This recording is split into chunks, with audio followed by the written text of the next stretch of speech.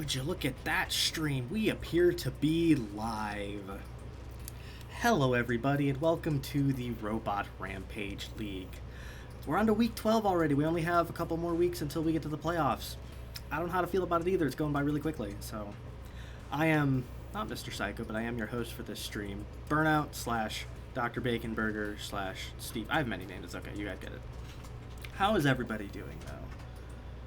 See your usual suspects, Nightmare, Steve-O, Liam. How is everybody doing? Rookie's here early too. That's good to see. Sinister Creation still in the lead. We will get to that in just a second, my friend. Well, typically, as an even-numbered week, Mike would not be here because, you know, he works and everything. Except today, Mike is going to be flying out to the UK for Robo Nerd next weekend. So those of you who are going there, you're going to be able to see him and maybe give him some shit for me since I won't be able to for a week. But let's hop into what went on last week, because a lot went on last week. It was another really weird week.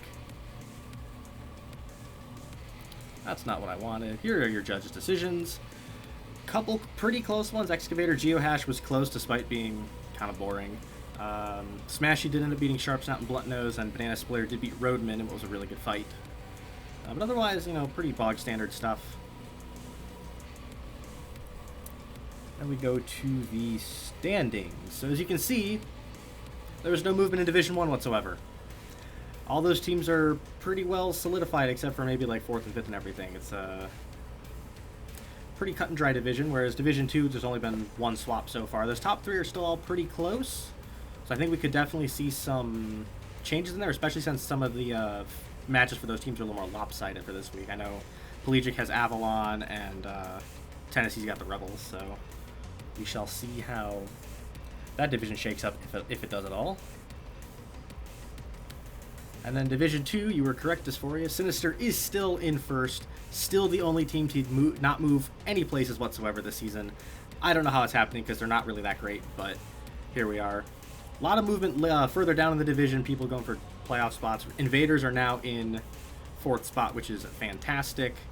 Perth jumped up 2 spots after a big week. But all of them are still pretty much within a striking distance of a playoff spot, especially if they get a big week, so that's pretty cool. And then Division 4, notably, Team Permanganate jumped up 2 spots to get into the playoff picture. They have been steadily working their way up from the basement after some rough weeks, and might be able to make the playoffs, we don't know. I still feel like the lads might pull that out in the end, but everything's looking pretty competitive so far. But as opposed for this week, we have quite a few interesting things coming up. We still have one undefeated robot remaining. It's Transfusion of the NYC Pride. It's going to be taking on Omnipresence this week. I'm really curious to see how that's going to go. It could end up pretty badly for... We might not have an undefeated robot anymore. Who knows? There's also quite a few possible playoff matches this week. The Pulsars are taking on the Supernovas. Both of those two are 2nd and 3rd in Division 1. So that could be a preview if those two fight in the playoffs or not. NYC is taking on Sinister again. That could be another big one. And more notably, our feature match for this stream is another one that could be in the playoffs. It's the Rotterdam Invaders taking on the Wiltshire Magnums. Those two, I think, are currently 4th and 3rd. Yeah, the 4th and 5th on here. Both of them, if they get big points on each other, they could easily vault spots again, but we'll see what happens. We don't know.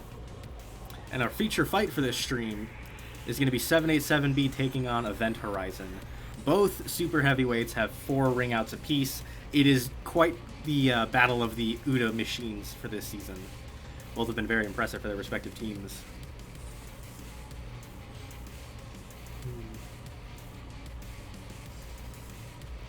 I just want Nightfield to give us a solid what the fuck says rookie. Yeah, I think we all do. It doesn't even matter if they give us a solid what the fuck, it's going to happen anyway. Or they're going to mess up the rest of the stream for us, we don't know. Razor pointing out Nightmare Fuel's starting to slow down its momentum. Nightmare Fuel's gotten some tough matchups lately. Not a big deal.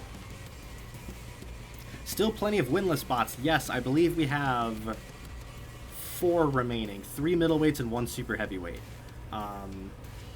I believe actually 2 of them are going to meet up, I think, week 14. So we're going to lose at least 1. I might make that the feature fight if they end up making it that far. That'd be really funny. Winner of 787B and Event Horizon will tie Spearman's record, only if they get a ring out. Spearman having the UDA record for 5 total in a season. I see Robert Bull has made it. Well, I think with all that out of the way, it is now time to get into the virtual robot carnage. But first, before we do that, we must shout out our Patreon stream sponsors. This is a $10 tier on the Patreon where you sponsor the league, basically. Literally letting us pay the internet bill and the light bill and letting us do what we do here. We cannot thank you guys enough. The gold tier members at the top of the $15 tier get to see the IRL bullshit that we're building. They're already aware of what Mike's taking a Roadburner. You guys are going to see that soon, obviously, but those patrons already know what to expect. And there are some other like $1 and $5 tiers on the Patreon if you guys choose to support, whatever way you guys want to support, if you want to. Feel free. Links in the description if you want to look at it. But without further ado, it's time to watch some stuff die. Virtually, of course. Yes, lights are important. Lights are very important. Also, thank you, Vimming, for being one of our patrons. Alright, well, we start, as always, with, not you, the Tennessean Syndicate. And they're going to be taking on the Robot Rebels this week. Tennessee versus Detroit. I'm not sure we've seen this one that well, I guess within the NFL maybe, but that's about it. Alright, folks. Time to kick off the stream with style. We start as always with Whammy for Team Syndicate. Sit and spinner with V-shaped spikes on either side, just sits and spins around. It has been pretty potent, actually. It's been one of the higher point scorers for the Syndicate so far this season. It's going to be taking on Overclock from the Robot Rebels, Piston Poker with 5 iron spikes on the front. Quite a bit of reach, but pretty exposed from the side and the back, which is something a sit and spinner hits pretty easily. What do you think, chat? Fuck. Match between two sneaky good lightweights, says Logan. Yeah, these two have been sneakily good. Overclock had, I think, a 6-7 fight winning streak. It's been pretty good. Yes, Sylveon co-hosting, says Tara. Yes, Sylveon is our not even temporary, almost permanent co-host at this point. Chat is actually relatively split between these two. Starting to see more people going. Whammy going for get the wheels, says Tara. Okay. Extenders to be sniped on both sides, says Cora. Alright. It's about as split as we can get, so let's see which one of these robots gets split. Very patiently making their way towards each other. Ooh, Overclock got a hit on the wheel of Whammy and actually turned it over. Thank you, Wheel Physics. Although Whammy is now getting up to speed, sniped half of Overclock's weaponry already. Mob not messing around, trying to get those points on the lower scoring team. Now a hit to the backside of Overclock, and it has lost its entire piston. The reach on Whammy, as it turns out, is more than Overclock. It's kind of like an older sibling just kind of holding their younger ones at bay. There are now control board hits on Overclock. Ooh, another big one from Whammy. I don't think this is going to last much longer. Look at that, a 39-second knockout for Whammy and the Syndicate. They are starting off viciously this week, which does not bode well for those in Division 2. They were sitting, where were they? Second? Third. Yeah, 5 points behind Pelagic right now, and Pelagic has a somewhat easier opponent this week, so Syndicate's getting all the points they can get to keep up in that division race.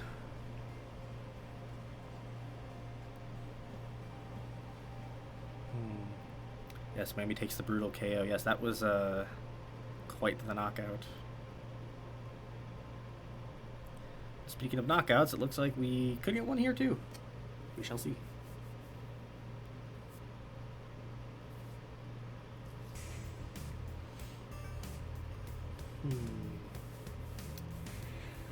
Alright, so we move to the middleweights with the Syndicate up 3 points to 0. They have Exceptionally Gifted as their middleweight.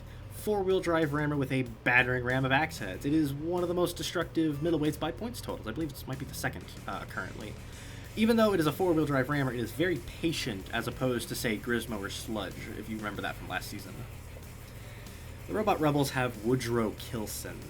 It is a literal hammer saw. It's 2 saw blades on an articulating hammer arm. Has some fork wedges out the front, some stabilizers in the back. And it's named after Jevin Woodrow of the World of Woodrow YouTube channel because he detests the term hammer saw. So there's now one named after him. And he's also been featured in a fight of the week, so turns out they don't suck, Jevin. Turns out you're a pretty good hammer saw.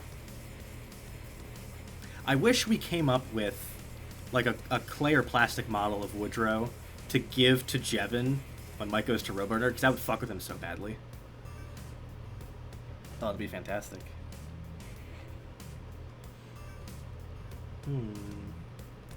Wow, chat is actually surprisingly split on this one. A couple people think Exceptionally's got it easily. Woodrow has a chance to snipe the T-connector, says Core. Yeah, all of the battering ram on Exceptionally is held together in the middle right there, so if you get down there and there, it could be pretty good. Liam, I might be able to do something about that. I think it'd be pretty funny if you made a Woodrow Kilson to give to Jevin. Alright, chat seems pretty split on these two, so we'll see if it ends up being as one-sided as the time last time. Both kind of being impatient. Holy shit, Woodrow broke its axes and hammer saw right over the axis of Exceptionally, and now it is just a forky box. Oh boy. Couldn't have mistimed that one any more than you could, Jevin. God damn. Exceptionally going to work, taking a wheel and a fork off of Woodrow. Now going for the other wheel. And physics has decided, fuck this match, we gotta restart. Huh. Okay. I don't know what caused that physics issue, but I guess it wasn't happy with Jevin losing its saw blades, so let's see it again. Ooh, Exceptionally a little bit more aggressive this time, but it bounced on the floor and got hit by the hammer saw. Woodrow took some more hits and is trying to carve away at the underside of Exceptionally. Although the hammer saws are more so hitting the axe barrage in the front of Exceptionally. Now it's gotten the rammer pinned to the wall, but the rammer has gotten underneath Woodrow, at least briefly. And there goes the hammer saw, although Exceptionally is smoking quite heavily from that damage it's taken. While Woodrow is definitely down on weaponry, Exceptionally seems to be down on its drive power. Not fair into it, although it's gotten to the side of Kilson now. Ooh, and Exceptionally drove back into the grinder as well. It's going to do even more damage to those wheels.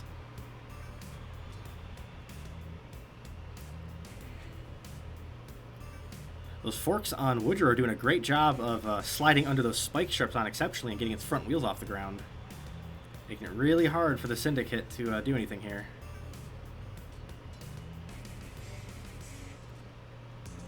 Although those axes do seem to be doing some damage to the front of Woodrow Kilson.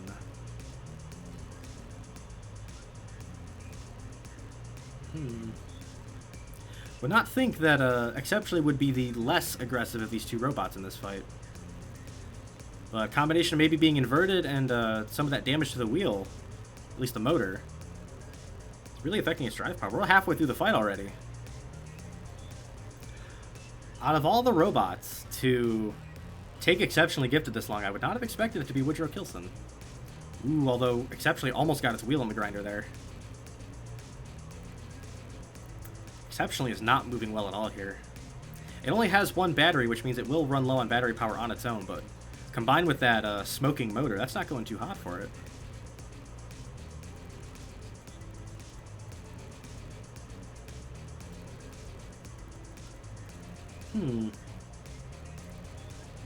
Jevin is actually doing a tremendous job of controlling this incredibly damaging rammer.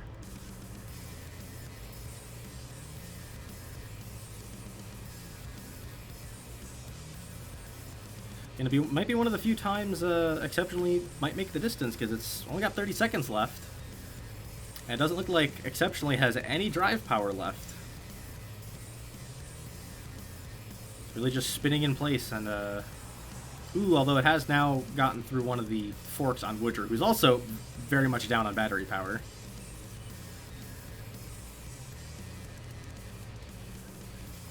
This is the slowest ramming battle I think I have ever seen at this point.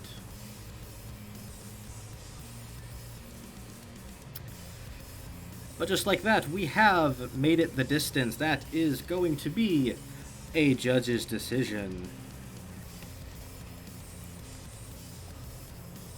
So for those of you who do not know how the RRL scores points, a knockout control board victory is 3 points. A TKO, where your robot is immobilized, either upside down or stuck, is 2 points. Over the wall for a ring out is 2 points. And a judge's decision, like we just got here, will be 1 point. We will get the results from the judges later this week.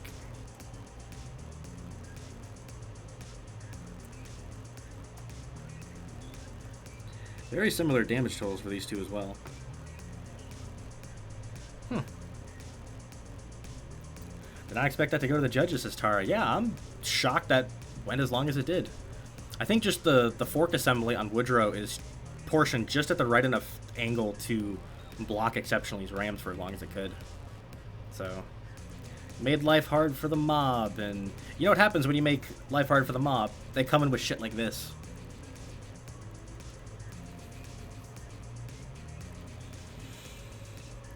Alright, we now move to the heavyweights, with the Syndicate still up 3 points, since that 1 point is still up in the air for the decision.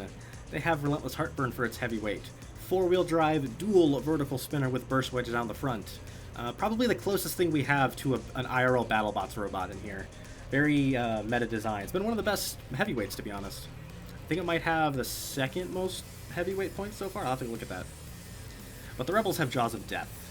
Dual side axes with a ram plate and also a burst wedge in the front with some rear armor for some protection. Is invertible, but I don't know if its ground game is going to help it against Relentless here. Where is Relentless Heartburn sitting points-wise? Yeah, Relentless Heartburn is currently 9-2 with 24 points. That is definitely in the top tier of heavyweight right there. Jaws is going to have a bad time. Yeah, a lot of people going for Relentless Heartburn. Hey, Tom Aubers has made it to the chat. You've been playing in the darts tournament. Hell yeah. I hope you're able to get something out of that. You've joined at a good time because we're only halfway through match 1.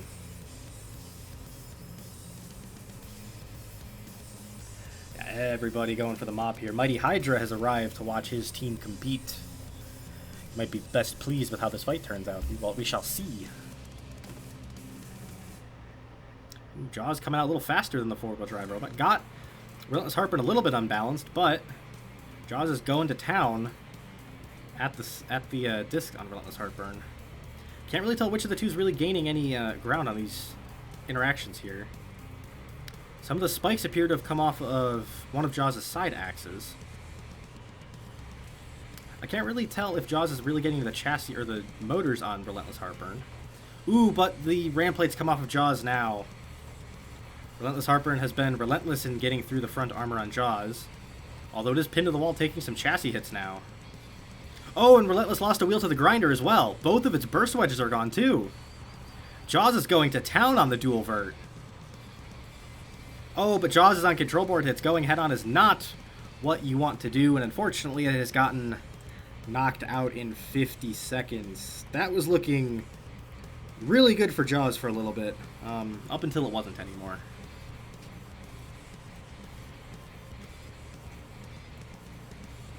You can see Jaws had the higher damage totals. It was really going to town on those burst wedges in the chassis on Relentless, but Relentless Heartburn did its thing of being relentlessly attacking and getting through the front of Jaws.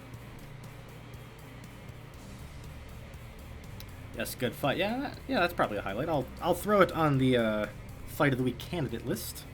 We shall see if there are any good ones later.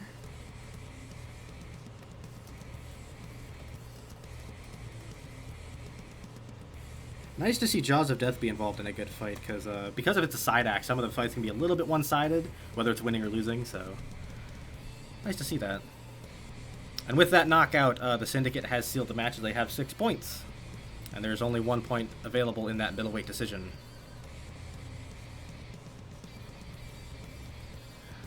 But now it is time for the super heavyweights to do their portion.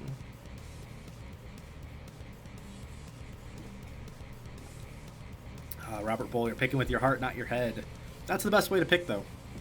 Who cares if you're wrong when you're picking with your head? Just pick with your heart. Who do you want to win? If they win, it's even better. Alright, so super heavyweights. We have one father for Team Syndicate. Rotator-esque horizontal spinner, one blade up, one disc up top, one disc on the bottom. Lots of ram plate features on the sides and everything.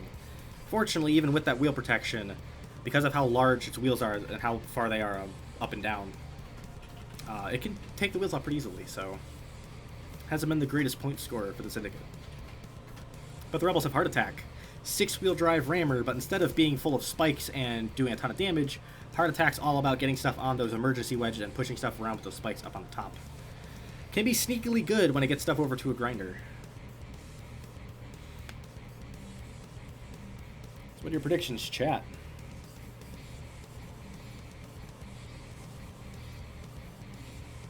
Heart Attack. A couple going for Heart Attack. Yes, Tara. Heart Attack is honestly one of my favorite aesthetic robots. It was, I think, my favorite aesthetic of the first season that we did. It's been it can be a fantastically good robot for fights as well. Heart Attack is too much trouble with horizontals, notes Zester. That's pretty possible. Let's see if the Rebels can get any points out of this. So they were trying to fight for the last playoff spot in Division 2, but it's not looking too hot with not getting any points here. Heart Attack coming in quick, getting one father already pushed over to a grinder and getting those ram plates involved into it. I'm not sure if Heart Attack's going to have the firepower to get through all those ram plates. Doing a great job of shoving one father around, though. That undercutter on the mob boss hasn't been able to do too much so far. Ooh, another good ram. Yeah, well, Heart Attack's strategy here just appears to be boxing one father into the grinder, maybe letting the grinder take out some of those discs and just stalling for time. Although Heart Attack's ram plate has now come off, and some of its spikes are coming off as well. That undercutter on one father is starting to rack up some damage. Ooh, but Heart Attack has slid under one father and gotten it up in the air briefly. Although with that ram plate missing, that undercutter is doing damage. It's taking off all of the spikes on Heart Attack and now a wheel. Despite controlling this fight pretty convincingly, Heart Attack is definitely on the back foot without its spikes up there.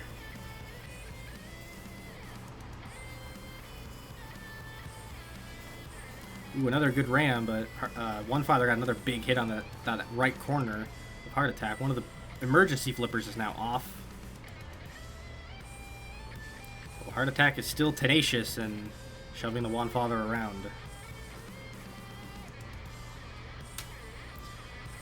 A lot of smoke billowing out of Heart Attack now. That undercutter on one father has definitely been racking up damage. There's a control board hit as I say that. Oh, and just like that, one father has gotten a knockout over Heart Attack in 118 seconds. It's 118 left, my apologies.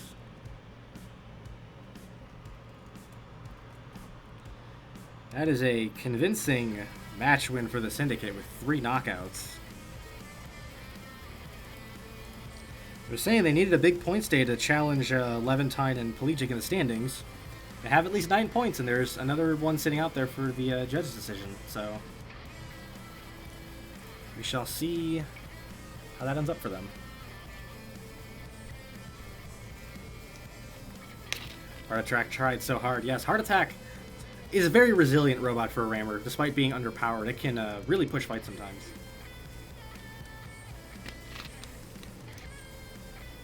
Unless Jevin sways the judge, this could be a shutout. Yeah, I mean, if Exceptionally wins that decision, it is a shutout, but that point is still in the air currently. What is not in the air is that we are moving on to match 2 now. We now have the Division 1 leader, Jubilife City Jigglypuffs, coming up. They're going to be taking on one of their division rivals, the West Elizabeth Warbears.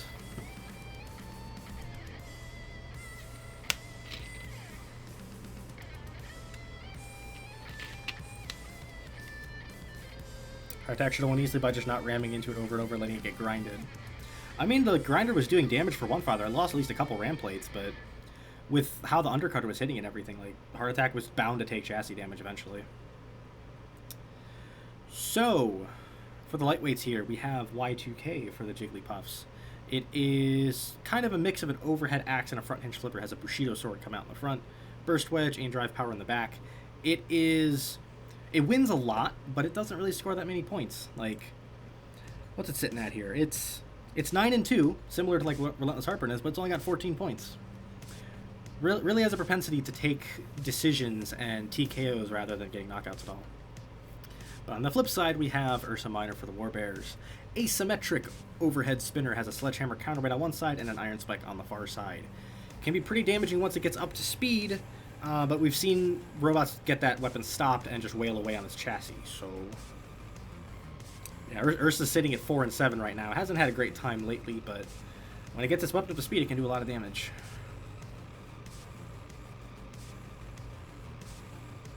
Penguin and Avalon hoping the Warbears score as few points as possible. Yeah, I believe if the Warbears score, I think 5 or 6 points this week, that will mathematically eliminate Angry Penguin and Avalon from the playoffs.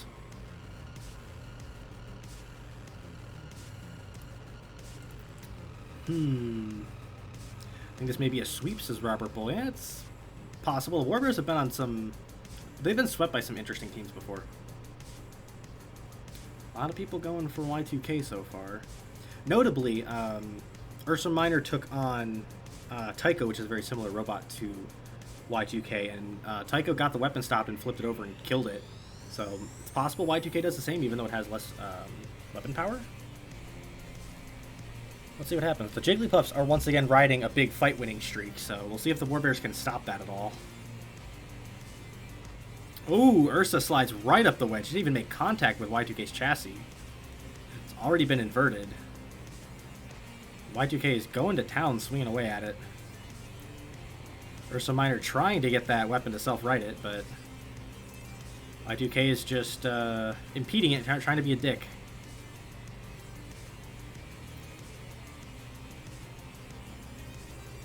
It's kind of Y2K's strategy I've seen, is it kind of lets the opponents beat themselves. Just letting Ursa flop down to the grinder there, even though it has self-righted now. It's now using the Y2K is now using the wall to stop Ursa Minor's weapon. Another hit on Ursa Minor's chassis. It's definitely taking some hits on the back there, although now Ursa Minor's gotten a big hit on Y2K's chassis.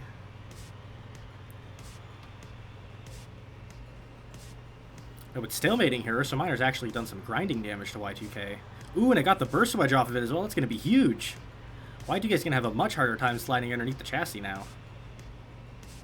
Although it does still have the drive power to shove Ursa Minor around. It has inverted it.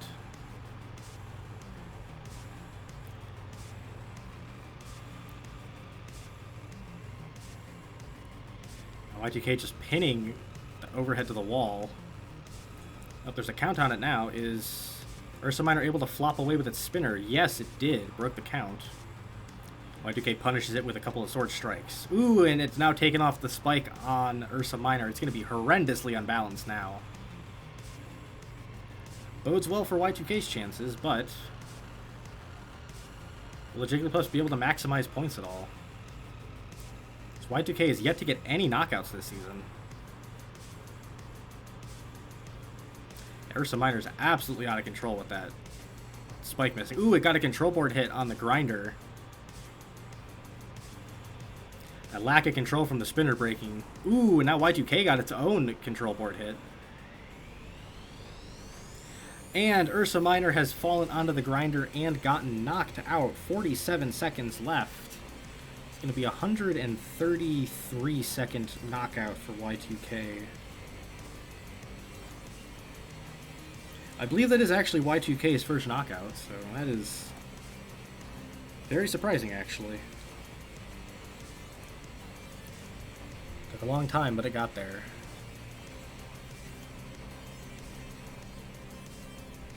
Is that Y2K's first knockout? Let me double check the stats. Yes, it is, in fact. That is Y2K's first knockout this season. It's really been the defensive robot for Jigglypuffs this season. Making it real hard for other teams to score points.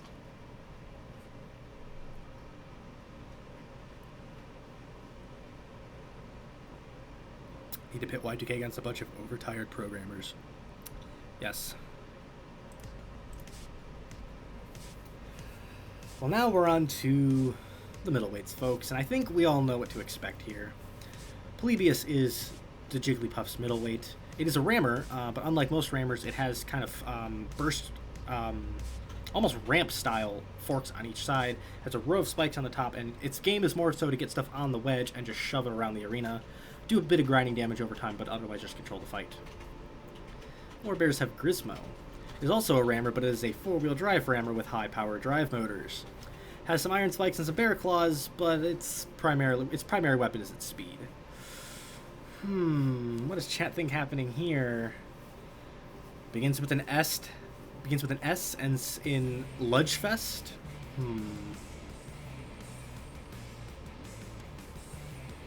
Yeah, Polybius, because he has a dumb face. Yes, Polybius does a very silly face. I do like the skins that Maz put on the Jigglypuffs.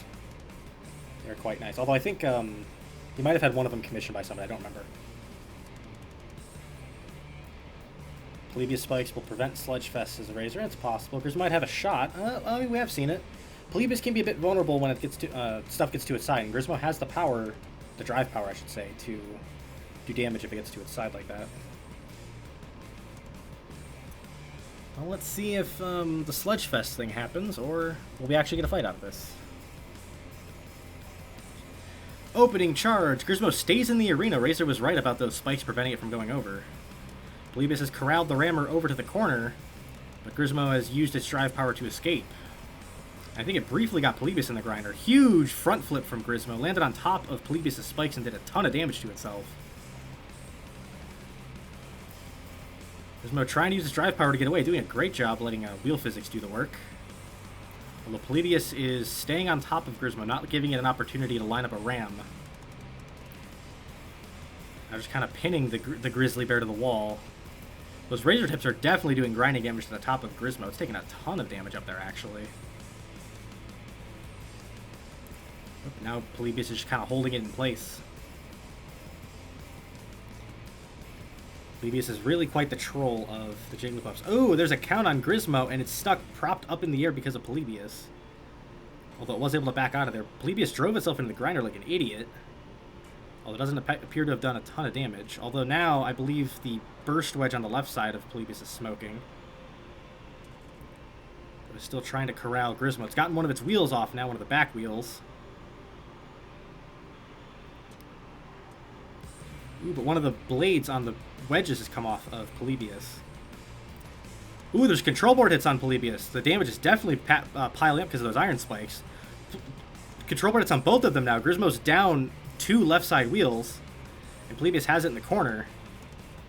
But Grizmo does still have its iron spikes for some damage, possibly. Any hit is easily going to kill both of these two here. Both of them have to be very careful not to take any grinder or weapon damage. Ooh, but Grizmo's ended up on top of the grinder, and like that has gotten knocked out. 111 seconds in what was actually a very competitive fight. Holy shit. Polybius really had to work for that one.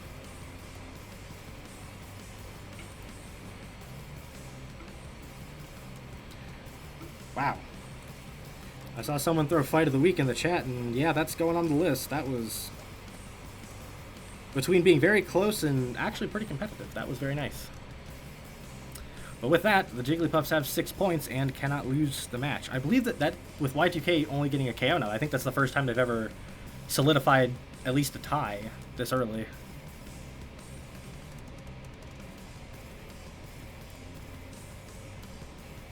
Now it's time for the heavyweights to do their share.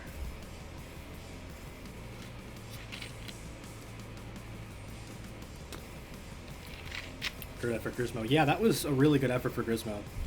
With how much it was being controlled, it was still piling on the damage. Easy Fight of the Week contender, yeah.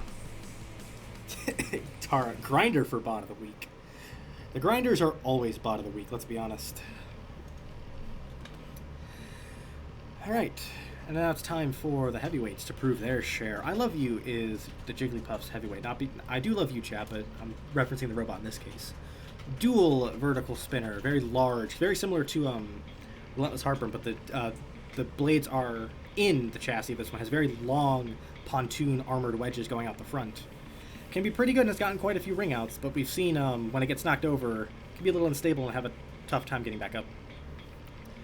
Warbears have their namesake, Warbear. Dual side axe, very similar to Jaws of Death, but this one has a static spike strip wedge in the front. It's also invertible, and one side's a bear claw, one side's a sledgehammer. What does chat think is going to happen here?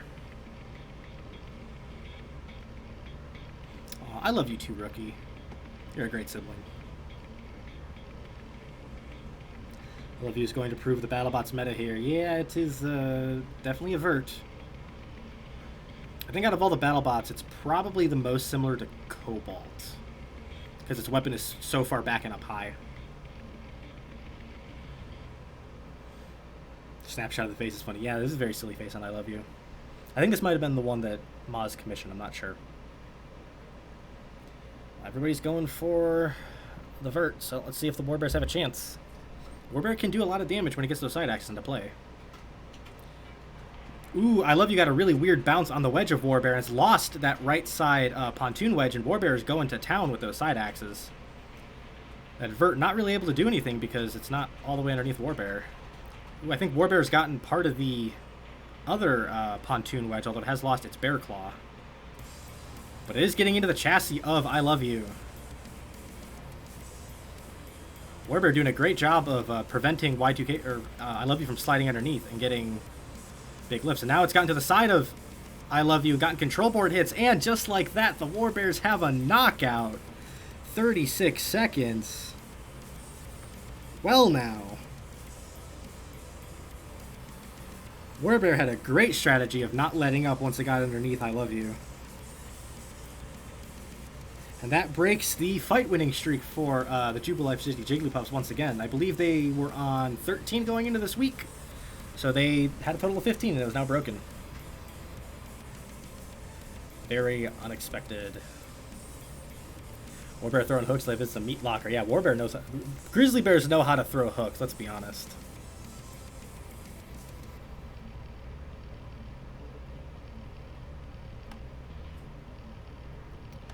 Entirely down to that horrible start. You know, that's what happens when you prioritize the ground game. Is if you get under your opponent, you win. If you don't get under your opponent, you lose. That's how it is. That's how a lot of the flippers go, especially. Hath thou smashed thine like button, says Rookie. I mean, I have, obviously. You guys should too. Just so the algorithm is nicer to us. So, moving to the super heavyweights in what could be a tied match. Warbears need 3 points here and a knockout to tie the match. Jigglypuffs have Hello World. It is classified as a horizontal spinner, but it's known colloquially as a juggler. Has 2 rotating horizontal discs up top that has burst wedges up the front, and stuff just slides up and gets grinded upon while it drives it around the arena. It's been pretty good. It's only lost once this season. Unsurprisingly, because Jubilife 6 Jigglypuffs are pretty good. The Warbears have everyone's favorite Smash McSmash Face 2, the sequel. 5 overhead swinging arms, 3 sledgehammers, 2 Warpick style axes. Has some wedges and ramp plates to the side for a little bit of wheel support. It can do an ass load of damage when it gets under stuff. Like we were saying, like if you don't get under stuff, you lose. So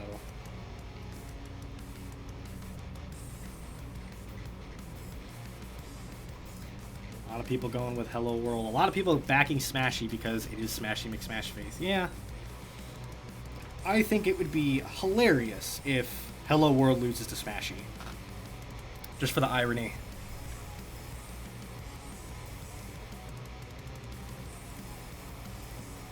And most of the chat appears to be on Hello World's side, so we'll see if the Warbears can steal any more points here.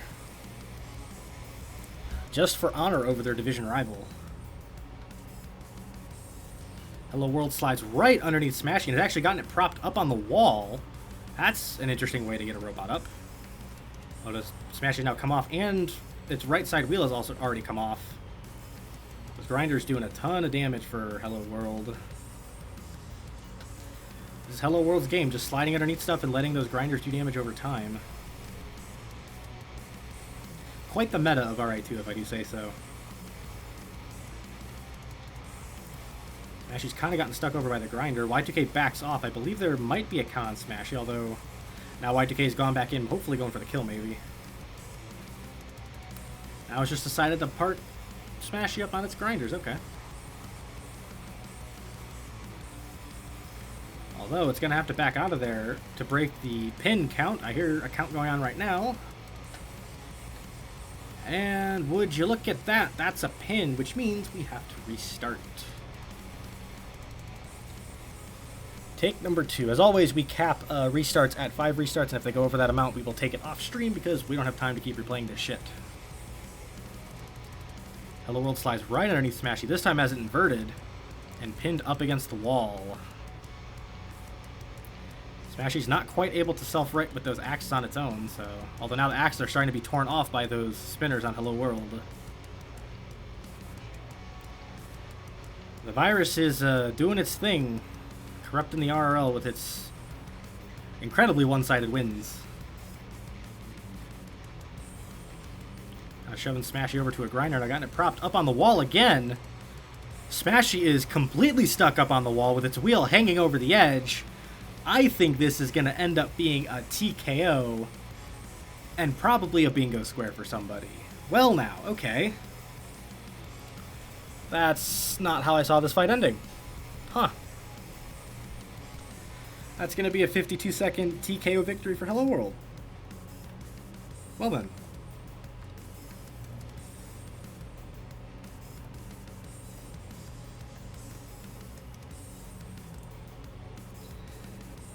I believe we've seen Vika and Marauder get stuck up there before, but now Smashy's by far the largest robot we've gotten stuck up there, my goodness. And with that win, the Jubilife City Jigglypuffs have won 8-3, so they will get a bonus point for that, but the Warbears got their pound of flesh in return. So I believe with that win, that'll put the Jigglypuffs over 100 points on the season.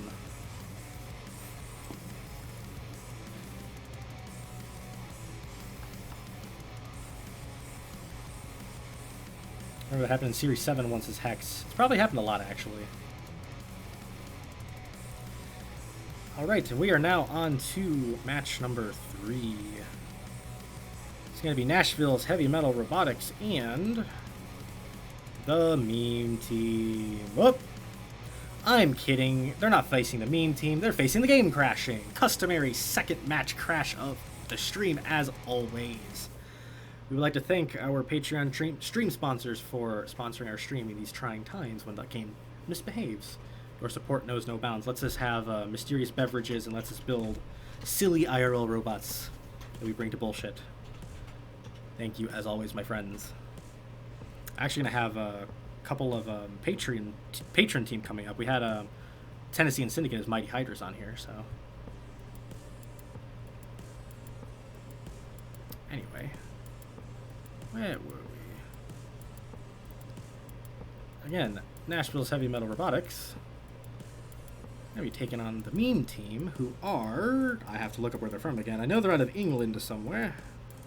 Good old jolly old England. Ah, they're out of Lancaster in the United Kingdom. I'm willing to bet Mike's probably going to visit there at some point while he's over in the UK. Match numbers. This is match number 3. We're about to start, my friend. So, Heavy Metal Robotics has Voidwalker as its lightweight. Overhead tri-bar spinner with iron spikes on the side. Can be pretty destructive. It's only ever won in the league by knockout. But we have seen robots take advantage of getting its weapons stopped before. The Meme Team has demagnetized internet. Two-wheel drive rammer with ice picks up the front for its rammer. Very different compared to other rammers, but it is not invertible. I don't think that'll come into play here, but you never know when stuff gets tossed over. What does chat think is going to happen here? Does Jim Jamatic even like metal music, says Racer? He's about to. And if he doesn't, his team's going to get thrashed around a little bit for it. Quite the disparity in records here. Voidwalker's 8-3 with 8 knockouts, very unsurprisingly. And Demagnetized Internet is 3-8. So... mirrored records going at it here. Pretty much everybody going for Voidwalker. Dysphoria is saying Demag is going to do the heart attack instead of pinning it to do steady damage. Most likely, yes, but hey, you never know. Those ice picks in the front might break the spinner off of Voidwalker, get it unbalanced, flip it over. We shall see. Robert Bull has to dip. Thank you for joining while you could, Robert. The VOD will be up as always, my friend. Let's get match number 3 going. The demagnetized internet comes in and has gotten to the wheel of Voidwalker very quickly. And is keeping that spinner stopped, at least briefly. It's actually worked Voidwalker over to the corner. It looks like Voidwalker's really only hitting the ice picks on demagnetized internet. It's not really able to get to the side of the chassis due to how wide it is. Another big hit from Voidwalker. It's starting to carve up that right side corner of the internet that is demagnetized. Though it has taken some chassis deformation in the front from demagnetized internet's rams. It's gotten perched up on the wedge of Voidwalker. I didn't know its wedge actually worked. Another big hit to that wheel on Voidwalker. It's getting shoved to a grinder again, but able to get free briefly at least. Quite the steady tactical fight, as we like to call it. That right side ice pick has come off of demagnetized internet from all the blows it has been taking. Still threatening that right side wheel on Voidwalker. Not quite able to get it. Voidwalker caught on the wall again. With how big that radius of its spinner is, it has trouble getting away from the wall sometimes. Ooh, and there's now smoke pouring out of demagnetized internet. That LiPo battery's not happy. Ooh, and now there are control board hits on demagnetized internet. Well, it has gotten Voidwalker over to a grinder. Another ice pick off of the internet, and just like that, the internet has been shut down. 96 seconds for Voidwalker, and what is unsurprisingly a knockout victory. Happens a lot, I see.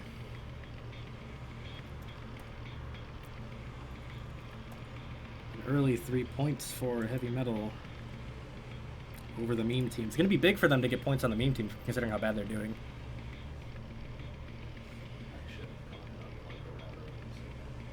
Meme team can no longer make the playoffs, says Liam. Yes.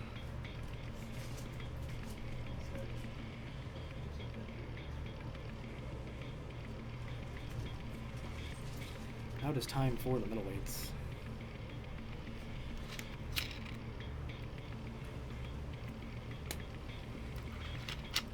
Did know its wedge actually work? Yeah, I've literally never seen Voidwalker's wedge work. Like, it's just there to look cool. And not just be a box. Alright, it is time for the middleweights. Heavy Metal Robotics has Immortal Corruptor for its middleweight. Giant fuck-off vertical spinning disc. Two kind of fork wedges in the front and some stabilizers in the back.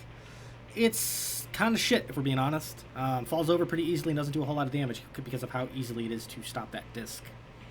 But it is going to be facing the winless On Your Own from the meme team. Undercutting spinner with ram plates in the front, very large wheels on either side. It is invertible, which is helpful, but because its undercutter drags on the ground, it doesn't do a whole lot of damage.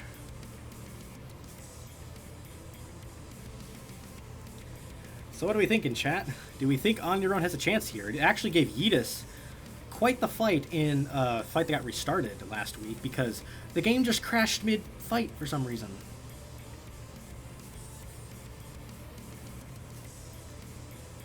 Quite a few going for the Corruptor. Wanting to see On Your Own pull something off here. Well, Immortal Corruptor can flip forward on its charges and everything, and it can't really self-right that easily. Like, it's kind of like Siege when it tries flopping around from a side to side, get it back upright, but it's a lot wider than Siege, so I don't actually know if it can get up. So there is a decent chance that On Your Own could get a win here. It has been surprising at times. Let's see if the meme team can get any points. Does Your Own Leverloo have what it takes?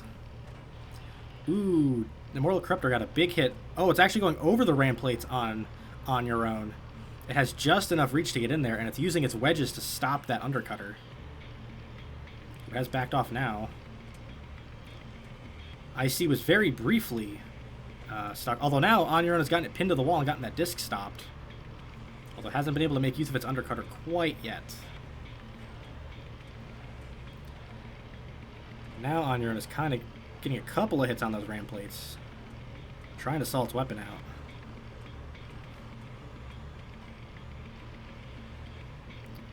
Oh, back off yet again. Ooh, big hit from Immortal Corruptor right there. Ooh, and it is going over those ramp plates. It's gotten the control board hits and a knockout over on your own. 2:11 left. That is 49 seconds. Immortal Corruptor with a somewhat surprising knockout victory. I say somewhat surprising. I know it's facing a winless robot, but has not been very impressive for Heavy Metal this season. That is now 0-12 for On Your Own. The losing streak continues.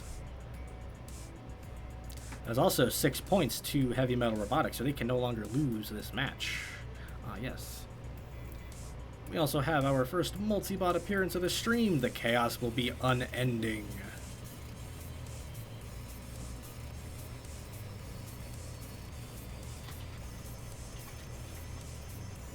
Oh boy.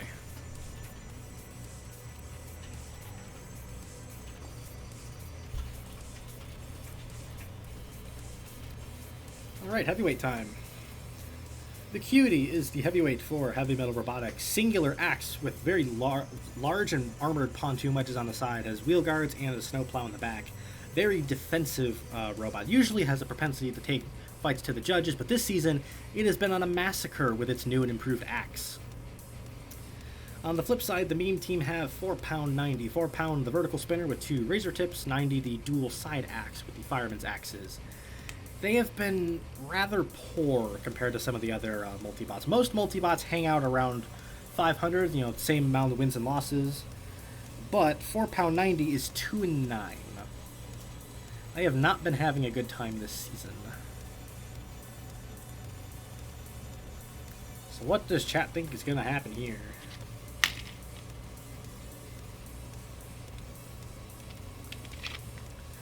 On Your Own continues to be on its own. Yes, indeed. I think we've also proven Jevin Woodrow is better than Your Own Leverloo as a robot. As a roboteer, I don't know. Jevin's Your Own has kind of been on BattleBots teams before, so. And I believe was one of the Dutch Robot Wars champions. Cora pointing out 4-pound 90, the fattest multibots to ever exist. Just for that, I'm going to make even fatter multibots once the stream is over. They're going to be chonky boys. Or girls, who knows. Yeah, everybody going for Vacuity here. Let's see if Heavy Metal can get some more points. They need it for the division race. And Meme Team needs points just for Pride, mostly. Vacuity focusing on the side axe of 90. Interestingly, with 4-pound going out at the back, it was preventing Vacuity's axe from going all the way back, so it's making it kind of hard for Vacuity to go to town on 90 here. Although it has pinned 90 to a grinder, gotten a wheel off. Ooh, control board hits now on 90 and has been knocked out with a combination of Vacuity and the grinder. And Vacuity's going to town on 4-pound's vert. Absolutely wailing on the smaller robot. Vacuity's pontoon shape is pretty good for corralling smaller robots like this. It has gotten the weapon motor off of 4-pound. I would sincerely appreciate it if these two were to get away from that Havoc bomb on the floor. What the flying fuck, 4-pound? That's one way to try to break a count. That was wheel physics, though, so that is not going to necessitate a restart for a physics issue. But Vacuity seems content with just leaving it here. Has backed off, and 4-pound is not moving. Huh. So, just like that, 4-pound has been TKO'd a total of 75 seconds. I'm wondering if it might have been stuck on something, because it should be able to move on inverted, but wasn't able to. So, noteworthy because 4-pound was immobilized and not destroyed. That's only going to be 2 points for Vacuity. That will go on the books as a TKO victory.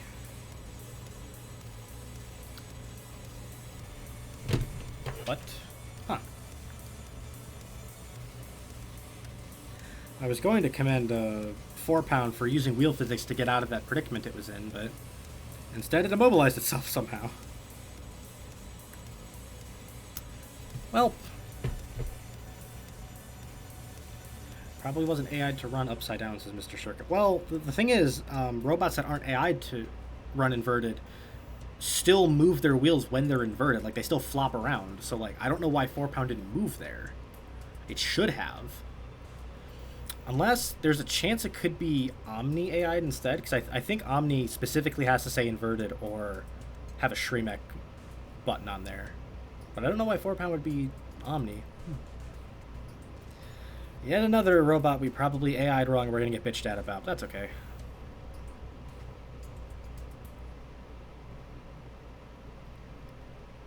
We get to move to the Super Heavies. And with that win, Heavy Metal did secure their match win. So, it's going to help them defend their 4th seed for the moment.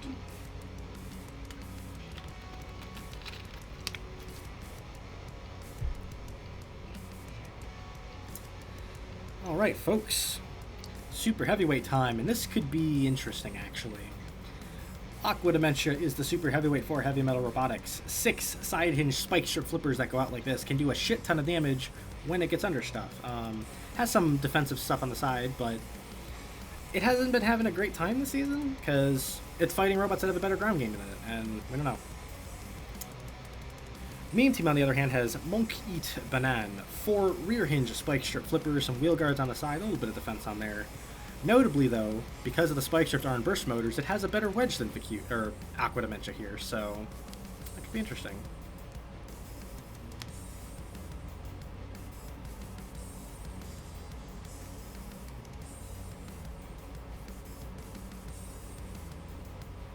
Reject Aqua, return to Monkey.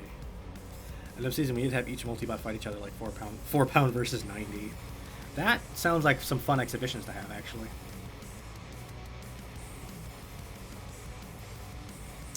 Yes, this monkey cannot swim, Aqua Dementia. Yeah. On paper, Aqua Dementia definitely has the advantage here with how much better it is than Monk, but I think this might be a tight matchup issue. Logan wanting to see Leslie fight Gale, but Cora pointing out Leslie and Gale fight every week because Leslie's a murderer, so sheesh. Everybody going for Aqua Dementia. Let's see if it can live up to your expectations, chat. Let's see if it can live up to my expectations. Aqua Dementia coming in and slides right over the top of Monkey Eat Banana. It has nothing for the wedge on the monkey, but it can run inverted and is firing downwards at the monkey, doing a shit ton of damage to its front wedge. One of the few times Aqua Dementia can run inverted and do okay, apparently. There's smoke pouring out of the monkey. It's on the control board hits already. Aqua Dementia piling on the damage and getting a knockout in 26 seconds. That is a very unconventional way to get a knockout. Okay. Aqua Dementia kind of turning into like a vertical axe firing downwards like that. Well, with that knockout, that is an 11. That is a 12-0 shutout for Heavy Metal. Huh. Well then. Heavy Metal was able to capitalize on taking on one of the weaker teams this season and get a ton of points out of it. Aqua Dementia, hold my spectacle point. Although I believe in that scenario, go to Monkey for actually flipping it, but I get your point.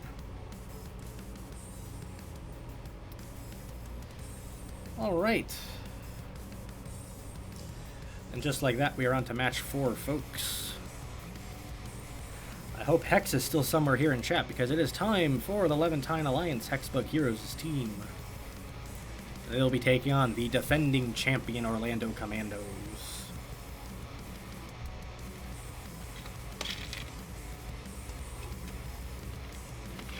Watch someone be inspired by this match and make an inverted Aqua Dementia. Don't tempt me. Actually, that could be kind of fun.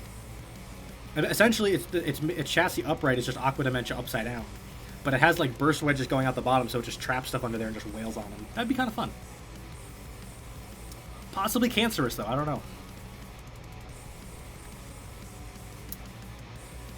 So, the Levantine Alliance enters the lightweights with the SSV. It is a vertical spinning lightweight with 4 iron spikes on its weapon, one of the more destructive lightweights we have. Notably, though, the weapon is tilted just at a bit of an angle to give it a little bit more motor protection. The Orlando Commandos have more airtime. It's a piston flipper. For those of you who are not aware, piston physics don't quite obey IRL physics. They have some power shooting outwards, so you can make flippers out of them, but all the power retracting. So sometimes more airtime can self-right, and sometimes it won't. What does chat think is gonna happen here? Yes, Hex is here to see his team. VSSV, we need as many points as possible here. Yes. Levantine Alliance was 3 points underneath the Pelagic Wanderers, who are number 1 in Division 2. And with Tennessee and Syndicate getting at least 10 points out of their match, Levantine's going to need a big points day. Well, I think their type matchups might bode well. Everybody going for the very sucky spinning vert. Let's see if it sucks or if it doesn't. Holy shit, more airtime. That was the most cinematic backflip I have ever seen out of you. The SSV going to town with it upside down, though. It has now taken the piston arm off of it. Airtime getting those spectacle points, but the SSV is getting those damage points and getting the knockout in 19 seconds. What a shocker. The try-hardy vertical spinner was very try-hardy and won very quickly. But that was the most cinematic toss I have ever seen out of a robot before.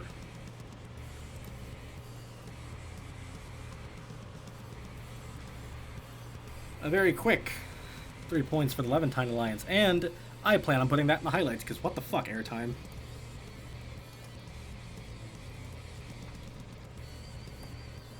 I wish Season 1 airtime could do that shit. That was cool.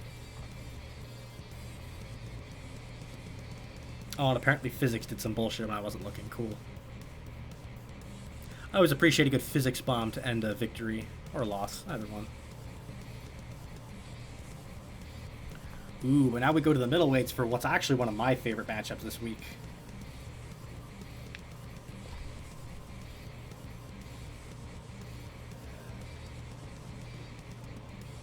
Alright, folks. The Levantine Alliance enters the middleweights with Rosewater. It is a dual rear hinge flipper with what we call pure wedges. They don't have any damaging components, just panels, and a piston poking iron spike out of the middle. It is a very bizarre weapon type, but it's been very effective this season. One of the best middleweights, to be honest. But the Orlando Commandos have Barbecue. It is a very well-armored sit and spinner with very enclosed wheels and iron spikes and ram plates all around. It is the evolution of Q from last season. This could be a rough fight for Rosewater. Barbecue does not like flippers. Doesn't have much of a ground game, but Rosewater has a lot of chassis and some very juicy wheels.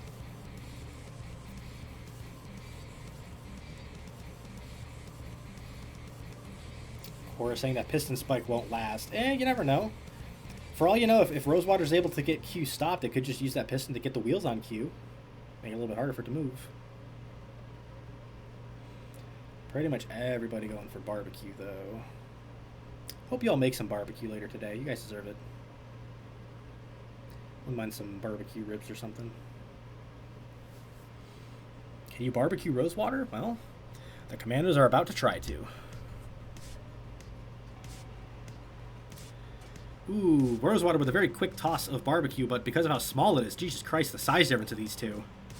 Was able to spin away and get a shot on the right side wheel of Rosewater. Ooh, it's really caving in the chassis on it now. Getting those shots in there. Now gotten a right side wheel off of Rosewater as well. Rosewater trying to get in there with that piston, maybe get a wheel on Q, but it is steadfast.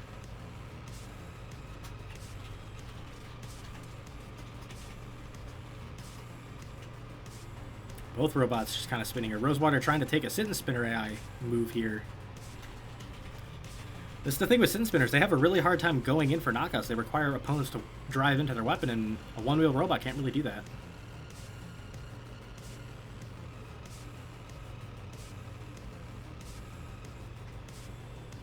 Oh, they broke a count very briefly. But now we appear to have a bit of a Beyblade fight, everybody. This is the problem with sit and spinners.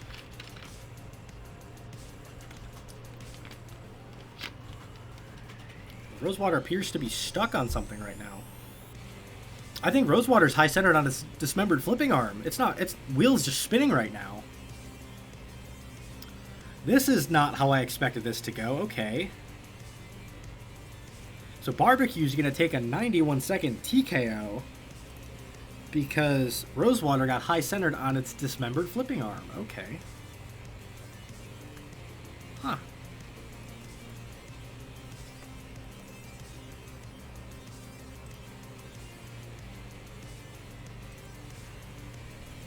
That's an unexpected way to lose a fight. Maybe this is the stream of weird TKOs. We already got one stuck on top of the wall. Somebody high-centered on their weapon like Marauder did last week. Maybe we'll see more of that. Nope, not you. There we go. Ooh, this is going to be a classic. Barbecue tastes better than Rosewater. Yeah, I don't see why not. Hex pointing out at least it was not a KO. Yes, Levantine is still up 3-2 right now. Which will be important for the heavyweights here. Levantine Alliance has the DSL legend itself, Al Mudamir. Big quad overhead bar spinner.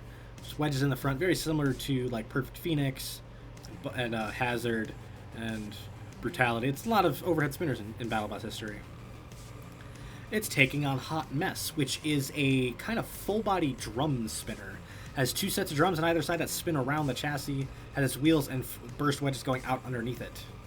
Can be pretty efficient when it gets under stuff, but it can be very unstable and wacky. Very similar to Siege, actually. Really throws itself around. Hello, Blackspur. I see you have arrived. Welcome to halfway through match number 4.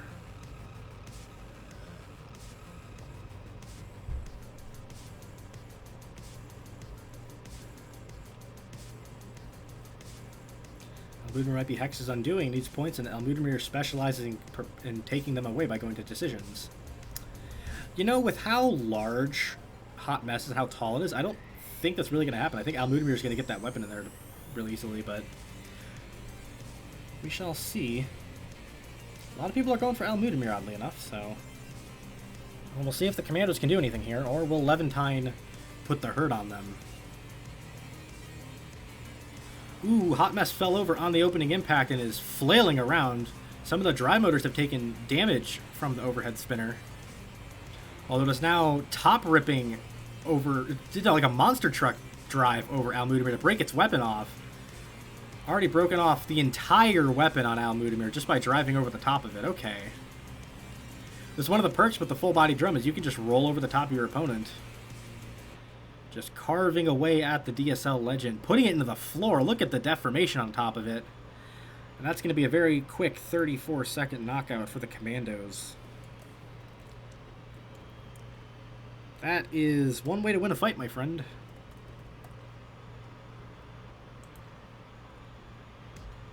Well then. That's a 5-3 match lead for the Commandos over the Levantine Alliance, who really need points right now.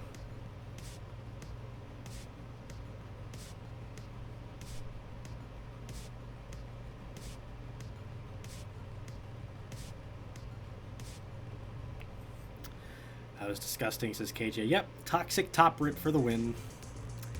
It happens, unfortunately.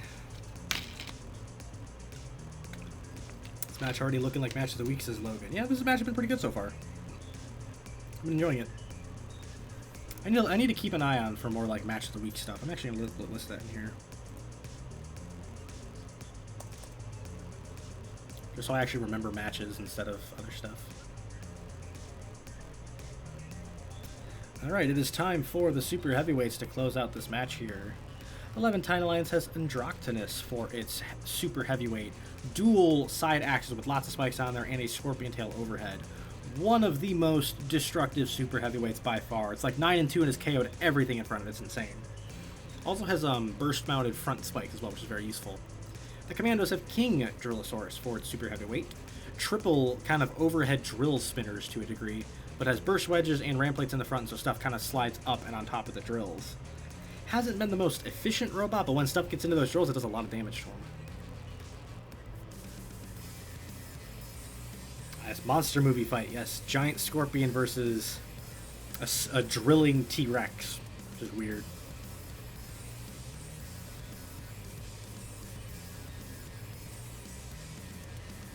A lot of people going for Androctonus. Actually, chat is relatively split between these two. Logan saying Androctonus should kill it and take a close 6-5 victory. It's possible. And some people predicting Havoc's issues. Well, we shall see. Can Levantine get the knockout and win the match? They really need the points to keep up in the division race. Ooh, awkward collision at the front gets King Drillosaurus underneath Androctonus, and it is absolutely grinding away with those drill spinners. Just staying behind the Scorpion, not really letting it do anything. And now pinning it to the wall, letting those front axes grind away and do some damage, just shoving it in there.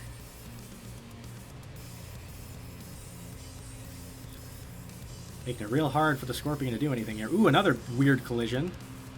Although Androctonus is now getting those side axes into play. Although that front defense is doing a good job of kind of preventing Androctonus from getting to the chassis of the King. Androctonus pinned to the wall yet again. Androctonus is starting to get hits on those wheels, and it's just enough reach. Actually, it's getting to the chassis of King Drillosaurus now. Smoke pouring out of the King. It's lost both of its front wheels and some of its front defensive features. Androctonus is going to town now that it has the reach. Well, King Drillosaurus has gotten it into a grinder and broken the Scorpion tail off with it. Although the King is on control board hits, and just like that has gotten knocked out in 67 seconds. Levantine is going to take victory 6-5. They needed the points, and Androctonus provided them. Still a very close fight, though. A lot of damage points between those two. Well then. I'm going to put that under the Match of the Week list for later. We shall see. Oh boy.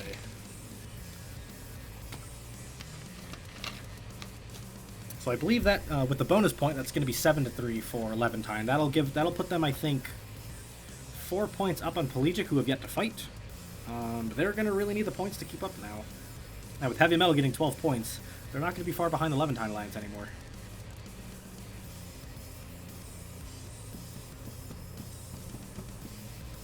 Levantine is tied with the Syndicate at 90 points. Ooh, they were able to tie Syndicate after the big week. Thank God. How can we get a bonus point, says Hex? You get a bonus point when you win your match. So because you won 6-5, you get a bonus point for the win.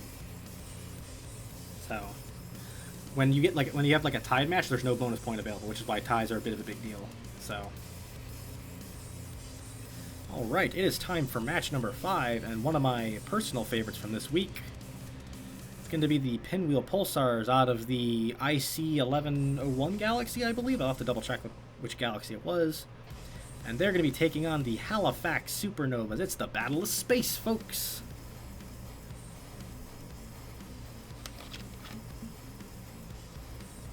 That's going to happen all season. How did I miss that this season, says Hex? Because we don't really mention it on stream. Like, we just say what the total scores are, but like in the spreadsheet, it's a bonus point on there. So, oh, it's a Pinwheel Galaxy cage. Okay, I couldn't remember if you changed it from like the scientific name for it or not. So,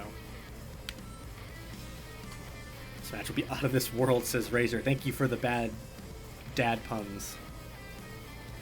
All right, so the Pinwheel Pulsars have Nightmare Fuel for its lightweight. It is a side axe robot, but unlike most side axes that close inwards, it kind of has like pinwheel or not pinball bumpers that shoot out like this with spike strips. Very damaging robot because robots just slide right into that gap and it just wails on them most of the time. The Supernovas have Tycho for its lightweight. Singular front hinge flipper with a spike strip, has a pretty good burst weight. It's pretty much Y2K from earlier, but this one seems to do a lot more damage and is a bit more successful in comparison. Even though I think they have the same amount of fight wins, Tycho has gotten more points overall. I believe Tycho is actually on a winning streak right now. Let me check this. Yeah, Tycho has won 6 straight fights. And Nightmare Fuel It lost the decision last week, but before that, it was on a streak of 7 consecutive fight wins. So, 2 high-end lightweights going at it here. Oh, you did do that. I thought so. KJ switched his team like 12 times before actually locking it in. Like, I was reading through some of the old Discord stuff, and I came across so many KJ messages that are just like, my team is locked and I am not changing it. And then 2 weeks later, okay, my team is now locked and I'm not changing it. So, I do appreciate the Pulsars, though. They are a very fun team, my friend.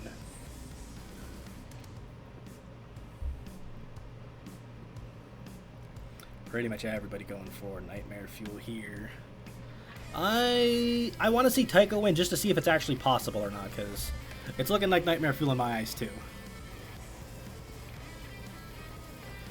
Ooh, Nightmare Fuel going right in at the wedge of Tycho. Tycho's trying to slide under Nightmare Fuel when it's firing, but Nightmare Fuel's popping off of its wedge when it retracts. Although Tycho's gotten it to a grinder, and Nightmare Fuel's taking a ton of damage, although it's gotten the spikes on Nightmare Fuel caught in its chassis.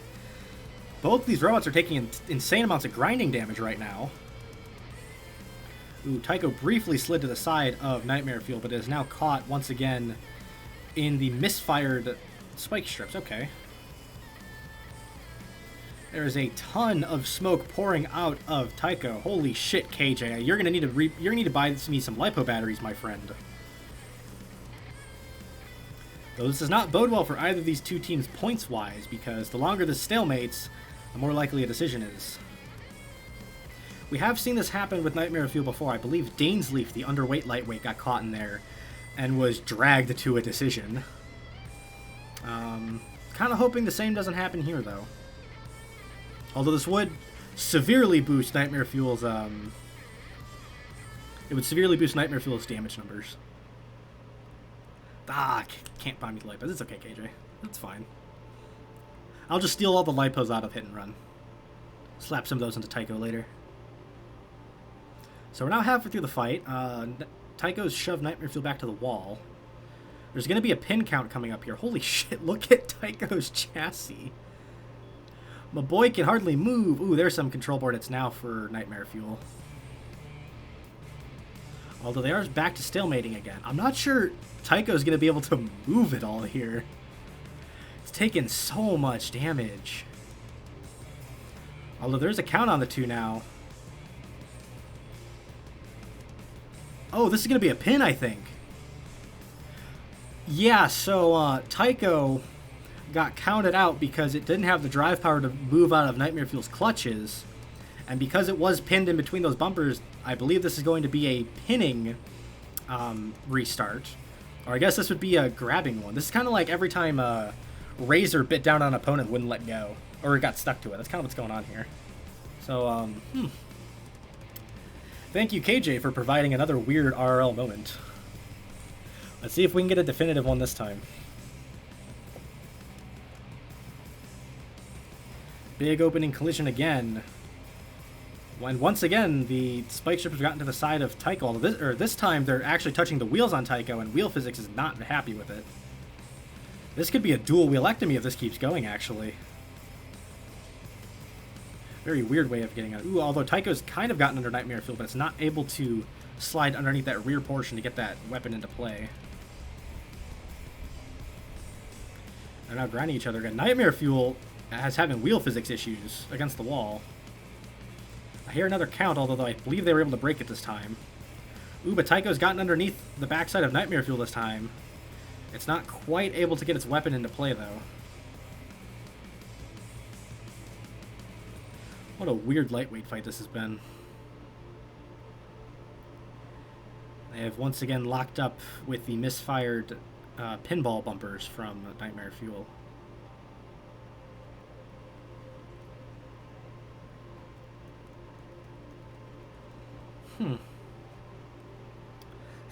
Once again, Tycho is getting absolutely crushed inwards. Looking like a soda can here. This is going to be really big for this match because the Supernovas, as we know, have the lowest total damage points out of all teams in the league. So not getting a knockout early is going to be a big deal for the Pulsars, although they are now on control board hits for Tycho. These teams are sitting second and third in Division 1 right now, at least I believe so. Even though the Pulsars are a mile ahead of the Supernovas.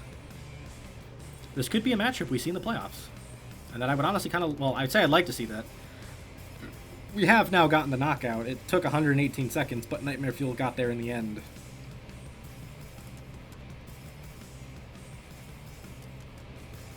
That was a very tactical fight, we shall call it. But that is 3 points for the Pulsars. What a weird fight. Alright, it is now time to go to the middleweights. And this could be another really weird one.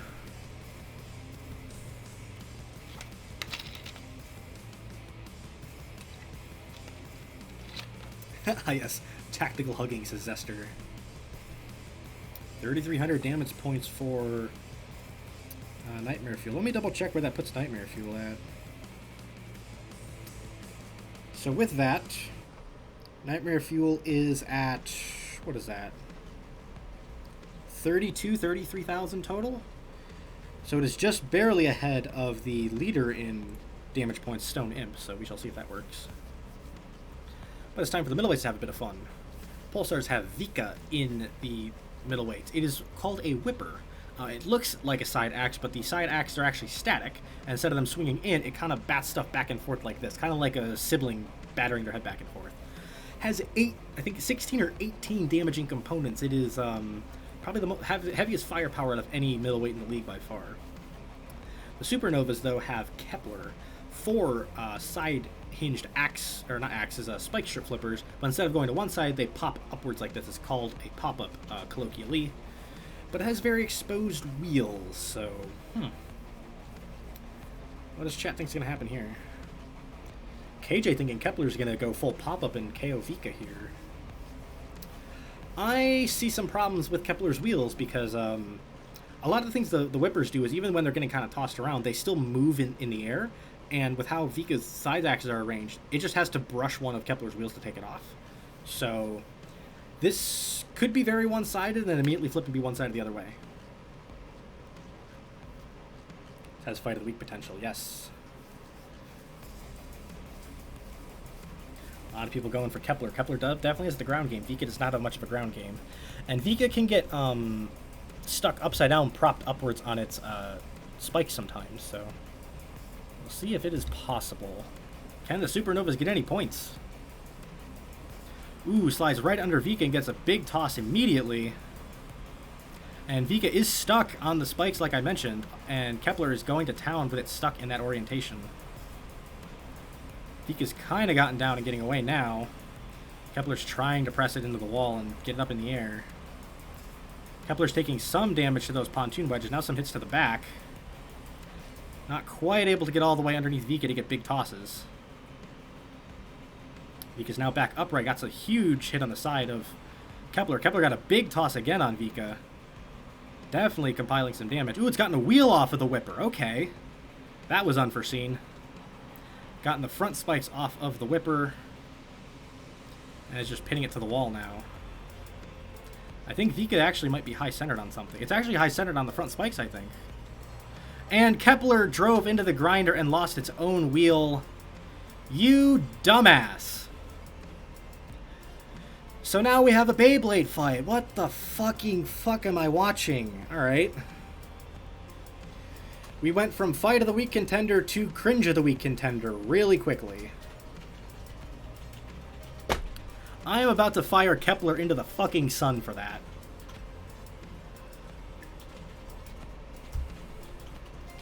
And we're now halfway through. What is with the flippers that I build just driving into the grinder and losing their wheels, eh? Ugh. Vika appears to be having a little bit of issue moving, although it is now kind of getting out of there. But which season of Beyblade asks Rookie? English or Japanese? Definitely English because it's significantly cringier. Although Vika's, I believe, is actually propped up off the ground now. It got inverted. And because of how heavy this front is actually pointed forwards, is it actually stuck? Oh my god, Vika is stuck upside down. So the Beyblade fight has come to an end in 128 seconds. Kepler with a very undeserved TKO victory because it is a fucking moron. And the Supernovas have stolen 2 points. Very similar damage totals from these two as well. I like that. Alright. This is a weird match already. Whatever the fuck that Huggy match was with Nightmare Fuel and Kepler being a dumbass. Right. Let's get to the heavyweights. Ah, Leslie and Gale fighting each other now. We can do that another time.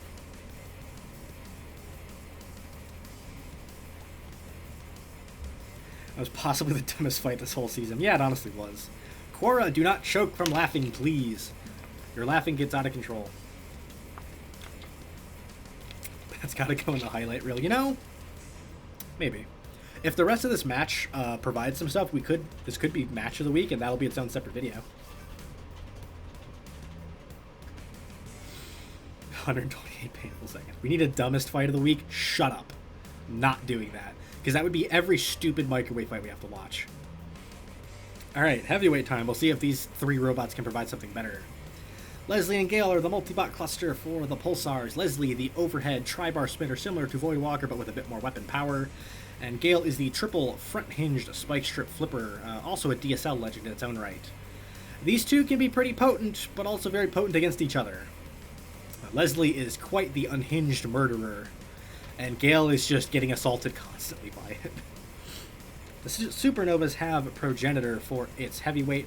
4 rear-hinged pure flippers, does not do any damage, but can really throw stuff around. Has some wheel guards that wrap around very nicely around it, but it has no damaging components. What does chat think is going to happen here? I'm actually pretty split between these two. Chat seems to be kind of going between the two here. A couple more for progenitor.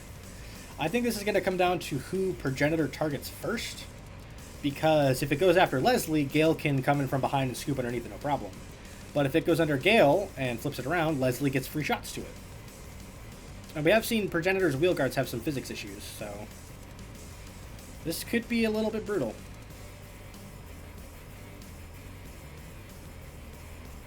Gale stares into my soul, says Quora. Gale stares into everybody's soul. And then it steals those souls, so they cannot build competent DSL machines that can beat it. The only way to beat Gale is to toxically top rip it like Sea Level did. A lot of people going for progenitor, though. I saw some, Mr. Circus wants to see it eat both of the multibots over the wall. Well, let's find out if that's possible. Pulsars only lead the match by 1 point. Progenitor is opening up, going up against Leslie, and it misfired its flippers because of the spinner. It has now gotten Leslie upright. Holy shit, what a toss. Although Gale has gotten underneath progenitor and flipped it over. Definitely did a ton of damage. Even with the huge toss, progenitor, oop, that was physics throwing a fit. We're going to have to restart that, unfortunately. Yikes. Physics was not kind with that glitch. Holy shit. Like I said, Pretender's wheel guards are not happy. What a fucking toss they got on Leslie, though. Ooh, I wish that went through. Alright. Take 2, my friends. This is going to be chaotic as fuck.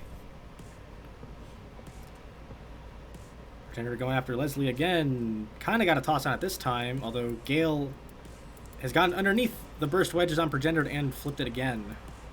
Gale is a very good flipper when it gets underneath stuff, but it is now stalemated with Progenitor and gotten flipped by the pure flipper. Progenitor staying on top of it, getting some huge tosses on Gale.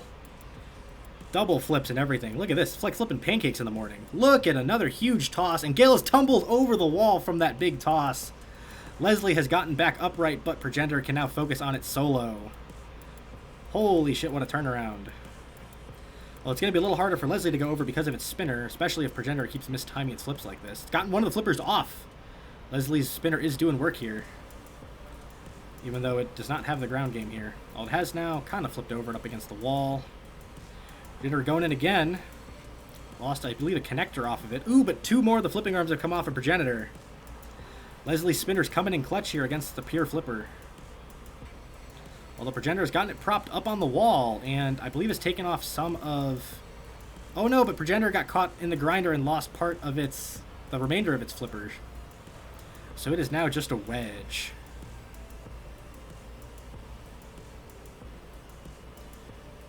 Leslie is surprisingly stable at the moment, getting more damage on Progenitor, who is now smoking. Progenitor is starting to look more like a cliff than a wedge, but it does have the wedge advantage and the drive power. And it's gotten Leslie up against the wall and upside down. But we have seen Progenitor be an idiot and throw fights away trying to immobilize overhead spinners like this, so will it do the same or will it leave the unhinged one alone? More of the damaging components have come off of Leslie just from flailing around on the floor. I see Rookie is rooting. Ooh, there's control board hits on Leslie on the grinder. And Leslie has gotten knocked out at the 2-minute mark. But because Gale was thrown out of the arena, that is only going to be 2 points for the Supernovas. 122nd win for Progenitor. I believe that is scored as a ring out because that is the lowest one that was in there. So, well then. That is one way to win a fight, my friend. Some very cinematic tosses in there from Progenitor. Progenitor can be really fun when it gets multi-bots or robots that it can toss around, but like as soon as it loses its flippers, it can be a little cringy. I will have to check with Mike if that goes on the books as a ring out or TKO though. Because usually when it's just the 2 points, we set it to TKO, but because it's a ring out, I'm not sure which way it actually goes.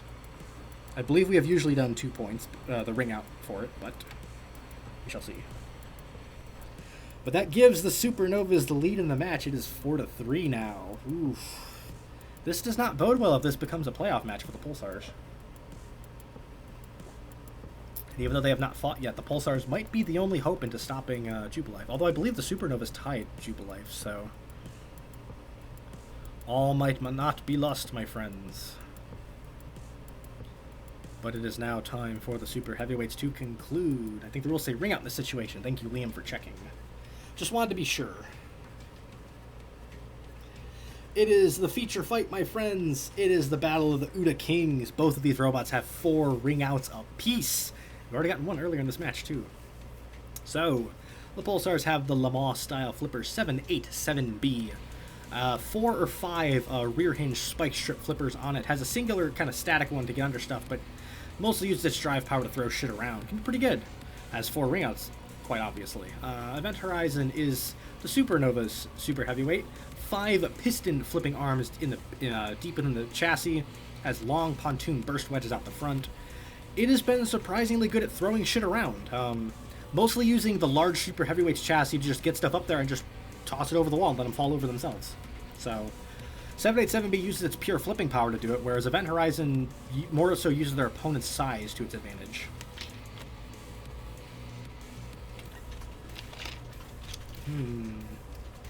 Quite a few people going for 787B, who definitely has the damage advantage here.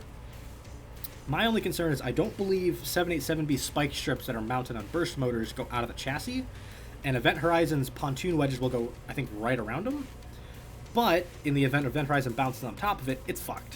Like, this is one where whoever gets under the first is probably going to win. Also noteworthy, 787B cannot self-right, but it drives, it can drive upside down and does have that tendency to fire downwards with its flippers, like Aqua mentioned it earlier. Whereas Event Horizon can't really do that. So, it really depends on who Uda's who here. Uda both side without physics. Everyone wants Udas here. Alright. Please, Uda gods, can we have some fun here?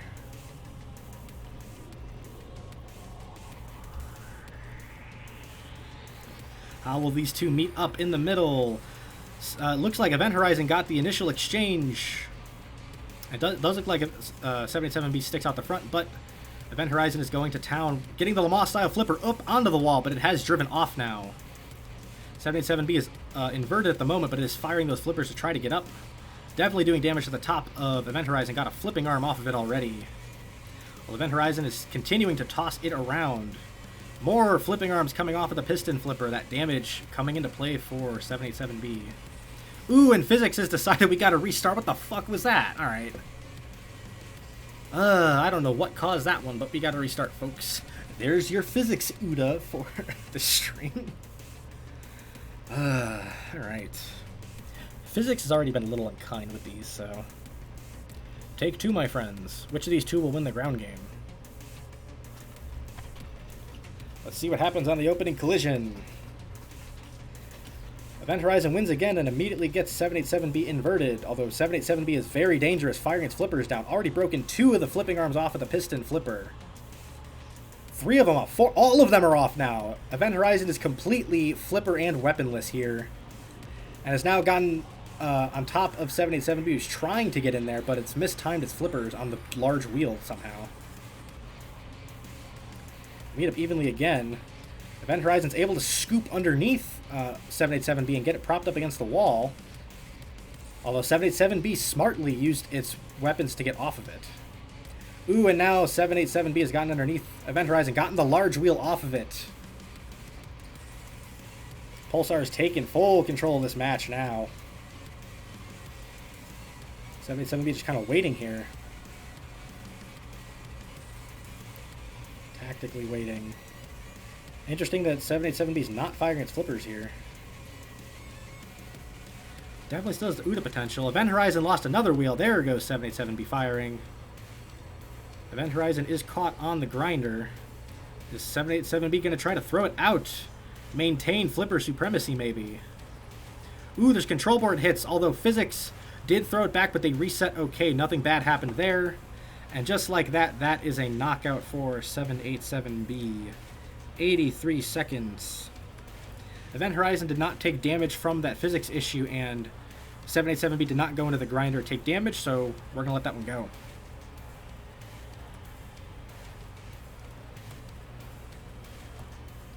Well then.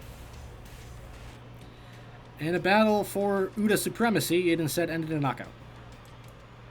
And a 6-4 Pulsars win. So, a very close win for the Pinwheel Galaxy, but it was still very close. Probably the roughest glitch that passes. Yeah, that was a pretty big toss, but it didn't really lead to anything. Like, they both still more or less reset without taking extra damage. And obviously, like, Event Horizon didn't have its large wheel, so it didn't matter at that point. So, Pulsars with yet another match victory.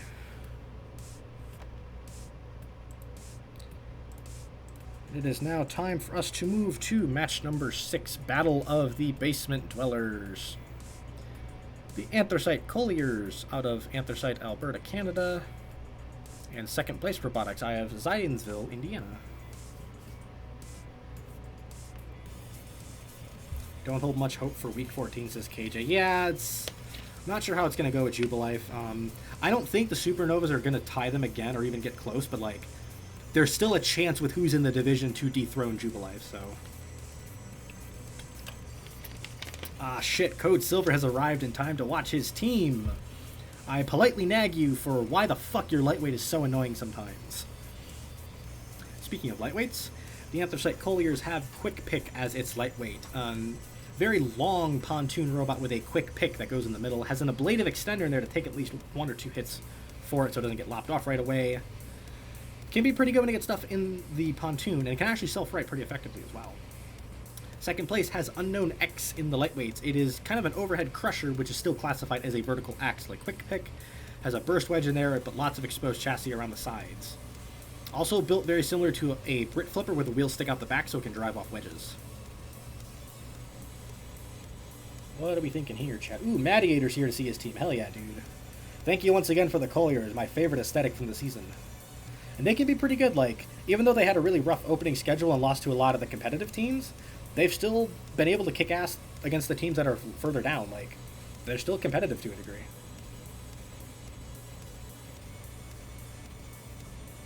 A lot of people going for Quick Pick, couple for Unknown X. You should be thankful Unknown X gave you 9 minutes of entertainment last week.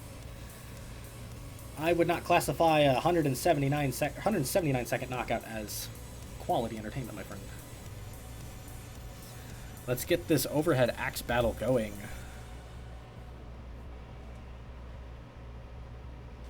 Ooh, UnknownX fits right in the pontoons, and Quick Pick is going to town on the front wedge. Kind of dueling axes here. That's interesting. Ooh, and part of UnknownX's axes come off. Quick Pick is able to self-right, but UnknownX is being a bit of a dick and not letting it get all the way over. And there goes the full crusher off of UnknownX now. Now it's just a wedge. And Quick Pick is using its size to just go to town on the front wedge there. Ooh, huge damage to the front. UnknownX is turning into a cliff rather than just a wedge. And now Quick Pick is using the grinder to help it out. Get some more damage in here. Control board hits now on the Zionsville Crusher. Another one. Ooh, they back off to break the TKO count. By UnknownX lost a wheel and has broken the TKO count. And there is the knockout. 54 seconds. Quick Pick with the dub. Hi, Aaron. Enjoy your trip.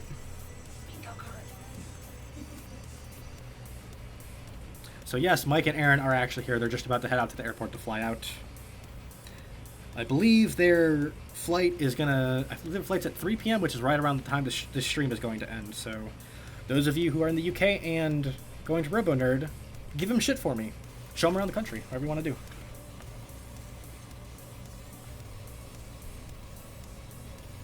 And just like that, that is 3 points for second place. More like second to last place, am I right? I'd slap my knee, but there's a computer there.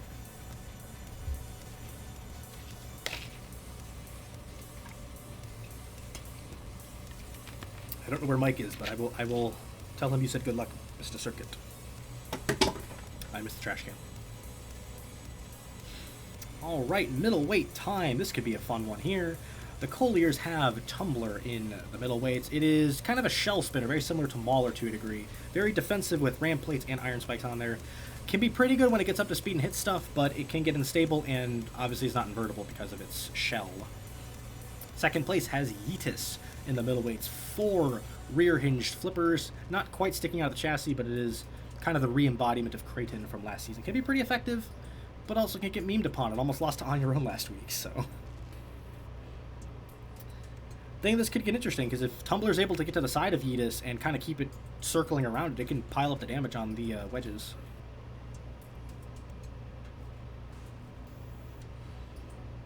A lot of people going for Yeetus. Tumbler cannot self-right, notes Tamabras. Sphoria does not like Yeetus, but does like how it performs. Yeetus, I kind of like the color scheme in a way. And I wish it would perform a little bit better. But he's fine. Alright. Oh, surprise! Hi, motherfucker! Bye! Enjoy your flight. They wish you well. There's Mike. Alright, let us get this middleweight fight underway.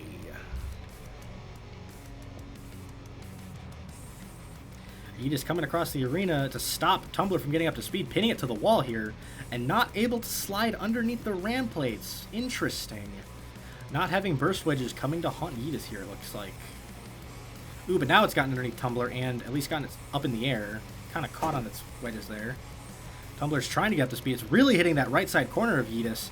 Definitely doing damage with those iron spikes, although Yeetus briefly got it stopped. Ooh, but now Yeetus has gotten the shell spinner inverted and is trying to toss it around here.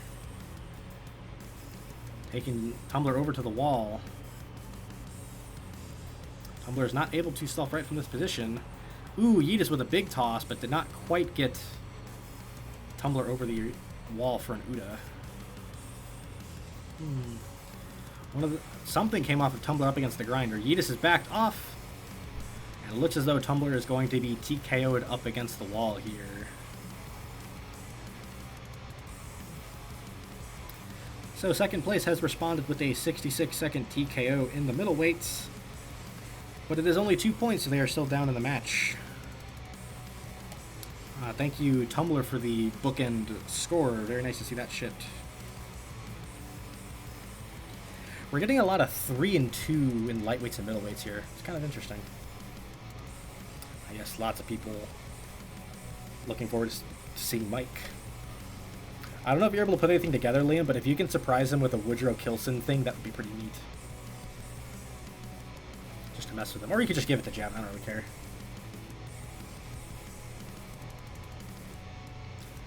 Aha, I had an inkling that we were about to have a stream crash, and would you look at that, the game read me mind. Thank you very much, RA2 devs, for building a game that's not complete. Once again, thank you to our stream sponsors for sponsoring our streams, keeping the lights on, keeping the internet running, and letting us continue to do this league. You have no idea how much your support helps us.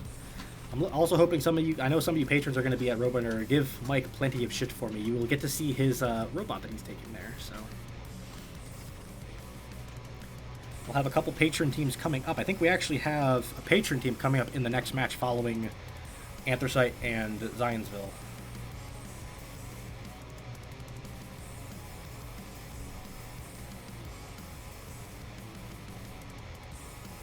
Can't wait for September the 9th.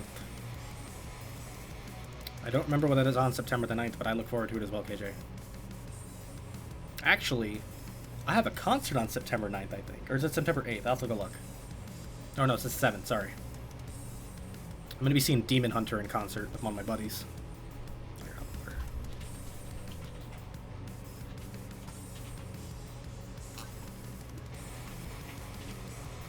Where's Mike staying? Asked Tamabros. I don't know. I know he's been in contact with a lot of Roboteers over there to what bullshit they could do, so he's going to have stuff to do at least, but we shall see. I know he really wants to buy you a drink, though, Tamabros, so look for that at Oh, Liam has surprises in store. Ooh. I look forward to getting texts about that. Alright, so, heavyweight time. The Colliers bring us Jackhammer in the heavyweights. Dual piston poker on either side. Four-wheel drive robot with kind of a triangle-shaped wedge in the front. Is a little bit slow and doesn't have a whole lot of battery power, but can be pretty good about lasting long in the fights and building up damage over time. It's going to be taking on Rumblebee for second place. Dual front hinge flipper with spike strips and blades on it. Contrary to its photo, it has brand plates going around the side and a pretty good ground game. Also a bit of a dick with wedge stalemates. So what do you think in chat? There's only one true Demon Hunter, the Doomslayer. I'm going to need to throw some Demon Hunter songs in the Discord at some point. I haven't listened to them a lot, but my buddy really likes them. He got a tattoo for them. I'm actually looking forward to starting getting tattoos, because I want to have like a whole sleeve of metal band stuff on my left arm. Get a giant Trivium logo right here or something. How much protection for Jackhammer's top at all? Notes Mr. Circuit. I mean, that's what happens when you're invertible. But I don't know if Rumblebee's going to quite have the reach to hit the top, or if it's going to kind of use its axe as more of a flipper to flip Jackhammer upwards. I don't know. Either way, most of the chat's going for Rumblebee, so will second place get back into the match and out of second to last place. Opening charge. Oh my god, Jackhammer slid right up the wedges of Rumblebee. Got a toss on it, but Jackhammer's going to town with those pistons. It's getting to either side of the ramp plate in the front. Rumblebee just has enough reach to get into a bit of Jackhammer's chassis, and it has it pinned to the wall now. But both robots are taking a ton of damage here. Holy shit, the control board hits are piling up. And that's going to be a 21-second knockout for Rumblebee. Turns out Rumblebee had just enough reach to get into the chassis and knock out the piston poker.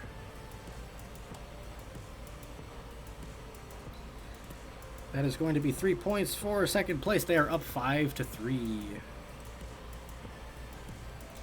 So much for front hinge flipper, says KJ. Yeah, it's oriented like a front hinge flipper, but it has enough reach to really get out there and kill stuff. I think it's has like the absolute maximum arc on its motors. So, yeesh. Always protect your top, notes Dysphoria. I mean, it's hard to protect your top when you're supposed to be an invertible robot. Kind of hard to fit ramp plates when you need minimal ground clearance, you know? And now we have an interesting battle here. Oh boy.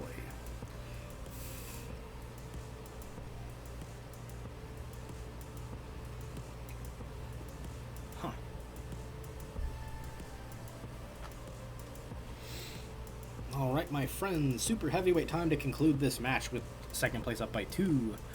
The Colliers have Big Bore. It is a chained drill horizontal spinner. One giant motor controls a disc with 4 smaller motors on it with iron spikes on there. Kind of looks like a Gatling gun at its speed. Looks really cool. Can do a lot of damage too. Second place has Supernova. Undercutting horizontal spinner to look like Supernova from Robot Wars. Has lots of defensive features all around the back, but even with that, the slim wheels are very exposed on the top and bottom. Kind of a missed opportunity that Supernova was not on the Supernovas, but, you know, Supernovas are an all-flipper team. I can't have an undercutter on there. Should be an interesting fight, notes Blacksbird. A lot of people going for Big Boar. Big Boar definitely has the ground game advantage here. My only concern is if Supernova gets to the side of those pontoons and kind of circles around it, that undercutter can cut away at it, but we shall see. More noteworthy, can Big Boar get the knockout for 3 points and win the match for Anthracite? Let us find out.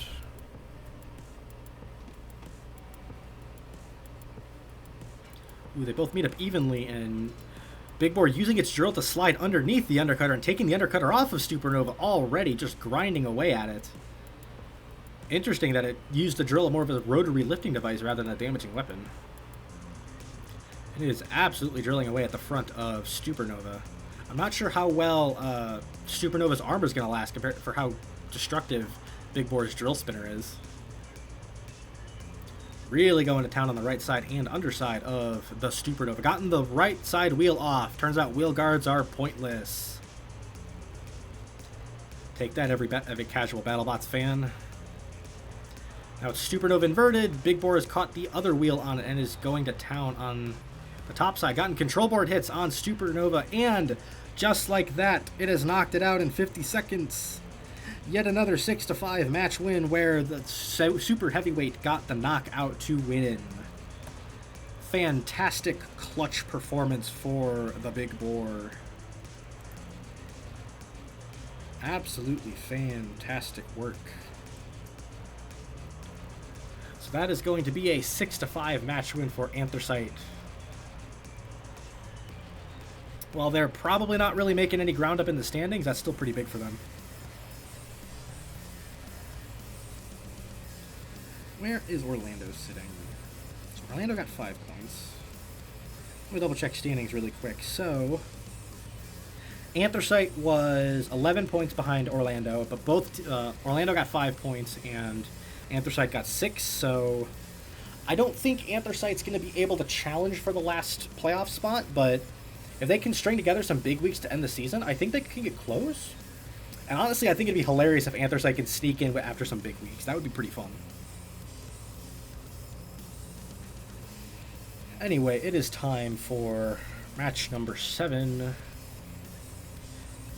We have the Avalon Resurrectionists coming out of Cleveland, Ohio, and one of our patron teams, Zester's Pelagic Wanderers out of the Atlantic Ocean. Anthracite only 9 behind Orlando. Yeah, it's possible. If only drills were this effective in IRL combats as Leafeon. That'd be pretty cool. Actually having drill spinners. Alright, my friends.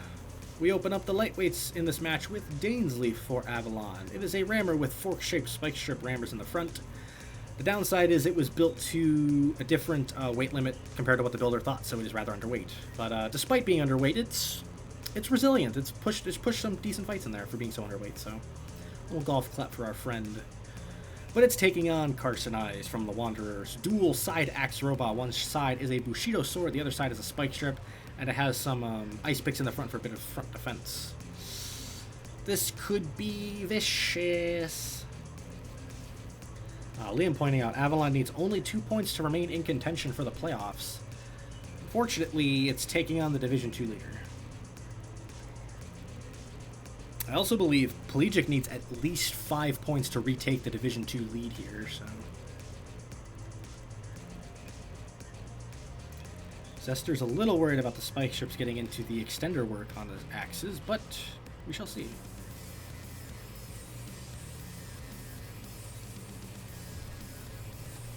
Everybody going for the crab. Let's see if carcinization takes over yet again. They meet very slowly in the middle. Dainsleif got a ram in on part of Carcinized, but it looks like Carcinized has the reach to get into Dainsleif's chassis. It is using those ice picks to kind of stop Dainsleif and going to town on the sides of the littler robot. Ooh, tearing everything off Dainsleif now, going to town on the smaller robot. Carcinized is one of the more damaging lightweights, and it is proving here. Total wheel-ectomy yet again. Although Dainsleif has gotten wedged in the floor, and unfortunately that's going to necessitate a restart. Can we phone up Nightmare 27 to get Excavator to dig Dainsleif out of the floor, please? Little guy's going to need it. Alright, well, that's going to be a take two, my friends.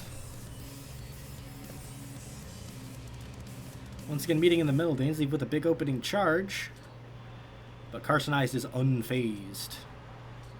Using those picks in the front to halt Dainsleif and going to town. It lost its right side pick, but it has taken a wheel off of that other side of Dainsleif, so the Bushido sword is coming into play. Big lipo fire out of Dainsleif now. Control board hits on the smaller robot. Well, Dainsleif is just trying to run at this point. Seems to be getting some grinding damage on that side of Carcinized, but otherwise just kind of running away. It's going to be big if Avalon can just steal points away from the Wanderers here. Kind of troll them and prevent them from getting back in their division race. Carcinized missed again. Ooh, another control board hit. And the knockout has been achieved in 57 seconds. Yet another knockout for the Crab.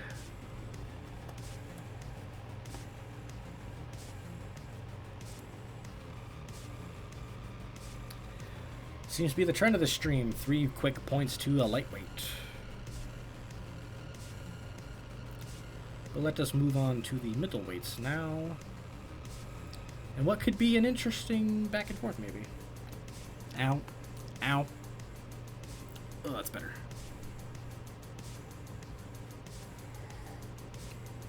Avalon will be resurrected as Crab. Holy shit. Asteropax, if you can rebuild all of Avalon as Crab if you get shut out here, please do that. That would be hilarious. Trishula Crab. Phalanx Crab. That would be hilarious. Alright, so Avalon has the aforementioned Trishula for its middleweight. Piston poker with 4 iron spikes, 2 pointed upwards, 2 pointed downwards. Can be surprisingly good. It really uses its piston and its 4-wheel drive power to shove stuff into the grinder. It kind of takes advantage of lack of armor on some robots. But it's taking on Breach for the Wanderers. Triple rear hinge flipper, 2 non-damaging flipping panels, and a flipping spike in the middle. One of the best looking and best fighting robots from this season. Only robot to win back-to-back Fight of the Weeks. Only one to win back-to-back Fight of the Weeks and win both fights for the RRL. I also want to say, I need to double check its stats really quick. Breach had a really silly stat going on. Yeah, so before the UDA last week up against Grismo, Breach went to 3 consecutive judges' decisions and won all 3 of them. Very weird. Although two of those were the Fight of the Week contenders that were absolute bangers of fights, so I guess that's part of it, but not great points-wise, for being honest. Quite a few people going for Breach. As long as Breach doesn't misfire, we shouldn't have too much trouble. You are correct. Trishula is not much of a ground game, but if you misfire, as Breach has a couple times, it could be a little ugly. Trishula will punish any mistakes with its weapon, so what could we get out of this fight? Trishula gets tossed immediately by Breach and is stuck on top of Breach's front weapon, who's not flipping it quite yet. Kind of letting the piston poker wear down its own air power. But Breach has backed off briefly and is now tossing the piston poker around. As pinning it up against the wall with its piston shooting downward. That'd be a very weird way to get a TKO victory. It's gotten Trishula up over to the grinder and lost at least 1 wheel to the grinder now. Trishula not having a great time with its lack of a ground game here. Ooh, but it is definitely getting those piston spikes into Breach's chassis. There's some deformation on Breach to its front and its side. Ooh, a beautiful toss onto the grinder has forced Trishula to lose yet another wheel. Breach seems to just be playing with its food at this point. Ooh, another very good toss.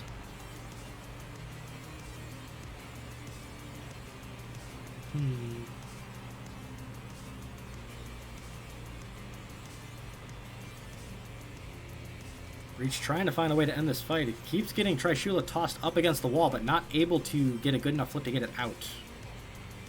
Although it's gotten Trishula onto the grinder, he's taking a ton of grinding damage. There's control board hits on it now. That would be huge for a non-damaging flipper to get a knockout.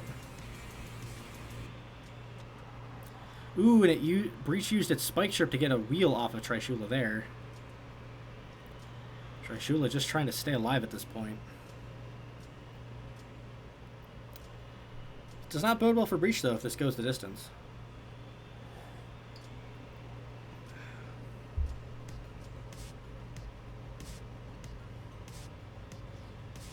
Ooh, another beautiful toss from Trishula, or on Trishula. Another control board hit with that spike strip. Although Trishula is caught up against the wall because there's no wheels on that side. Is Breach going to leave it and take the TKO victory? It looks as though it will. This is going to be a win for Breach. Very cinematic tosses yet again for it. 137 seconds.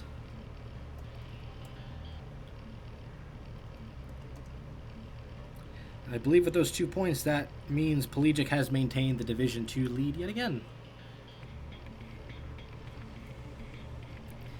Very well done, Wanderers. I'm going to move you a little bit more over here so I can see the book in time.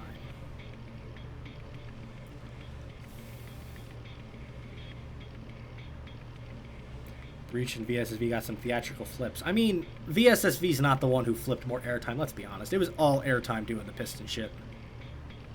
Still very cinematic nonetheless. Ooh, and this could be brutal. Very close to a KO, but Zester will take the TKO, yes. Any points are better than no points.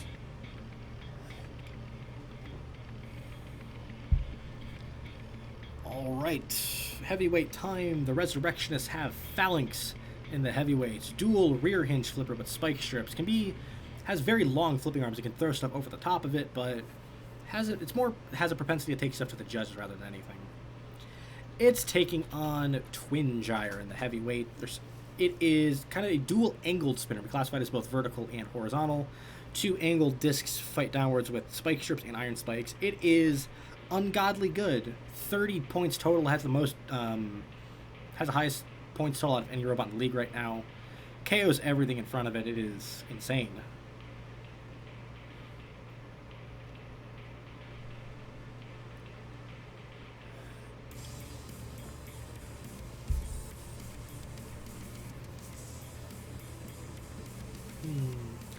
People going for Twin Gyre. I can see Phalanx flipping Twin Gyre, but it is unlikely. Yeah, I don't know if Phalanx quite has the power, or if those flipping arms will last with those angled spinners. But most people are going for Twin Gyre. Let's see what happens here. Does Phalanx have a chance? Ooh, Phalanx is able to get underneath Twin Gyre and inverts it. I'm not sure Twin Gyre is able to drive upside down.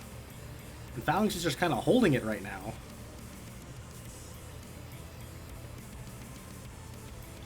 Just keeping Twin Gyre pinned to the wall. Phalanx backs off, and Twin Gyre's not moving. I don't know if its wheels are quite in touch with the ground, or if the motors are propping up or not, but that is going to be a 30-second TKO victory for Phalanx over Twin Gyre. Holy shit. I would not have expected Phalanx to be able to do that. Well then. That is one hell of an upset. And I believe with those 2 points, Avalon is mathematically not eliminated from the playoffs, even though they are quite down there. Well then. I'll should make an OP full body spinner and call it Super Typhoon. Full body spinners are really tough in this game. Starsheep, sorry about that. Well then. I need to double check the stats. I think that's only the second win that Phalanx has had. That's Phalanx's third win total so far. It TKO'd Relentless Harper because Relentless Harper fell over like an idiot and had a decision win earlier this season, but that is a hell of an upset. Yeah, of all the bots to beat Twin Gyre, says Esther. Yeah, that's a very weird one indeed. Let's get the super heavyweights a rolling.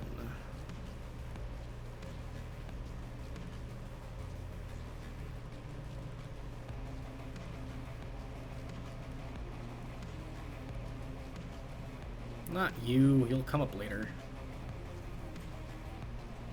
Shark time. Ah, Rook has made it to chat. Hello, Rook. Good to see you.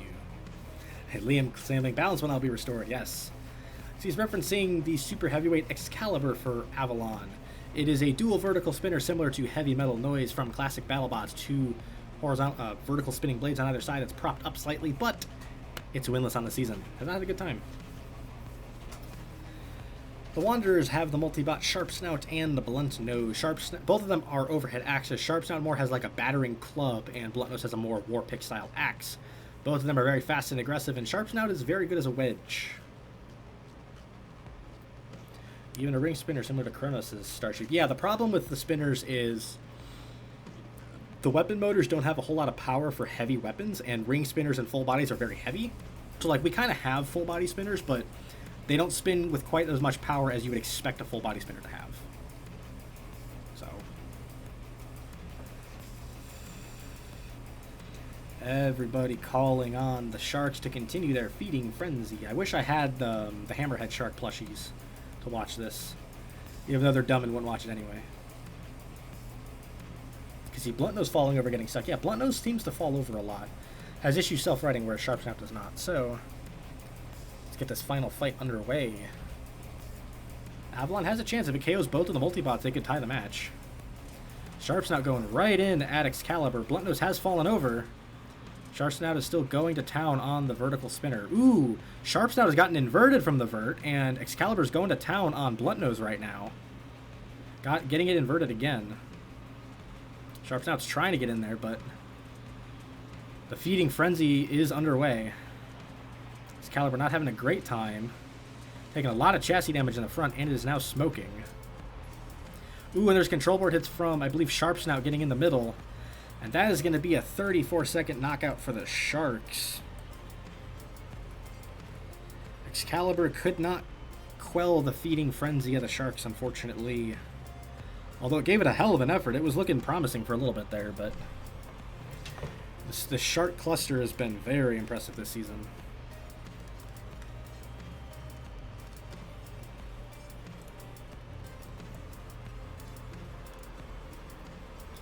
So that is going to be an 8-2 victory for the Wanderers. They will definitely maintain their lead in the division. A 9-2 obviously after the bonus point, so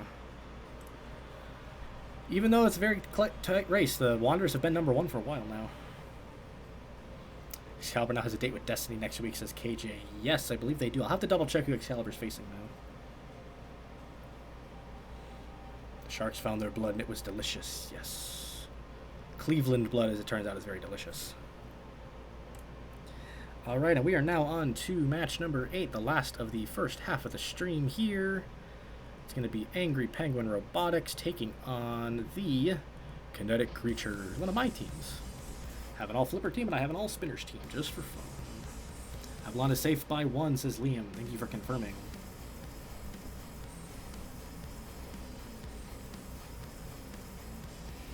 Ah, Robert Bull has arrived. You've joined just in time to watch match number 8, my friend. So, in the lightweights, Angry Penguin has Pog Champ. Rammer with 3 razor tip spikes in the front. It is surprisingly good for a Rammer, despite having such a large chassis, very exposed as well. It's pulled out some interesting wins before, so been the main point score for Angry Penguin. The Kinetic Creatures have Network for its lightweight. Dual undercutting saw spinners. We classify saw spinners a little differently than most spinners because instead of big impact with lots of damage, the saws just kind of grind away and do slow grinding damage over time. 2 very exposed motors, though, even though Network is invertible, so What are we thinking, chat?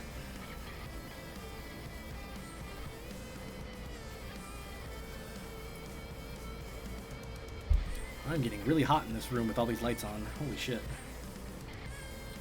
Oh.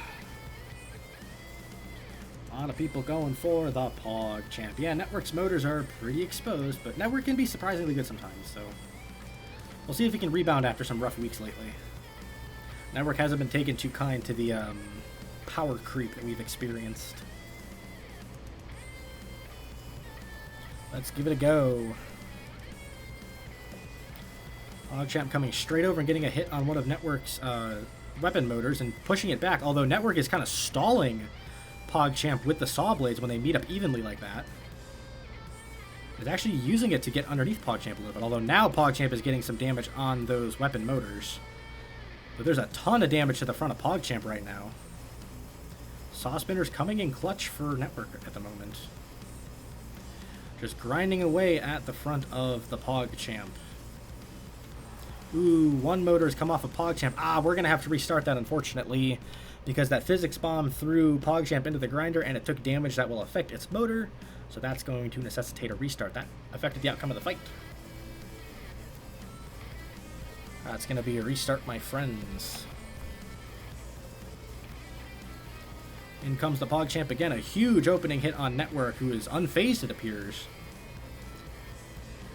The Network has stalemated with PogChamp again, taken some damage to one of the motors. Both motors are smoking, it looks like, although still grinding away at the underside of PogChamp's chassis. PogChamp needs to get big rams in like that to get the motors off instead of grinding away. Although there's control board hits on PogChamp, Network's grinding damage is actually paying off for it, although physics has decided we gotta restart.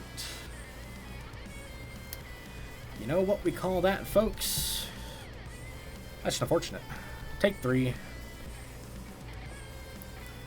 Coming in again. Big hit opening on Network. PogChamp already getting smoke out of one of the motors. Although Network is pinning it to the wall and getting underneath PogChamp. Trying to grind away on the other side, but both of its saw motors are smoking right now. PogChamp has taken some grinding damage from those saws getting underneath the spikes. Not sure what else is really going on. PogChamp trying to get some distance, getting at least one of the saw motors off now, and getting spikes into the other one. Well, Network is trying to repel it, grinding away underneath those spikes. And there goes the second motor, and there goes PogChamp into the lighting conduit on the side. That's going to be another restart. We are on to take 4. We are at 3 restarts. We cap all restarts at 5. If they go over that total, this is getting taken off stream. Big opening charge from PogChamp yet again. Network trying to grind away at the underside. Although PogChamp is working it to a grinder, gotten the left side wheel of Network into the grinder and is just pinning it there. Control board hits on Network from all the grinding damage. PogChamp going in and getting yeeted out of the arena for its audacity. We're on to restart number 4 now. Oh boy. Let's go, lads. Can we get an official fight-ending match here, please? Network's still grinding away. PogChamp trying to get into those motors again. Another big ram. Both weapon motors smoking on Network now. One of them has come off of Network, but is still trying to grind away at the left side corner of PogChamp. They've kind of gotten away from the physics bomb on the floor, kind of.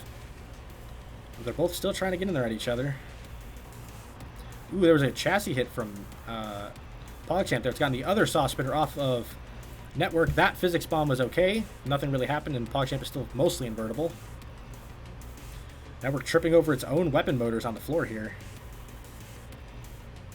Kind of getting thrown up around. Back to the physics bombs on the floor. Get away from there, please. They're kind of getting away from it. Network is not having a great time sizing up against PogChamp as a rammer.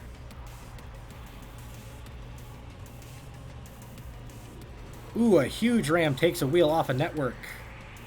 Network's trying to get out of the corner in the grinder, but PogChamp is putting it right back into the grinder zone. Control board hits on the saw spinner that no longer has saws. The other wheel has come off of Network as well. Is PogChamp going to go for the kill or leave it here for a TKO? It's probably trying to avoid those Havoc's bombs, not restart this since it has the match won at this point. And it looks like that is what PogChamp's going to do. Take the safe bet here. 100 seconds, and PogChamp has gotten a win for Angry Penguin. And we yet again avoid having a fight taken off stream. Thank God, too. But it's now time for the middleweights. Ooh, this is... I'm sorry, Sam. I apologize in advance, my friend.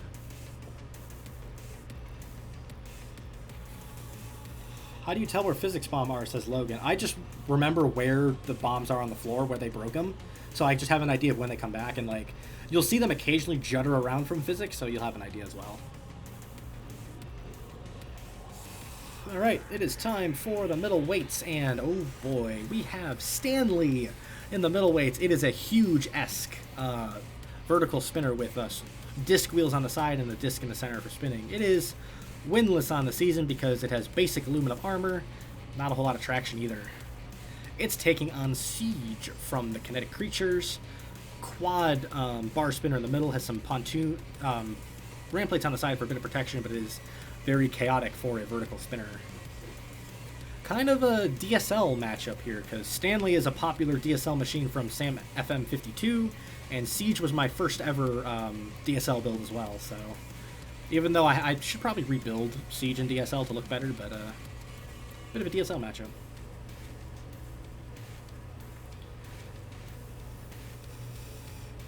Dysphoria referencing the BattleBots Champions episode with Huge recently. Aftershock versus Gabriel vibes, except I think Gabriel is a little bit more durable than Stanley here. Let's see if Stanley's able to end its winless streak, or will Siege be a bit of a dick? Siege comes in and gets a huge hit on the front of Stanley, kind of going weapon to weapon a little bit.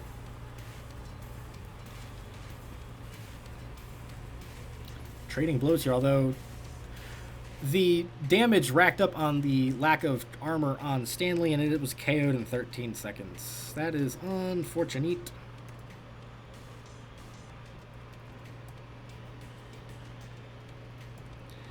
Lack of armor not really helping when a robot is tall enough to just go right into your chassis like that, so... Stanley remains winless. Its date with Destiny remains.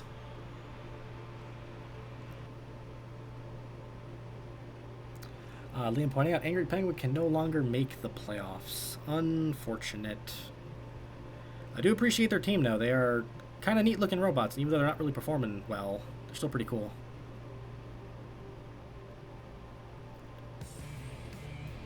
And it's time for some multi-bot chaos, some chouse.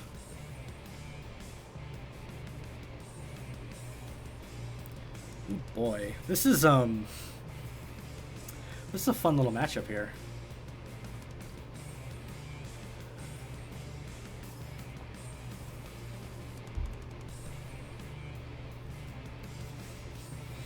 Alright, heavyweight time. Angry Penguin has E-Girl power as its heavyweight. Dual rear hinge flipper. While the panels themselves do not have spikes, it has some iron spikes to stop stuff from going all the way over the top. A little bit of damage over time. The Kinetic Creatures have the multi-bot Dunning and Kruger. Both are overhead quad bar spinners. They're basically siege bars, but on horizontals.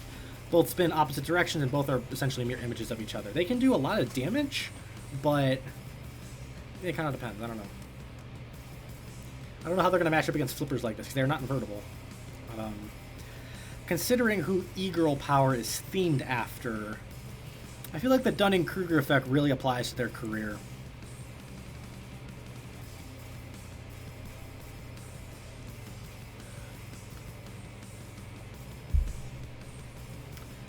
Everybody going for Dunning and Kruger.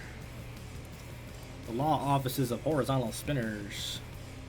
Yeah, E-Girl has been pretty poor. It's only 1 in 10. I feel like E-Girl probably wins a lot more of those fights. It's just gotten a bit unlucky at times. But it also doesn't have the best armor, because I don't believe Sam knew about DSA armor, so it's alright, though. Still pretty cool robots he has. Earl choosing to go after Kruger and immediately getting it propped up in the air, trying to get the overhead flipped over, and it now has. Although it has ridden over the top of Kruger. Well, it's now going after Dunning. Both of them are kind of going at each other. Kruger wheelectomied itself up against the grinder. That's funny. Although Eagle's kind of pinning Dunning to the wall right now. It has to back off.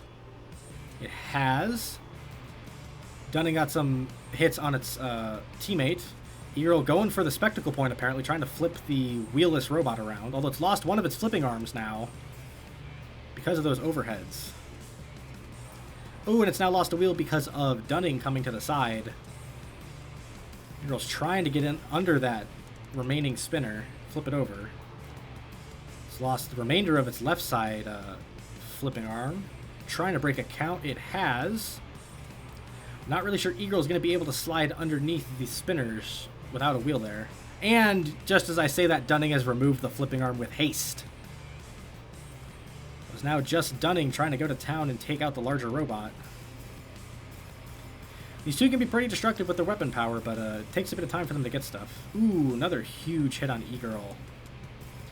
Belle Delphine is suffering somewhere in the world because she is on control board hits now.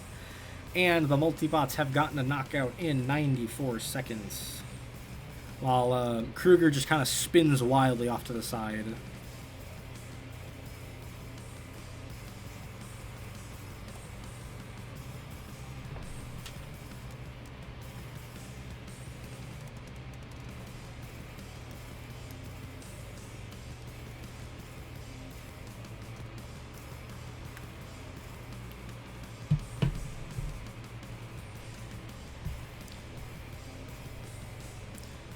Alright, so that is going to seal the match for the Kinetic creatures. They have 6 points, and Angry Penguin only has 2, so Kinetic is trying to stay in the playoff race, but are not having a great time. Now it's time for death, I think.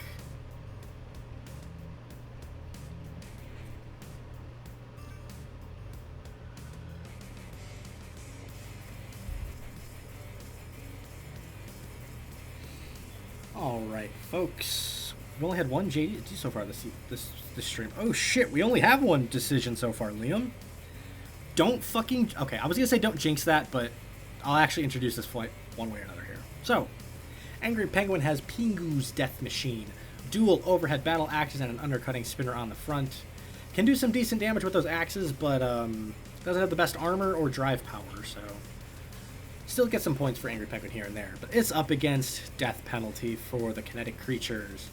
4 spike flail setups on this sit and spinner. It is the most damaging robot in the league by a mile. Highest DPS, most damage points. It kills the shit out of everything in front of it, let's be honest. So...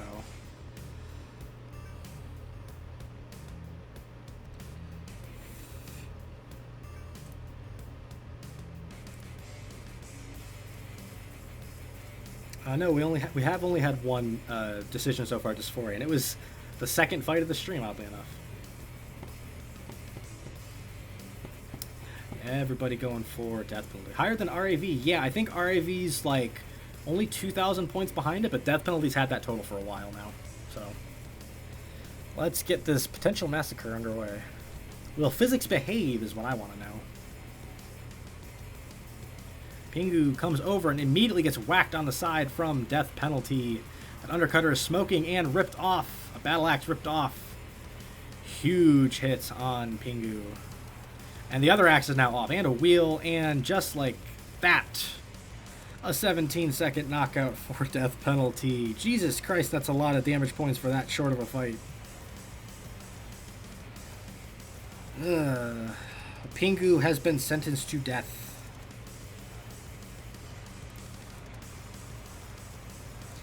So that's going to be a 9-2 victory for the Kinetic creatures. They stay in the playoff race in their division, luckily, so... Sheesh. That's going to add to Death Penalty's DPS, that's for sure. Pingu got styled, yeah. I believe that is Death Penalty's 10th victory of the season, all by knockout because, of course, It's vicious when it wins, but when it loses, it looks like an idiot. Alright, so that is going to do it for the first half of the stream, folks. We've had some interesting outcomes so far. A couple come from behind wins, a couple of very close ones, a lot of 6-5, 6-4s in here. Had at least one shutout so far, and a singular judge's decision. That makes me very happy. Makes it a lot easier that we don't have to judge stuff when Mike's out of the country. So, this is the point where we take our 10-minute break. We will take a quick 10-minute break, get a snack, go to the bathroom, get a drink, whatever you guys need to do. I'm going to rest my voice and probably talk less because I don't know how to shut the fuck up. And we will continue on with the second half. We'll have Moscow coming up. We'll have Battle of the Psychos. I will be taking on one of my brother's teams. And we'll have a surprise for you to start the second half. So, break time, folks.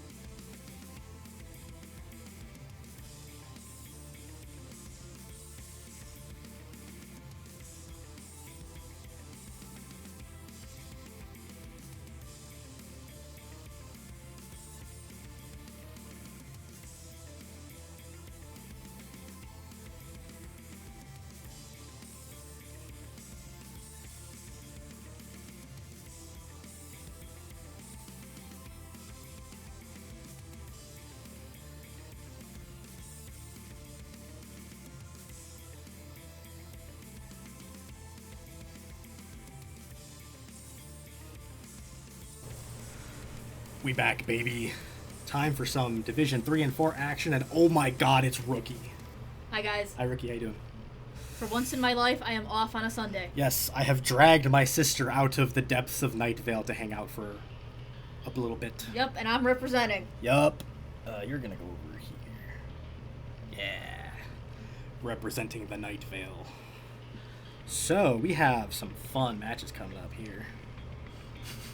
Everybody's so excited to see you. Yeah, you had no idea that she was sitting across over here like the entire first half, too. And making faces at him.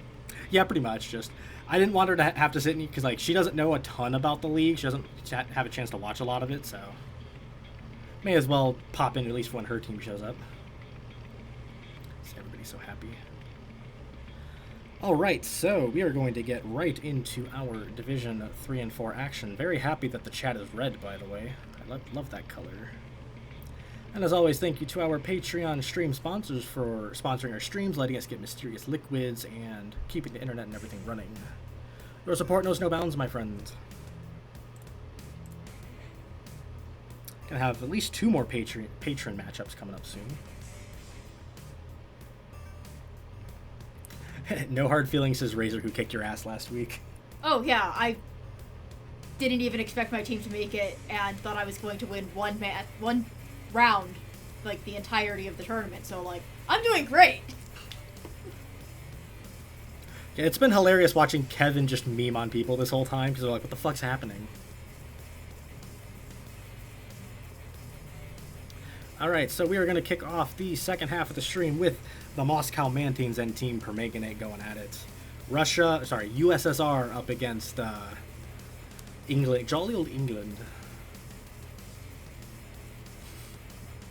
Night Vale's going to have more power this week, says Mr. Circuit. I hope so. I swear to God, if Night Vale gets a shutout this week just because you're here, I'm going to lose it. I will fall out of this chair. I jinx you, Steve, by saying you haven't had a controversial judgment call to make yet. Fuck you, KJ, alright? Respectfully. Alright, so, lightweights. The Moscow Mantines have Metallica as its lightweight. 2-wheel drive ram with kind of a W shape of iron spikes in the front. It is what we call speed metal because it's super fast and fucks shit up. Team Permanganate has Chloe the Crustacean, dual side Warpick style axes, very compact small robot that fucks a lot of shit up as well. One of the better side axe robots we have this season. Also, it's a crab. So, what does chat think? What do you think? Well, it's a crab, so I have to vote for it automatically. See, she understands. She knows the memes, chat. Will we get normal Night Vale Spiderwolves with you present? It would be incredibly funny if nothing weird happened just because they're like, oh my god, boss lady's here, what do we do? It could. I usually am lucky if I get back in time to see any of their fights, so... Leafeon, the patron you'll be taking on later, is like, if I lose, I'm signing 4 new robots. Fuck that team. I don't blame you. Yeah, I really don't either. Chat seems kind of split between these two. So, music better than crab. I agree. Metal music is better than crab. Let's see if metal music and crab. I mean, we're not going to have one of them at the end of this. Metallica going right in. Chloe's trying to chew away at the front of it, but doesn't really have the reach to get around those spikes on Metallica, who's shoving it around. Speed Metal trying to reign supreme. And Chloe just trying to aggressively hug it. Already smoking. Oh no, smoke! Those lipos are not very happy. Although there is some chassis deformation on Metallica, so it is taking some damage, but the crab is not looking much better. Ooh, it's gotten some spikes. That came off of Chloe, I believe, actually. Metallica not really going in for the speed metal tactic of ramming, just kind of pushing Chloe instead. Well, it now breaks away. Almost ran into a grinder. It's broken, I think, the left side axe entirely off of Chloe, and it now inverted it with its drive power. It's looking ugly at first, but Speed Metal is trying to reign supreme. Holy shit, what a ram into the grinder. Those lipos are definitely on fire on Chloe now. I saw a control board hit. There's definitely a control board hit in there. Metallica, instead of Speed Metal, it's kind of a slower tune, taking its time getting through Chloe. Ooh, what a ram that was. Another control board. Sorry, Chad, I think Chloe's going to be sushi after this. Yeah, Chloe's not having a great time. Metallica just kind of pushing it against the wall. Oh, what a kill shot. 90 seconds, but brutal knockout for Metallica. A final fuck you right at the end there. Saint Anger doesn't suck.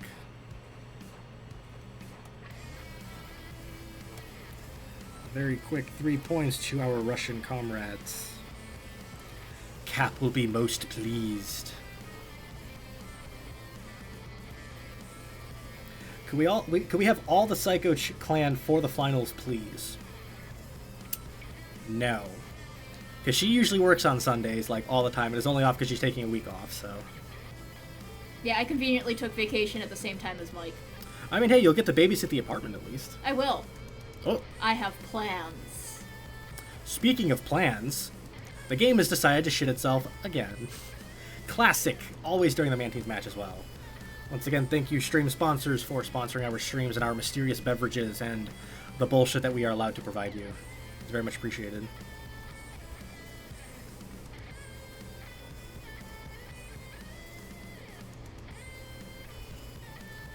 Alright, back to where we were trying to go.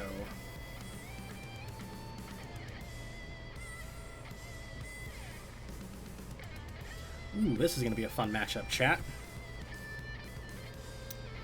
Barely just had breakfast as Cora. Don't laugh it out of you, please. Alright, so the Mantines have Falcon Punch as its middleweight. Sit and Spinner with 8 Iron Fist going all the way around it. It's been one of the better middleweights despite a few losses. I think it's currently the highest DPS out of middleweights. Even though it's not very high, it's still one of the better ones for sure. And Team Permanganate has Quasar. It is a vertical spinning drum of sorts. It uses the Bushido swords kind of as a rotary lifting device. But it's very fast and uses its fork wedges to kind of control robots around. Can be really good.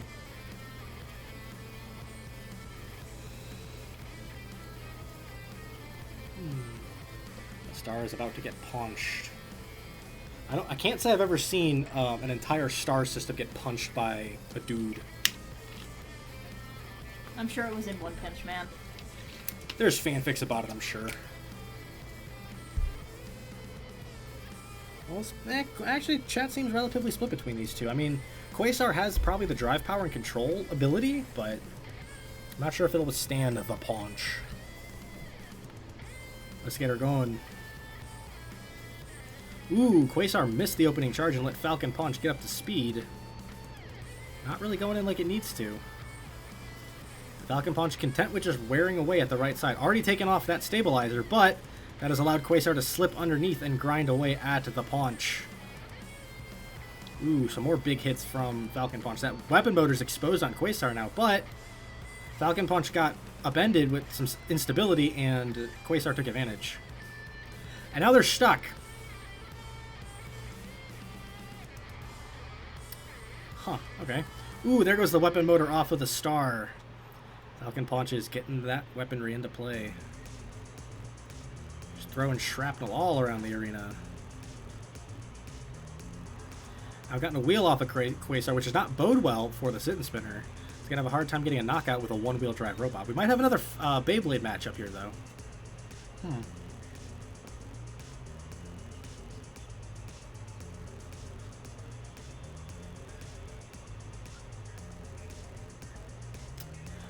Well then. Quasar's wheel physics are getting a little unhappy. Oh, but there goes the wheel off of Quasar. There was a control board hit.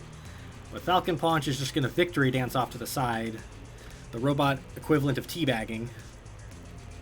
And take a TKO, it looks like.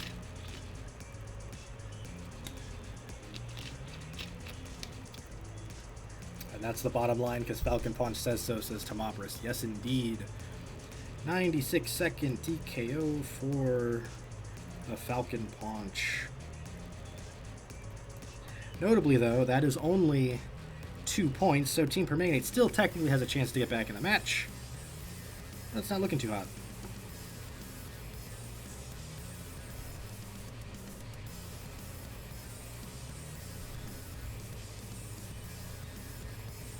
SNS bots are so goofy, notes Cora. Yeah, SNS bots can be a little interesting. At least they actually work this season, you know? Teabagging or T-posing, which is best? I would say T-posing because teabagging is insulting. Yeah, teabagging is insulting. T-posing is just like, I'm here. T-posing is just being a nerd. Yes. Liam pointing out, Permanganate is not able to score points, so Powerhouse might be able to stay within the playoff picture. It's possible.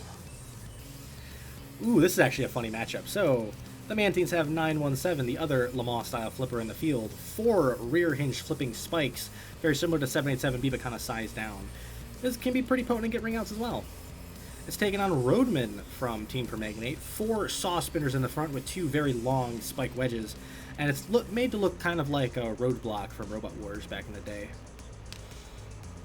Funny that a race car is taking on what's essentially a roadblock.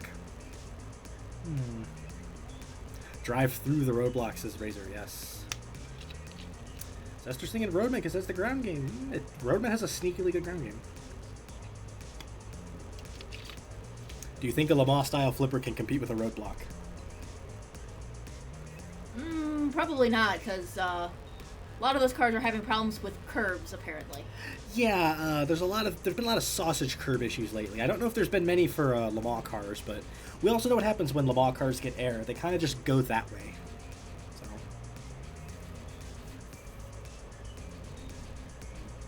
This is true. The Le Mans flipper did beat a train, so could defeat an entire ass roadblock. I mean, to be fair, a rock could defeat a train. Most things, yeah, honestly, most things can defeat a train.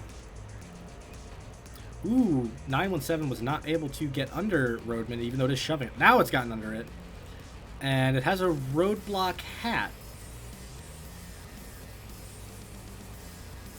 Well, that's different. There's a TKO count on Roadman, who is rather stuck at the moment. Huh. That's going to be a pin, folks. This is the equivalent of me just holding you up in the air and not letting you get down. Pretty much. The only time the younger sibling ever wins. Let's try this again. Ooh, 917 did not get underneath Roadman, and Roadman's carving away at the top side of 917 with those saws, even though some of them have started to come off. 917 being a reverse flipper almost. Huge hits on Roadman now. But the saw spinners corralled the Le Mans flipper to a grinder. Look at the fucking damage 917's taking. It looks like it's been in a blowover accident. Control board hits on the flipper now. Okay. It's not able to get under the saw spinner. It doesn't have the pushing power. Not quite have the pushing power. Not with that damage out of that right side, no. It'd be huge for Permanganate. They need a knockout to really get back in the match, and a knockout from a saw spinner would be huge.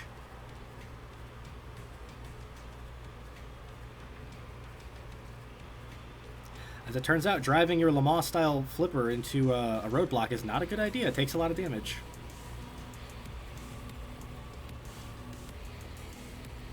Now Roadman is all the way underneath 917, has a much better chance of driving it around. But I don't believe it's going to have the power with its saws to get another control board hit. That was physics throwing a fit. God damn it, we got to restart. Son of a bitch. Aw, but we love physics. I'm going to double check the stream just to be sure, but I'm pretty sure that was physics fucking it up.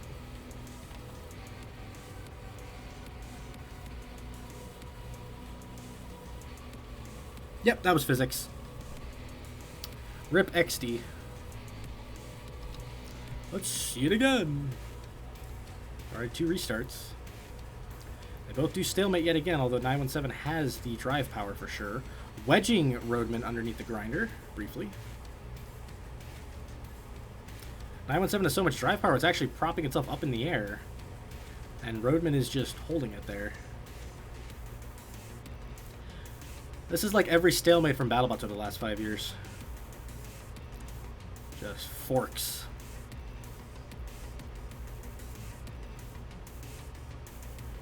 Although those spike strips are actually really caving in the front of 917 now, just from stalemating.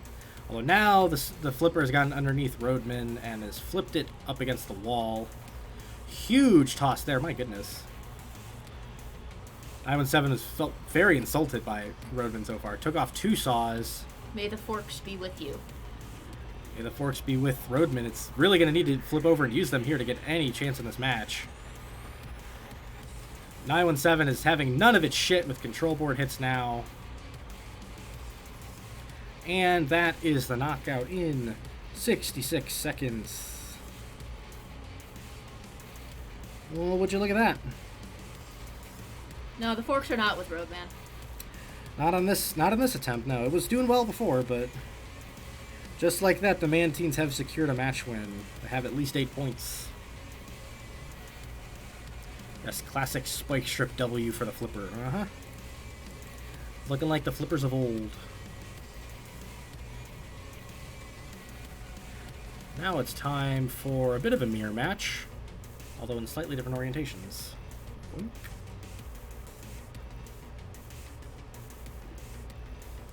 The forks, use the forks! I prefer using sporks, thank you. Alright, so super heavyweights to close out this match. The Moscow Mantines have the Bolshevik Barracuda. 2 curved overhead axes come down on its very large wedge. Lots of spikes and swords sticking out, and it is 4-wheel drive. There are 4 wheels at the back of it there. Team Permanganate has their namesake, Permanganate. Singular overhead kind of raptor-style axe, but very defensive front and side features. More of a control bot rather than anything. Can be pretty entertaining at times, but it's up against an axe bot. Who do we think with the ground game here specifically? Axes are all about the ground game.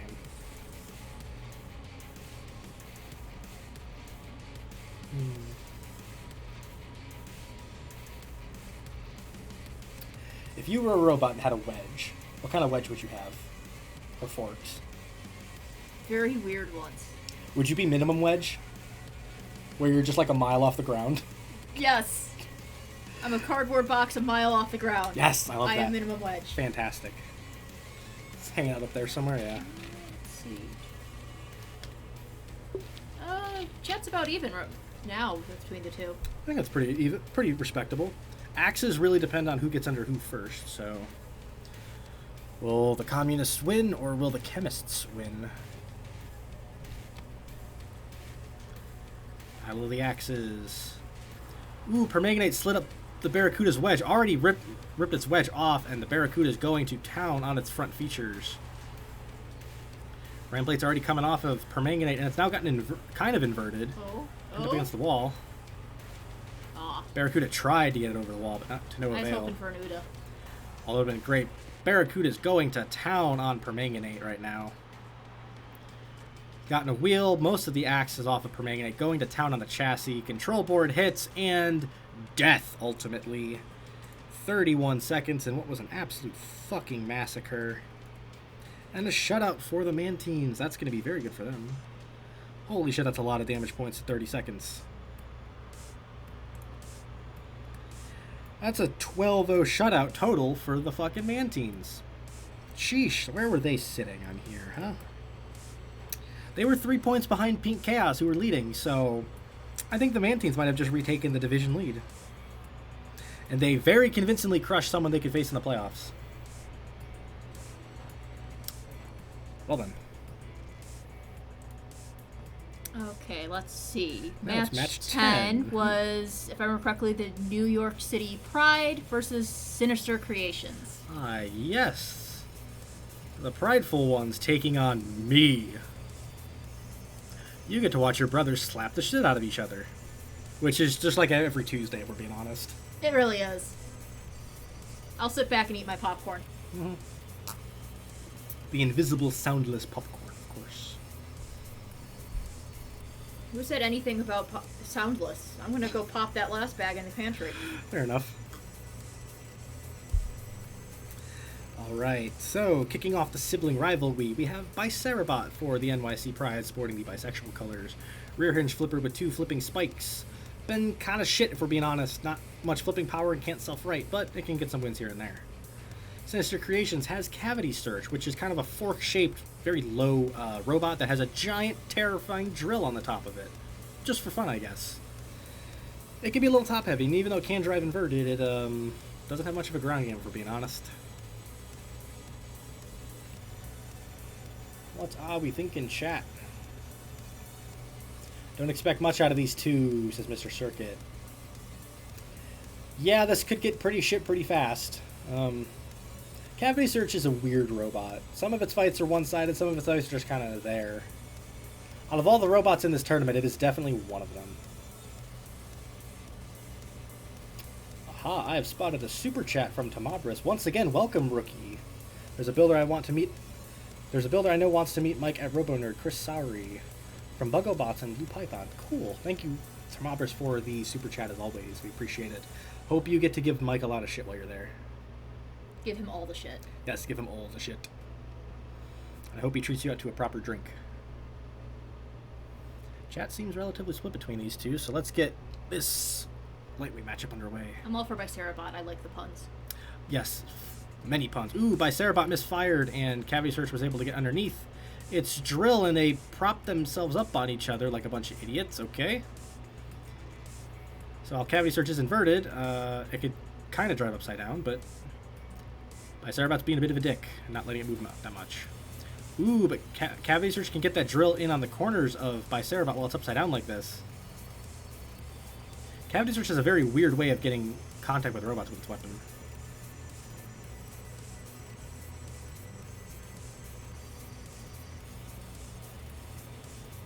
Now Bicerabot's firing, but it's somehow on top of the drill on Cavity Search, who's having a great time trying to get back up. I would not have expected an upside down drill to be a better wedge than a fucking flipper. These two have been dueling in a weird way for a minute now. And we might have to take this to another website. This is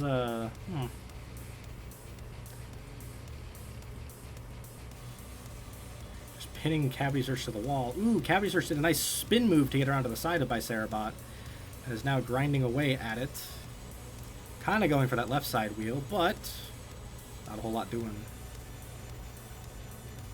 Cavity Search, or Bicerabot tried flipping the rolls around, but briefly we're locking into a microwave. Oh boy. It's been a slow, tactical fight so far. Yeah, yes, thank you, Tomoppers. This is not RoboHub. Sounds like a terrible website. Cavity Search is getting some contact on the left side of Bicerabot, but not a whole lot to do any damage.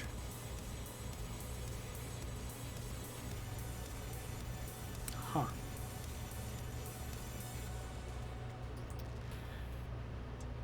And they are, well, at least briefly in a microwave, but... They must have heard my wish for that popcorn. Definitely. Yeah, this is how we microwave the popcorn right here. Cavity Search is going to town on the flipper on Bicerabot because it can no longer retract because of all the damage. Taking one of the spike strips off. Both of these robots are definitely down on battery power. I know Cavity Search specifically does not have a lot. 30 seconds remain. Could either of these two do anything to not force a decision? Quora ducked off to go get some water. Don't get Aqua Dimension with that, please.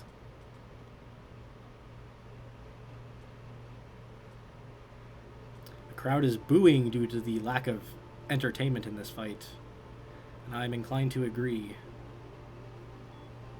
Up is the count briefly, and Bicerabot appears to have broken it just in time for us to go to the judges. That was kind of painful, but we got through it. At least there weren't any pin takes or anything.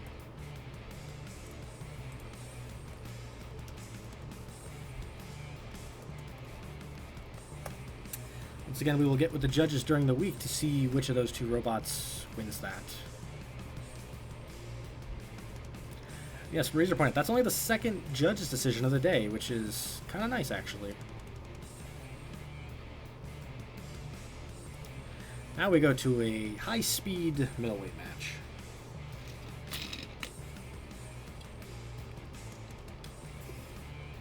Better than some of last week's fights. Honestly, yeah. Like, for a kind of slow, boring fight, that was one of the better ones, to be honest. But we're about to have the opposite of that, because we have Panther for the NYC Pride, sporting the pansexual colors. Four-wheel drive, fast as fuck rammer with Panther claws and iron spikes. It fucks shit up when it stays in the arena, of course. Sinister has Cycloid for its middleweight, dual side axe with Warpick style, ram plates for some protection and some spikes in the front. It's been kind of shit this season, actually.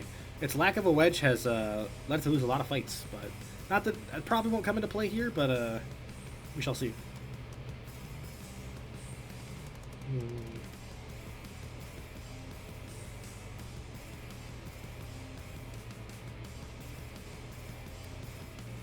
Quite a few people going for Panther so far. A couple for Cycloid. What do you think?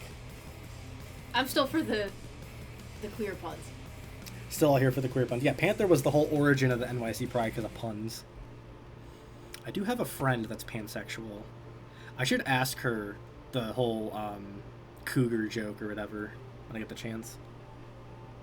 How did Cycloid do against Gizmo and Sludge last season? I'm pretty sure Cycloid killed the shit out of Gizmo, but I don't remember. That was such a long time ago. Why do that when we can watch it in front of us now? Opening ram from Cycloid. Immediately gets Cycloid smoking. One of the side axes is already off. Turns out Panther's spike geometry is perfect for getting into the chassis of Cycloid. Well, Cycloid is tenaciously going after the rammer. Gotten one of the Panther claws off. He's trying to go to town on that chassis. Panther's done a lot of damage to the front of Cycloid already. Ooh, got a hit on the wheel on Cycloid that time. Ooh, Panther drove itself into the grinder like an idiot. Ooh, Panther's on control board hits. But Cycloid lost its other side axe. It's a ramming battle, and Panther suicided into Cycloid's weaponry. You dumbass. Respectfully.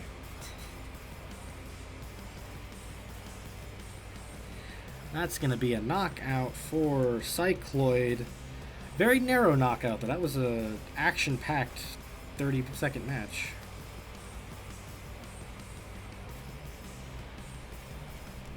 Sheesh. Wasn't expecting that, yes. That was quite a brutal hit. And speaking of brutal, ooh, fuck.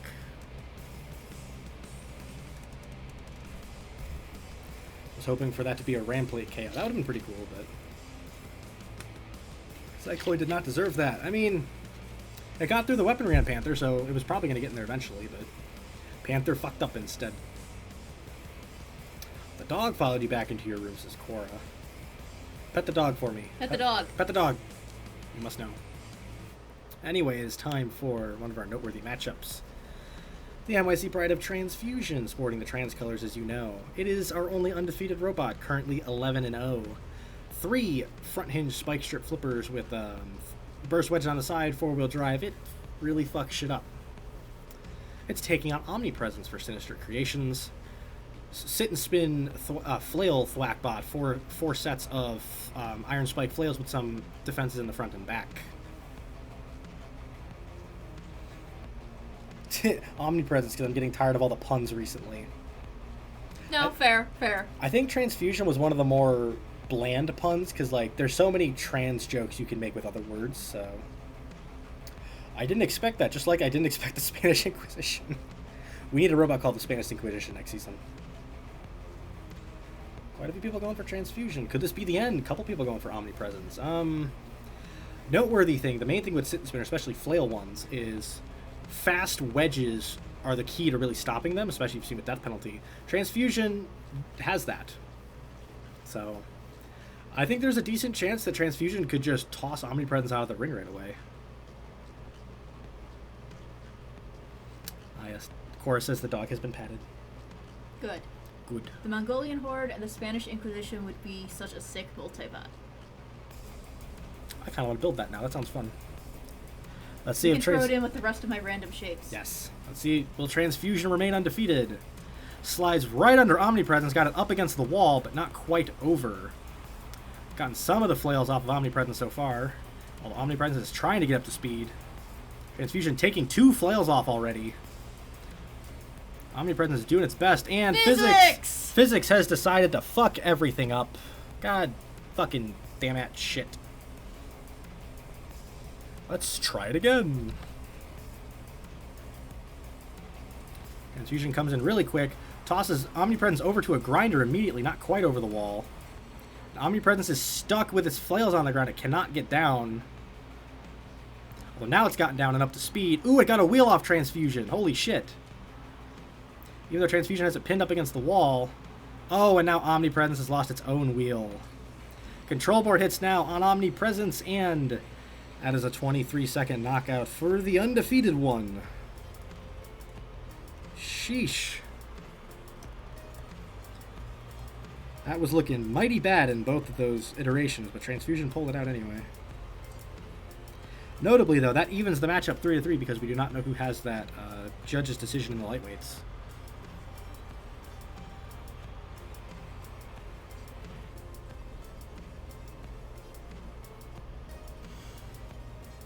What a kill after the physics. Yes, that was very surprising. I'm actually surprised it went that way because I ran some of these fights to see if it was worth making feature fight for this stream.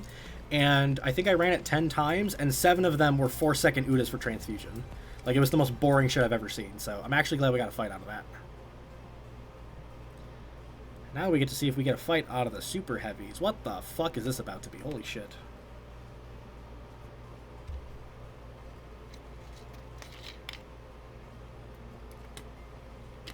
Who can stop Transfusion? Let me check who Transfusion has the rest of the season. Because I think Omnipresence was one of the big ones. While I do that, I'm going to introduce our Super Heavyweights. We have Friendly Fire for NYC Pride Super Heavy, sporting the NB colors, of course. Dual vertical spinner with burst wedges and very exposed wheels. Can be a bit of a wild card depending on how it actually does. It's taking on the Eldritch Horror for Sinister. It is one of our 2 3-weapon type robots. Rear hinge, side hinge, and front hinge flipper with spike strips. It's like a bear trap coming up like this. It can be pretty good to get knockouts, but it sucks at timing stuff right and can be kind of aggravating to watch, so. Predictions chat while I look up how Transfusion fares the rest of the season.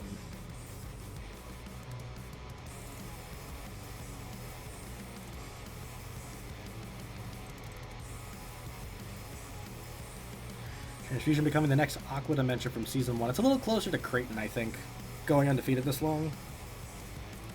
So, the next couple of weeks, Transfusion is going to have the Nile King, 917, and Roadman to end the season. So, Nile King could be a decent challenge. 917 could be a decent challenge. They're both rear hinge flippers that'll get to the chassis, but Transfusion doesn't give a shit as it turns out. It just wins everything, so we'll see what happens.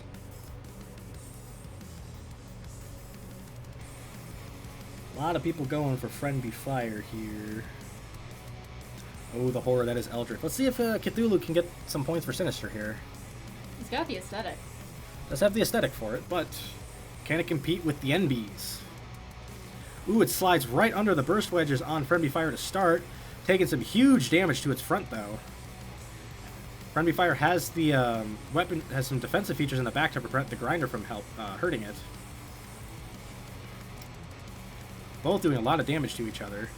Eldritch lost both of its its rear hinge spikes, so it's not going to be able to slide under the burst wedges anymore. Although it doesn't need to. Friendly Fire kind of got unbalanced. Taking a lot of damage from Friendly, who's now propped up off the ground.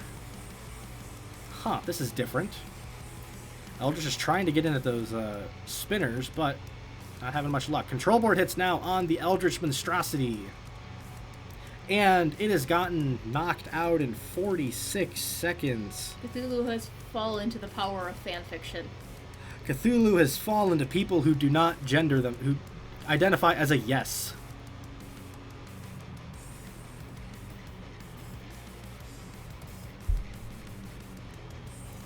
Notably, though, that is at least 6 points to New York City with a point still standing out there. This could be a playoff match. We don't know. It does not look good for Sinister in this case. That could be pretty unfun. It was an absolutely brutal fight, yes. So in this iteration of sibling versus sibling, I have taken the L, unsurprisingly. That means it is now time for match 11. Who do we have coming up here, Becky? We have the Perth Hellrazers. Yes. Versus the Lads. Yes, the Perth Hellrazers, one of our patron teams. Razor259 taking on the Lads. RA2C Tryhards.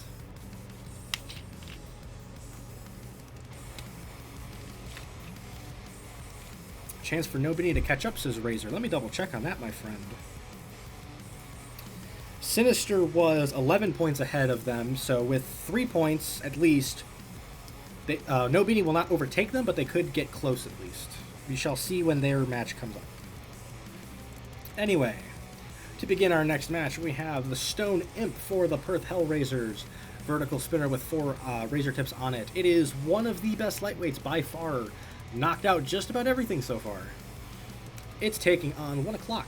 The lads. Undercutting horizontal spinner with spike strips. Can be pretty good when it's up to speed, but also gets memed upon a lot, so... Yeah, but he's not that late this time. He's only about 15 minutes late. Yeah, to be fair, 1 o'clock is fighting at 1 o'clock our time. That might have some bonus power on it. We don't know. Liam asking the Hellrazers to deny the lads 3 KOs. I mean, it's going to be hard for Tukachad to get a KOs. I think you'll be safe for this week, Liam. Couple people going for... Actually, chat's pretty split between these two. Ah, yes, 1 o'clock to win at 7 p.m. Naturally. Let's see... Sonab has been fairly unopposed despite 1 loss earlier this season. Let's see if 1 o'clock has what it takes. Both up to speed and meet in the middle. Ooh, Sonab immediately got a hit on the weapon motor of 1 o'clock. 1 o'clock is kind of staying to the side of Stone Imp, trying to go for that bracket wedge. Oh, but Stone Imp has gotten the motor off of it. 1 o'clock is now just a box with wheels. This is going to be very painful for Botbuster wherever he is. Ooh, Stone Imp got a control board shot there, but it's stuck on its side now. And 1 o'clock is perched in a way that it can't really move. What the fuck? Come on, guys, wiggle. Is this going to be a double TKO? No? I think this might be a double TKO, actually. Because 1 o'clock cannot move, and Stone Imp is stuck on that side and also really couldn't move at all. Like, it would not have been able to break a TKO count from that position.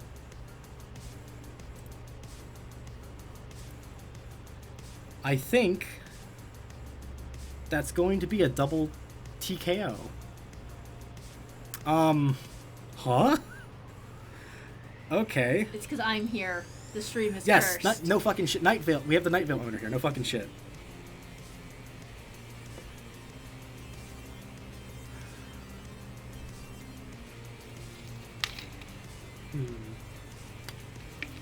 Does chat agree with that ruling? Because, like, I don't believe Stone Imp would be able to... Stone Imp would not have been able to drive out of its circle and broken a count from that. It wouldn't have been able to. So...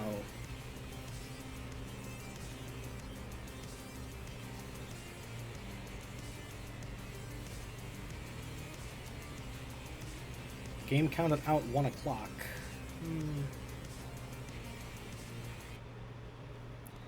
Did move a bit across the arena floor. I'd say restart just to be safe. Well, the problem is for the double TKO, we would take it to the judges rather than restarting. Nobody was pinning anyone. No, yeah, that was the main thing. Like, nobody was pinning them at all, so... Well...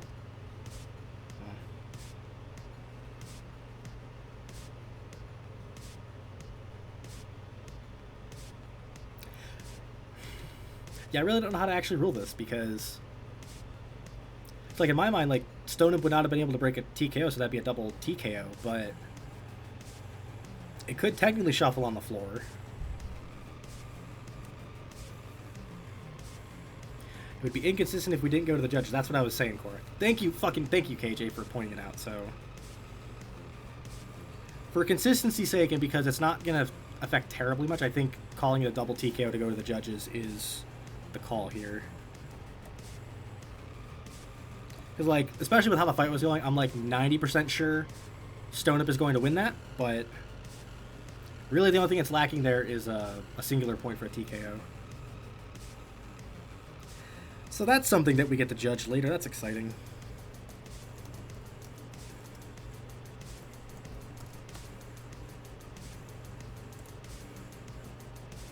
So we were the same situation several weeks ago. Yeah, Quasar and Toth's Wisdom had the same thing, except they were actually both stuck.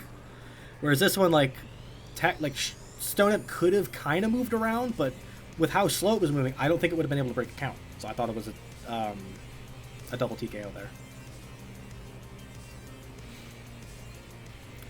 Alright, so after that bullshit, we get to go to the middleweights now. That's going to tarnish Stone Imp's knockout record, unfortunately, but that's okay. We get to move to some more fun. So for the middleweights, we have Marauder for the Hellrazers. Overhead tri-bar spinner that's angled very slightly because of how it's sitting, but still just labeled as a horizontal spinner. It has been finding every possible way to get TKO'd this season. I think it's been TKO'd 9 times. Stuck on top of the wall, stuck on top of its own weapon motor, stuck on the... You get the gist at this point, so... What could possibly happen with that? The lads on the other side have Shock Therapy. Triple piston poker with razor tips and Bushido swords going out the side. Can be pretty destructive when it keeps its weaponry.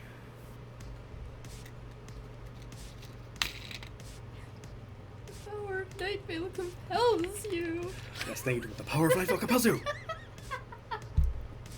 See, I'm willing to bet if you weren't here, that would have been a cut and dry fight. Like, I think I actually ran that one in testing, and 1 o'clock beat Stone up a couple times, so like... Of course, the one we get on stream has some bullshit happen with it. Hope to at least face a Warriors death this time, yes. I would like...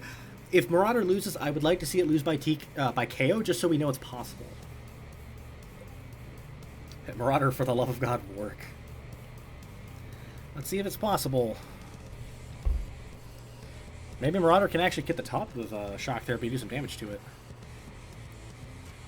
Shock Therapy snipes the weapon motor instantly off of Marauder. That spike went right through the motor guards. And it is going to town on the extender work.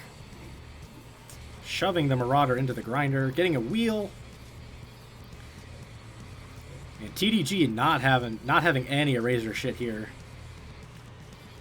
2 Roboteers really going at it. And there goes the other wheel off of Marauder. Shock Therapy going for those 3 points, getting that knockout. He's trying to. Caving in the front of Marauder.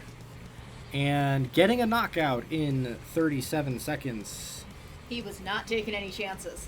Ooh, not letting Marauder get TKO'd, thank God.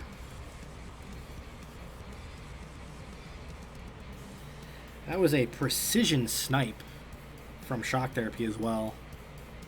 Just instantly on the first hit.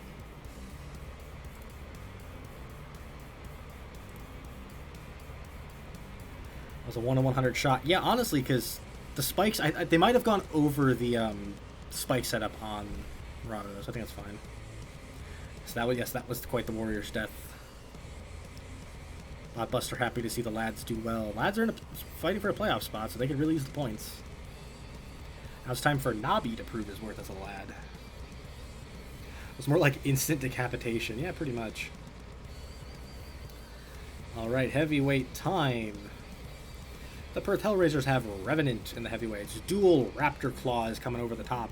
Ramplate and some corralling claws in the front to give it a bit of control, except it doesn't have much of a ground game. It's going to come into play because it's taking on TekonoAxe for the lads.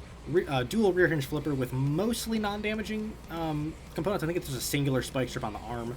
Mostly very well armored in the front to prevent from axes, for example. So, ground game versus non-ground game. Axe versus flipper.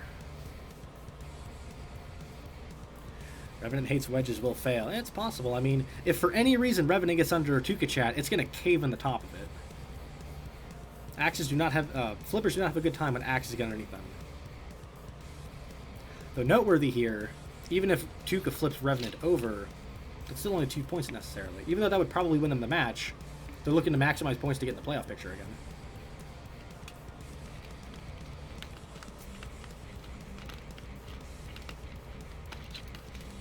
TekonoAxe's been disappointing. Yeah, TekonoAxe started off really well, but it's taken on a lot of the high-end heavyweights lately.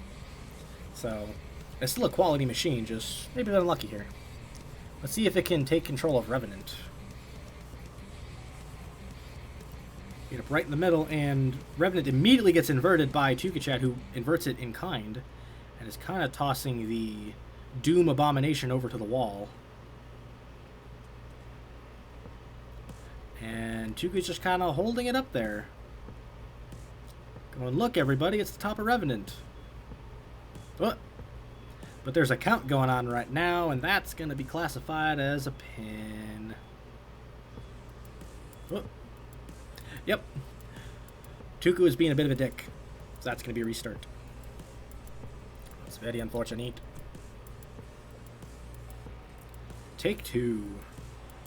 Ooh, Revenant did not flip over this time. It's gotten underneath TekonoAxe and is going to town on the check flipper. Absolutely going to town on the spike setup and everything. Taking off some of the defensive work, although part of the Raptor Claws have come off, actually.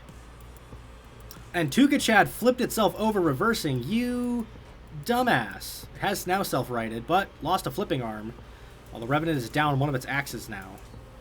And there goes the rest of its Raptor Claws, so now it's just now just a box trying to take on a flipper. I'm not sure TekonoAxe is going to have the power to invert Revenant anymore. But... oh. And this looks like it's going to be another fucking pin. God fucking damn it, mate. That's another restart. That's 2. I'm sorry I cursed everything. Yes, as always, the Night Vale boss has cursed everything. Everything was fine when I was sitting in that chair. It was. It's alright, though. At least we have some chaos. This time, TekonoAxe has flipped over Revenant and taken it straight to a grinder. Maybe trying to get those axes off. Pinning it up against the wall. Revenant trying to fire its axes to get down, but it appears to be stuck. Oh, nope, it's gotten down now. And TekonoAxe comes right back over. This time, Revenant has gotten all the way underneath it and is going to town on the check flipper. Some of the ice picks have come off. Revenant is still trying to go to town. Revenant's kind of caught in the corner, though, against the grinder and TekonoAxe. Trying to break the count. It has now. It has allowed TekonoAxe to kind of slide back under it. And, ooh, almost reinverted Revenant, but Revenant's going back. Almost to Mavris, almost. Yes, we're getting close to Mavris. TekonoAxe has lost one of its flippers, but now Revenant is down both of its axes. Alright, so how soon until the pin? We shall see. TekonoAxe is trying to take Revenant over to the wall. Revenant's trying to self-right with the remaining extenders. Ooh, and TekonoAxe's lost the remaining flipping panel. It still has the spike strips, but it's not really doing anything.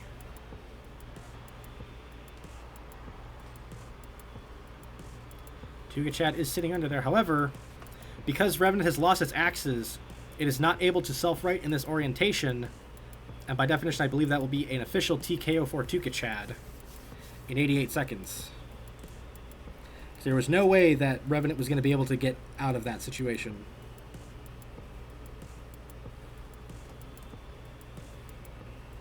Interesting that TekonoAxe actually did more damage than Revenant. That's interesting. There's 2 points to the lads. That seals the match for the lads as well, because they have 5 points and there's only 1 for that unfortunate lightweight fight. That means we now go to the super heavies, and dear God. You might want to cover your eyes, Razor. This might get a little hard to watch.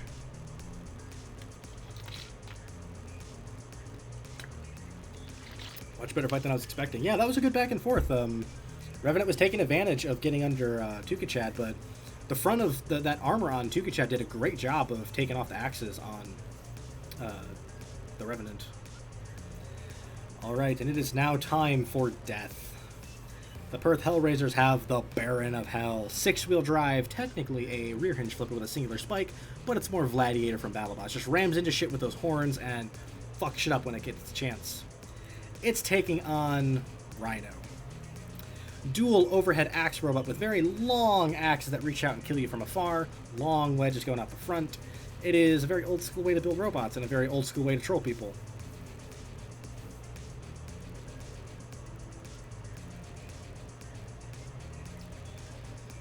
So who does chat think's gonna happen here?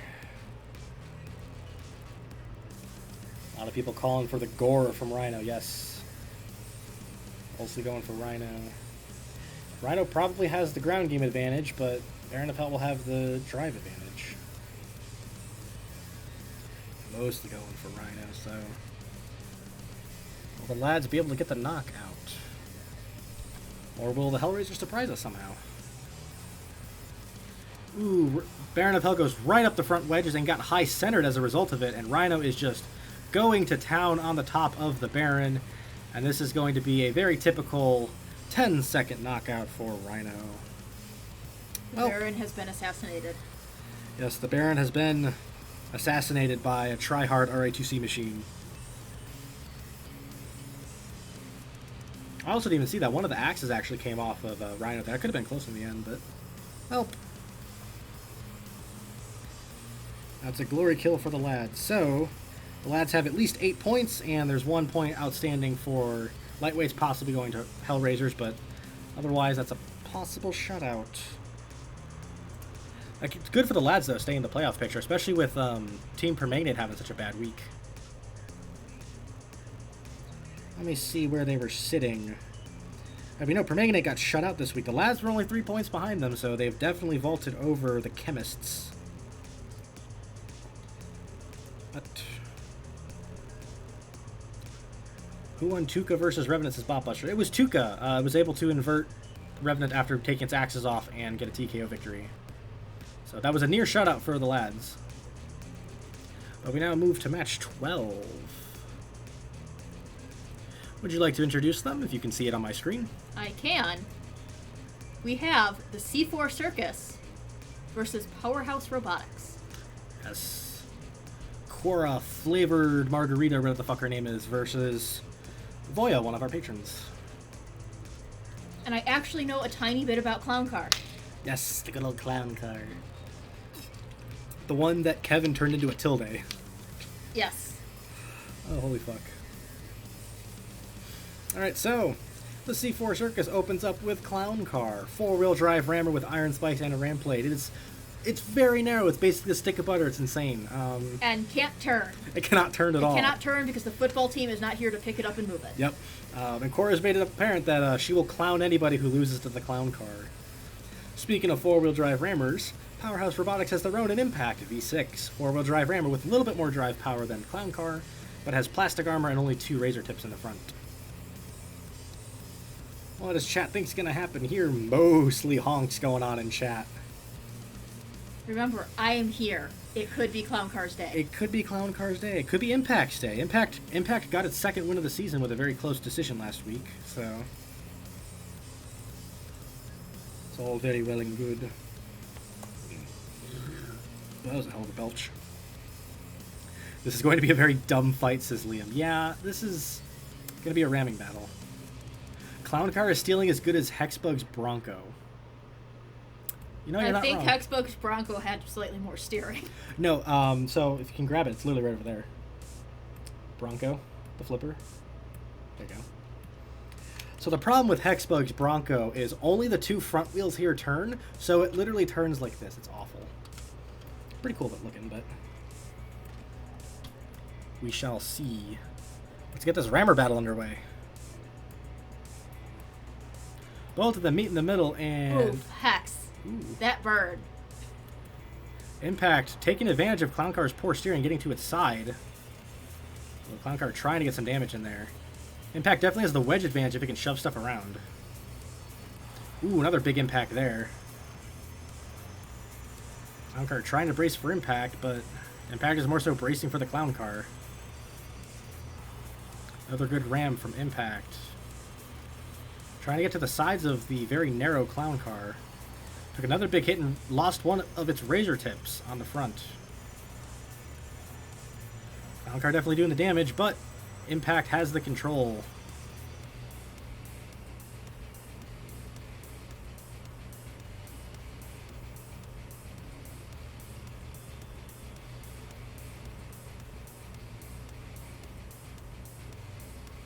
Impact just kind of pinning the Clown Car to the wall, not really letting it move.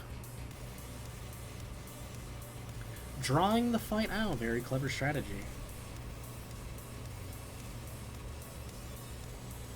Because as we have seen, Impact's armor, especially in this fight here, not very great. Clown Car's definitely putting damage on it, and Impact's just drawing the fight out, just shoving it against the wall.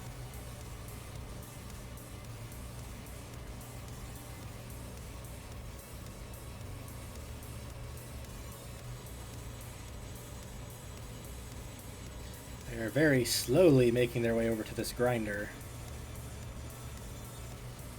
Enthralling gameplay, my friends. Hey! Clown Car's weaponry is now in the grinder. I think its chassis might be in the grinder as well a little bit. There's a count on Clown Car. I was able to reverse and get out of there. Its drive isn't that great upside down, unfortunately. It's going to make it a little bit harder for Impact to slide underneath it. Oof. The burns in chat. Steering as good as the Concordia. They are worthwhile burns, though. Impact just shoving the Clown Car to the wall again. Some people talking about fantasy matchups. I would love to see RAV and Twin Jar. That'd be a fun match. Clown Car's having a hard time moving. Its ram plate only puts really the back two wheels on the ground. Although, it's trying to break the pin, but...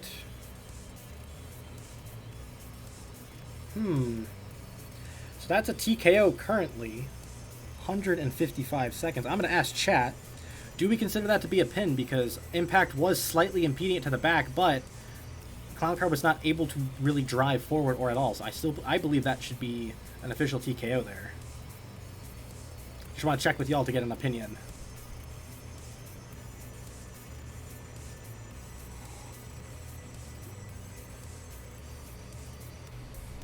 No pin, no pin. Both bots were dead. Do you believe in miracle? Not a pin. Alright, so that is going to be a TKO victory for Impact. It has doubled its points in one fight. Good for that guy. And Voya will not be clowned upon by Korra for losing to Clown Car. And no more battery power after that slow push. Yeah, and the ramp plate is just enough at the ground to where when Clown Car's upside down, it really can't move that well. Especially when it's low on power. Oh yeah, go for it. Roast the crap out of them, man. Can I cover Night Velvet Hairs? Oh yeah, roast the hell out of them. Like, I will be the first one to roast my own team. Go for it. I am not capable of being offended. Go all in on them too. It'll be hilarious. Like, the only reason they're doing good is because it's Night Veil. We don't know why they're doing good at all. I don't know how they're working. I really don't. I thought I was going to win one fight grand total because of the wonky physics in the game. Yep. And then they're working. I don't know how. I didn't realize four-wheel drive took up that much battery, says Hex. I believe Clown Car only has one battery, and I think it might be the Nifty, so it's not even that good of a battery. So, it's not great. Yeah, you don't need to give him the full heavy metal treatment, but have some fun with Night Veil. Alright, middleweight time. The C4 Circus has Noise Bomb. Very interesting weapon combination. Dual rear hinge spike strips and dual front hinge Bushido swords. Can be pretty potent at throwing stuff. Instead of like really throwing stuff up, it throws stuff kind of forward. Can be pretty decent. Powerhouse has Side Strike for its middleweight. Side Axe robot with a very good snowplow on the front. It's really good at stalemating wedges and just kind of killing stuff over time. That could come into play here if it's able to get underneath Noise Bomb's flippers, but I don't know if Noise Bomb's going to allow that to happen. It's a Super Volt, says Korra. Okay, so it's the car battery. Even then, like, the car battery is only good for 3 motors, so it's not great. I forgot batteries have names. The fat one or the tall one. Yeah, me too, honestly. That's what they're called. I forget most of them, too. I only know the car battery one because it's the best one, but it's really only good for 3 drive motors in a match, so that front plow is very low. It is.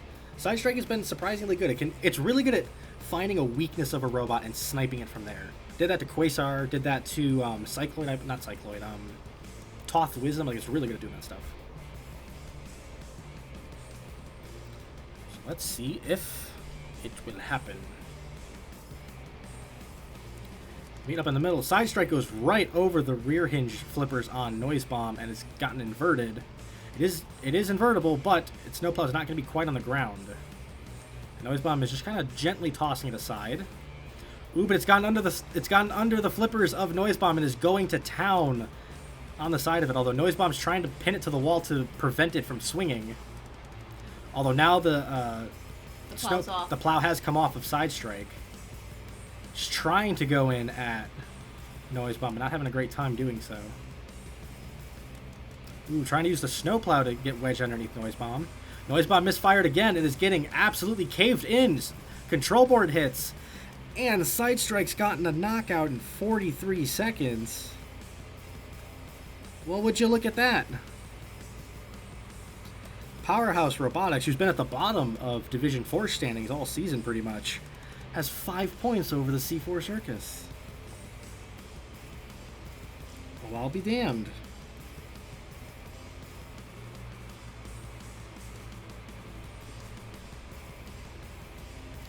Fight of the week, says Logan. I'll throw it on the list. Why not? That was a decent back and forth.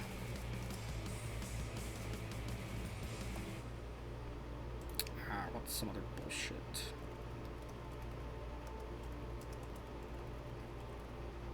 Oni, yeah. Fucking learn how to spell Steve.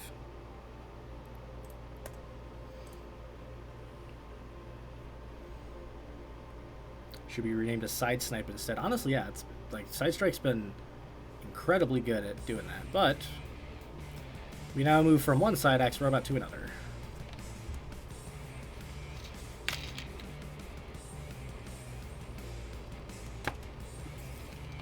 Yes, the next two fights are going to be a lot tougher, says Liam. Yes, because the C4 Circus has random acts of violence in the heavyweights. 4 side axe robots with spike strips and iron spikes, and an undercutting saw blade. Don't know why it's there, but it's a pretty unique weapon. It's pretty good. It is by far the most damaging heavyweight and one of the most damaging robots in the league. It's taking on Death Grip from Powerhouse. 2 kind of overhead claw axes that kind of more grab robots and everything. It can do a lot of damage, but has very exposed chassis. Worth noting, all of the robots on Powerhouse are RA2 replicas of Voya's actual Antweight and Beetleweight robots, so I hope you bring them to Robo Nerd to show off to Mike, 'cause that would be really cool. Can you imagine an Antweight version of Glow Cloud? I don't know if that Glow Cloud could be made that small. Shush. I fit a lot of stuff in him. Glow Cloud is packed in pretty good. Both can insta-KO each other. Yeah, it's possible. I've seen RAV is really good about destroying chassis wedges, so it really depends on if Death Grip can get in there. Let's see if the C4 Circus can get back in the match. They're going to need to.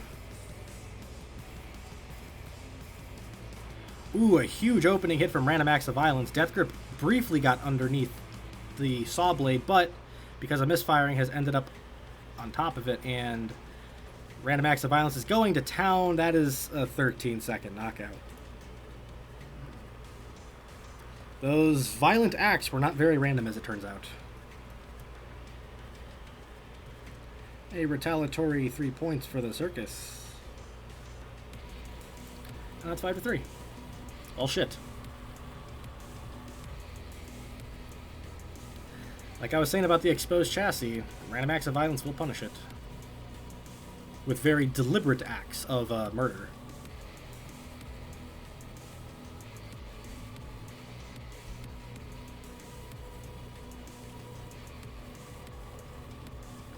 $3,300 damage in 13 seconds. Yeah, that's about what Rhino was putting out in its 7-second knockouts, so, like, sounds about right.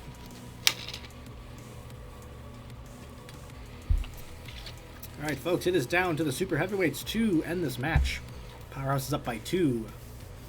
The Circus brings in Freak Show as its Super Heavyweight. It is a vertical spinning drill on a piston. It's kind of like Tantrum from BattleBots, but instead of spinning vertically, it spins kind of like this. Very good at pushing fights to the distance and controlling robots with a really defensive front work and forward-wheel drive on it. Powerhouse has Caraboss for its Super Heavyweight. Dual rear hinge flip with very large flipping arms, a very large robot overall, and incredibly good hinged wedges on either side. It's surprisingly good. Like, it's not a very damaging robot, and it looks like something that can get its shit kicked in, but it beat Dysfunctional Stepsister. You never know what you can see with it.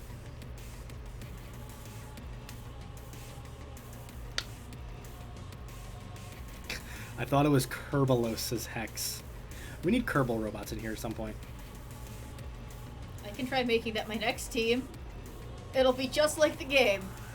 Yeah, honestly. Most people going for a Freak Show in this one. Yeah, it does have the control, but does Caraboss have what it takes to withstand it?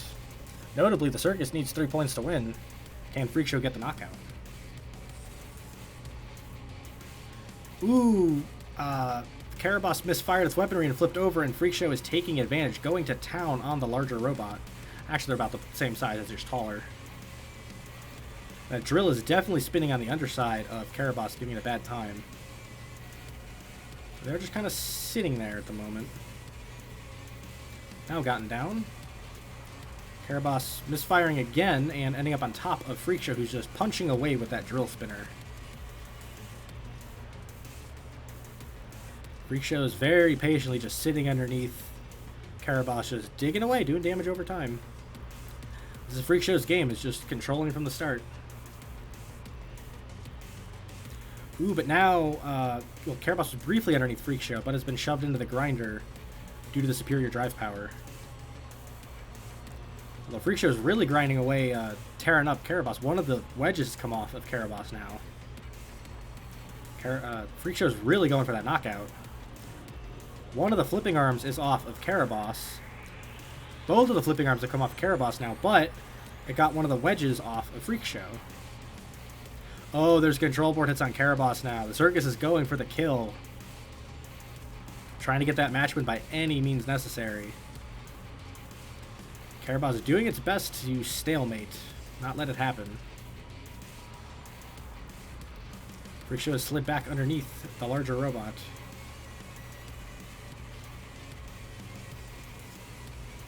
Another control board hit, and just like that, that is a knockout for the Circus.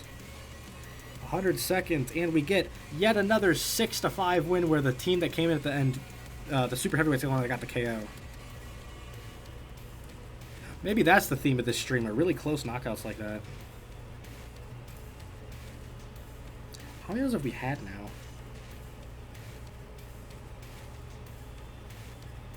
Okay, only one so far. We had 3 consecutive of those, actually, in the first half, but that will go under the list of come-from-behind wins for the Circus, for sure. Pretty entertaining, actually.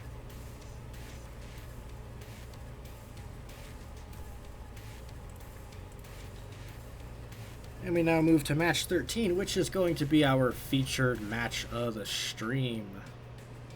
The Rotterdam Invaders have entered. I tell a lie, they have not entered. They have made the game fucking crash again. Love this game. We need some more devs on this. Once again, thank you Patreon stream sponsors for sponsoring the stream and letting us get more mysterious beverages and helping us work on our IRL robots. We'll have some more stuff coming up. Obviously, Mike's got the Robo-Nerd robot, and we have some other plans in the future. Also, thank you, Voya, being one of our patrons, especially one of our top-tier ones. Thank you for providing such a fun team as well. Love the aesthetics on them.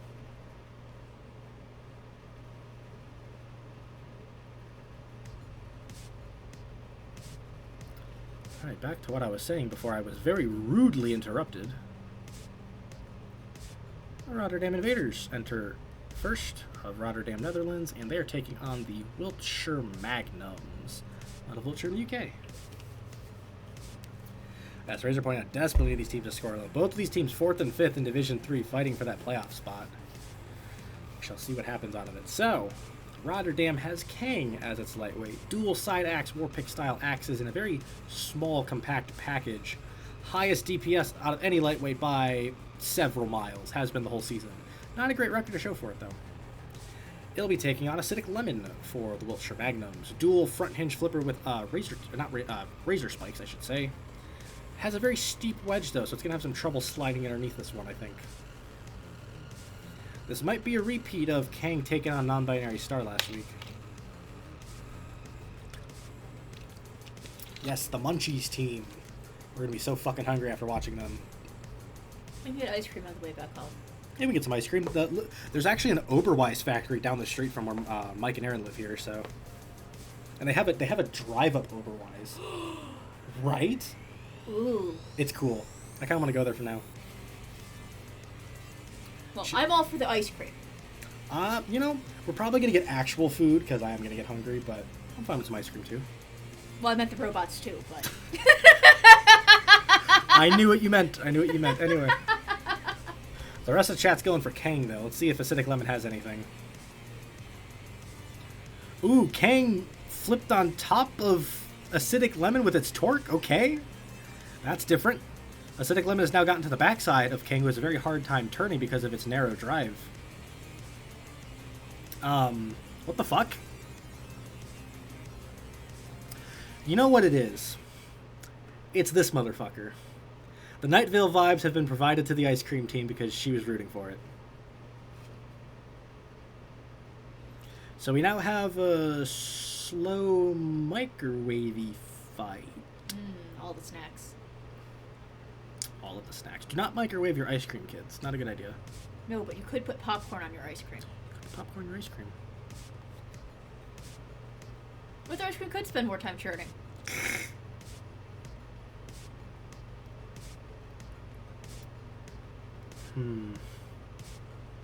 Well, this is different.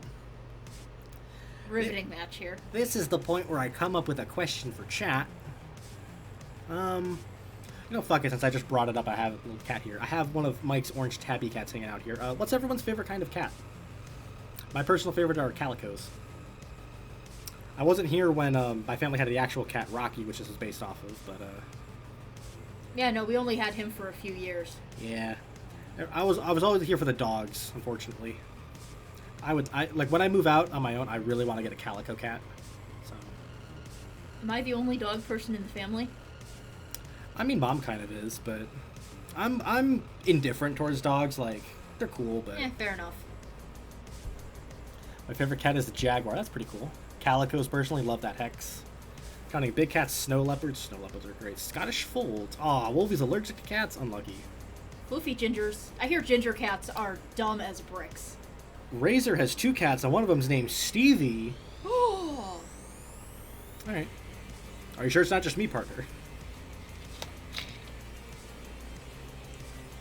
Theoretically, it would probably be Persian, says Steve-O. American Shorthair is just the sweetest. Tigers, of course. Razor's wife is obsessed with cats. Good thing to be obsessed with.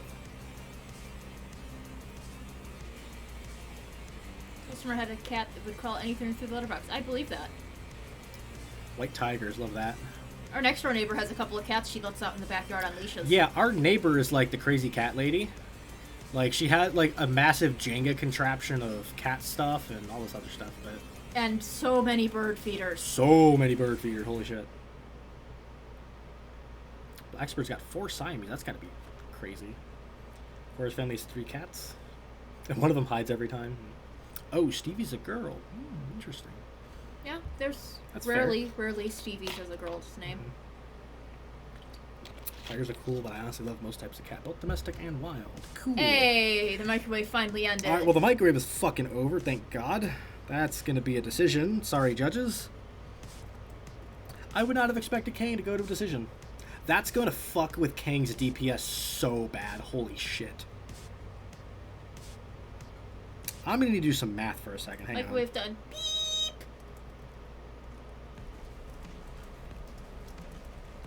So let me check Kang's stats really quick.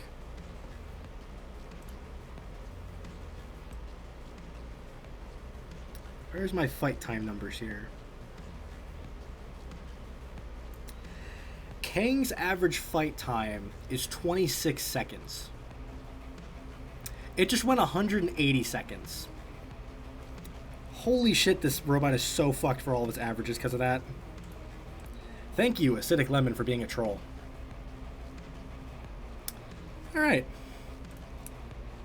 Let's neuralize that out of our brains and go to match number 2, fight number 2. Ooh, this could be fun.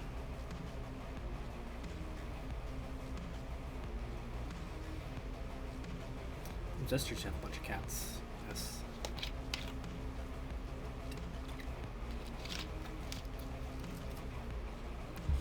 Alright, so middleweight time. The Rotterdam Invaders have sleeve 1 exclamation point question mark.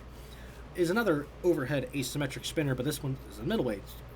Sledgehammer counterweights and some spikes on the other side. Really good at being a rammer when it loses its weaponry too. It's taking on Mint Chalk Crusher from the Wiltshire Magnums, dual drill vertical spinners with razor tips on there. The most destructive middleweight by damage totals. Look, it's quietly effective for the Magnum so far, even though it doesn't have a lot of wins.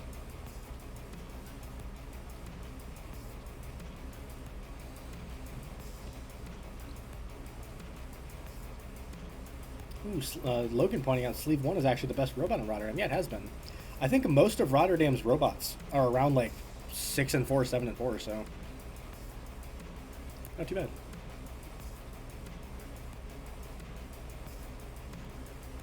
Quite a few people going for the Mint Chalk Crusher here. I'm gonna crush some mint chocolate ice cream after this stream. I'll fucking tell you what.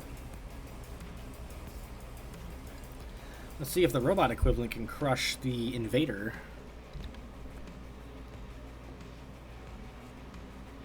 Both robots quickly up to speed. Ooh, a huge opening impact from Sleeve knocks it over, and Mint Chalk is just going to take advantage and grind away with those drills on the front. Ooh, now it's boxed Sleeve up against the wall, trying to get that asymmetric spinner stopped, but not really getting it done. Sleeve is getting some big hits on the drills, but I'm not sure it's doing a ton of... Ooh, it got one of the drills off entirely, actually. That's huge. And now it's really caving in the right side of the Mint Chalk Crusher. Although now the spinner is coming apart on Sleeve from both sides. It's still pretty stable, but it is now very unstable. Although notably, because of how large the Mint Chalk Crusher is, that Sledgehammer counterweight can still hit the top of the chassis. Sleeve has also lost its razor tip on the front, so even if it starts with a ram, kind of a hard time. There goes the Sledgehammer counterweight on Sleeve, so it is now just a rammer with whatever the hell that is on top. Just a weed whacker, I guess. Although it's actually getting some hits in with those blades that are more for defensive features. Oh, there's control board that's now on Sleeve, but Mint Chalk's only down to one spike on its drill. Is it going to be able to get the knockout? I'm not sure. Sleeve doing its best to survive. And it drove into the grinder to lose. You dumbass. More suicides. Alright, that is an 87-second knockout for the Mint Chalk Crusher. For fuck's sake. Oh man, guys, you're making me hungry now. Ben & Jerry's ice cream is amazing, and it's so expensive. Ben & Jerry's is top. One of the kinds of ice cream that I've always been impartial to my whole life is Dippin' Dots. That's been my go-to whenever I go to, like, amusement parks. I haven't had those in a while. I should do that. Yeah, they're not bad. I've only had Ben & Jerry's when they're requisitioning my lunch at work. That's fair. That's a good way to get Ben & Jerry's, is when it's requisitioned at work. Ah, fuck. Multi-bot time. One of our other kinds of clusters.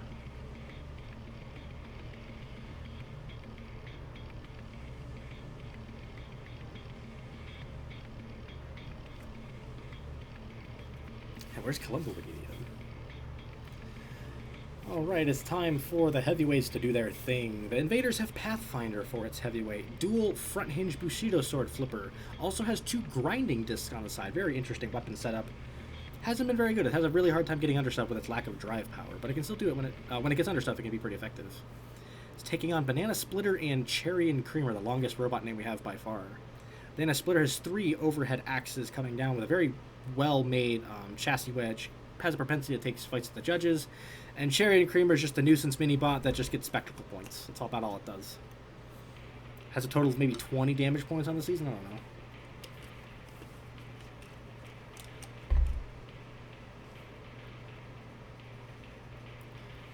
A lot of people going for the multi-bots. I always forget, are you a cherry person? Do you eat cherries at all? I do. I eat the ones off of the milkshakes. Yeah, that's what I was thinking. Okay. The one time Mom and I split a shake, we asked for an extra cherry so that we could each have one, and they brought it rim to rim with cherries. And we were just like, we love you. Fantastic. It's a shame Steak and Shake kind of died. It was Steak and Shake before they went to shit. Yeah. I mean, Andy's has a halfway decent shake. That's not too bad. I should take you to Shake Shack sometime. They have pretty good shakes, apparently. Even though they're pretty expensive. I have not tried them. You should drive me out there sometime. Yeah, see if I've had one. Alright, everyone's going for the ice cream team. Let's see if they can build on their lead. Pathfinder going after Cherry, who does a Dukes of Hazzard stun over the top. But this is allowed. Holy shit, goodbye, mini-bot. Although with this, Banana Splitter's been getting some free shots on the backside of Pathfinder. So even though Cherry and Creamer was dispatched very cinematically, Banana Splitter was getting some good hits in there.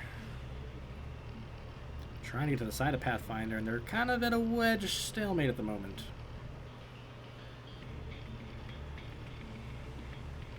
Wedge versus wedge. Who will win? The answer is the seam in the floor. Yes, always the seam in the floor.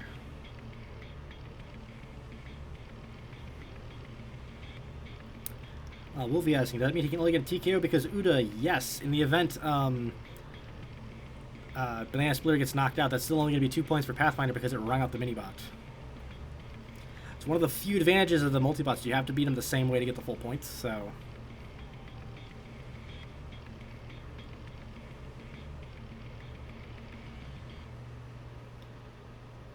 Enthralling gameplay here, folks.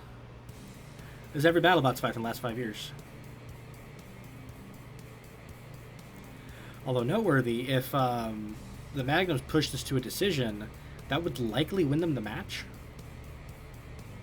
So even though, like, Invaders could theoretically tie with a KO in that super heavyweight, that's not likely going to happen with a piston flipper. Well, now Banana Splitter's starting to get in there to the side of Pathfinder. Although they have locked up once more. Everybody loves stalemates.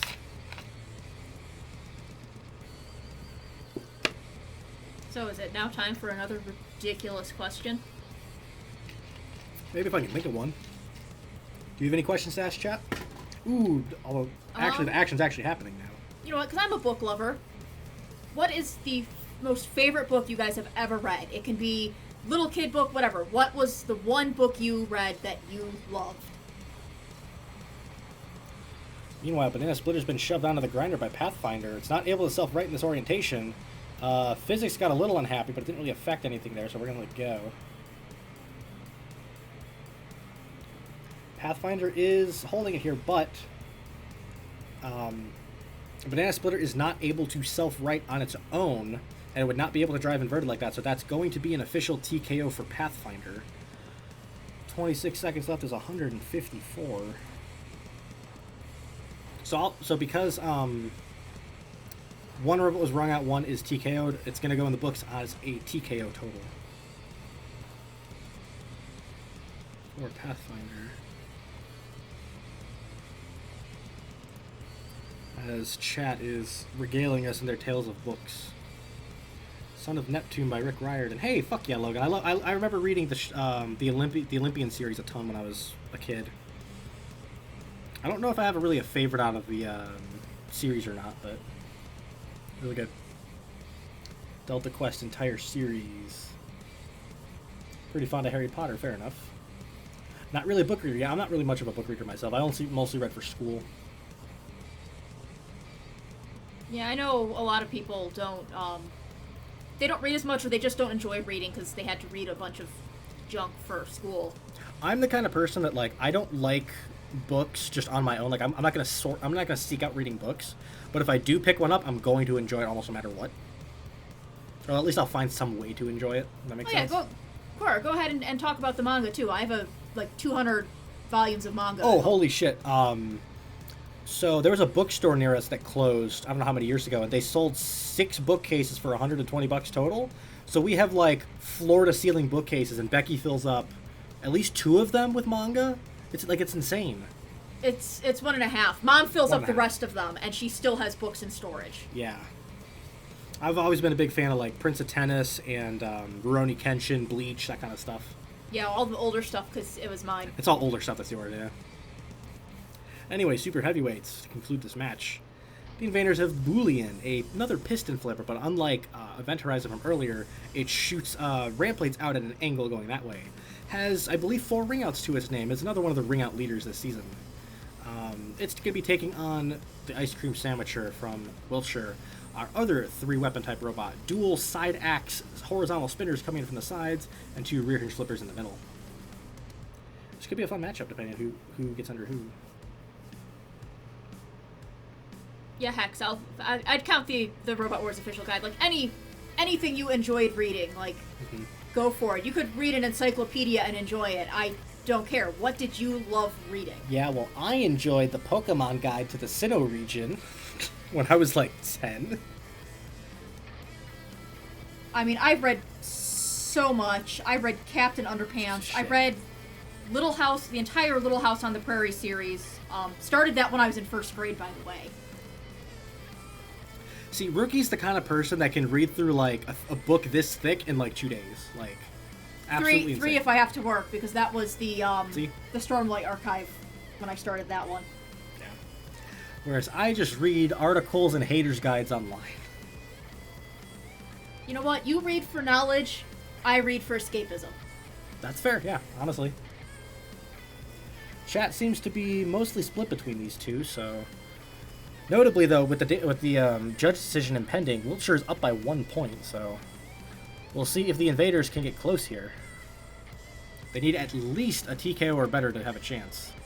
Ooh, Boolean slides right over the Ice Cream Sandwicher's flipping spikes. And the Ice Cream Sandwicher is going to town trying to get those in play. Boolean's using its piston to jump up in the air and avoid it. Ooh, and those side ramp plates are actually damaging the horizontal spinning motors for Ice Cream Sandwicher. Would not have expected a Boolean hat. Here, we got one of those.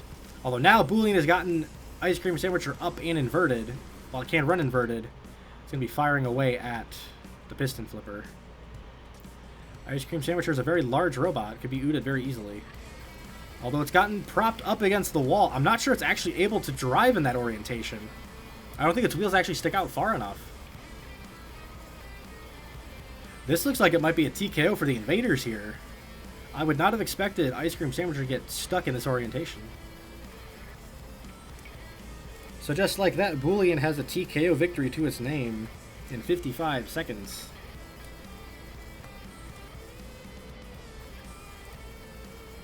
That's one way to conclude our feature match. So the Invaders have 4 points. The Magnums have at least 3 with an impending decision in there. Could be tied or it could be an Invaders win, huh? That is one way to end a match.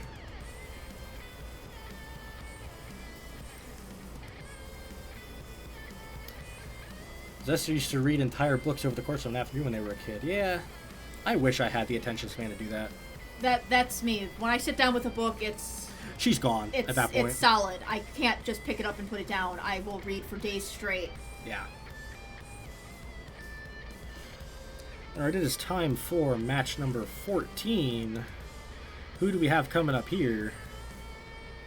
Can you read the logos from here is a question. I'm sorry, I wasn't paying attention. What?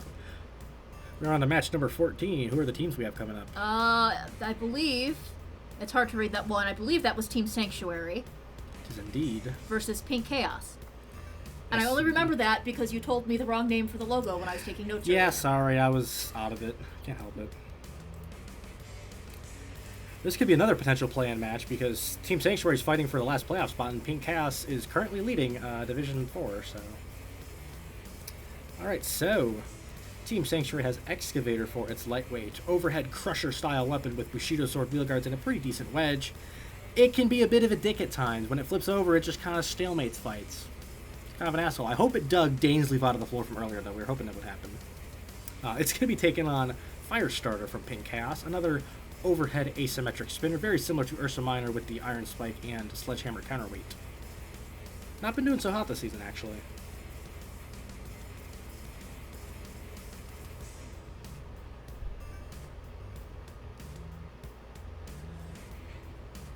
Yes, Tamabras is always with the Prodigy reference. I want to see Excavator clip that spinner if it's possible. Nightmare is saying this is public execution. I don't know about that. I think you have a chance for a couple of these fights. Could give Firestarter the 1 o'clock treatment. We shall see. Chat seems to actually be going for Excavator more so here. Let's see if the heel can pull it out over the pink Firestarter. Firestarter quickly up to speed and fell over, catching on the side of Excavator. That chassis shape actually coming in clutch for Excavator right now. Trying to get that crusher in to take the spinner or a wheel off. Firestarter kind of dances away over towards the grinder. Now Excavator's getting that crusher into play. Going full Razor. Firestarter definitely taking some damage from that grinder. Has gotten back upright, but the Iron Spike has come off of Firestarter, as has most of its weapon. It's now just the Sledgehammer counterweight. It might have... Oh, I was going to say it had the reach to hit Excavator's claw, but it doesn't. Control board hits now on Firestarter from the Crusher. Ooh, and that is going to be the knockout in 53 seconds. Nightmare 27 over here trying to jinx his team into losing to get them to get knockouts and such. And that is 3 points for not Pink Chaos. With Moscow getting a huge 12-point jump, Pink Chaos really needs a lot of wins here.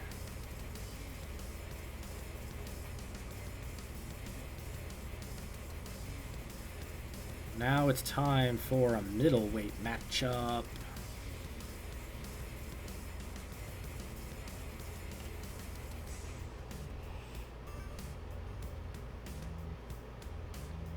Oh boy. This is going to be a hell of a toss-up.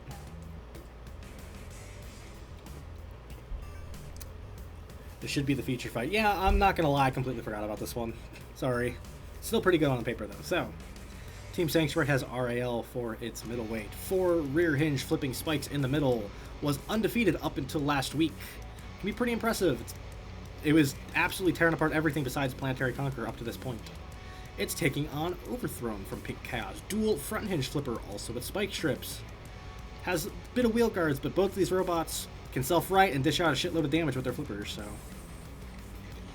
My only thought here is, because RRL's weapon motors are further back as a rear hinge, I think it's going to be more heavy at the back, so its wedge is going to be up a little bit more, so. I think Overthrow might be able to slip under a wedge a little bit easier, but that's just digging into the minutia of the game.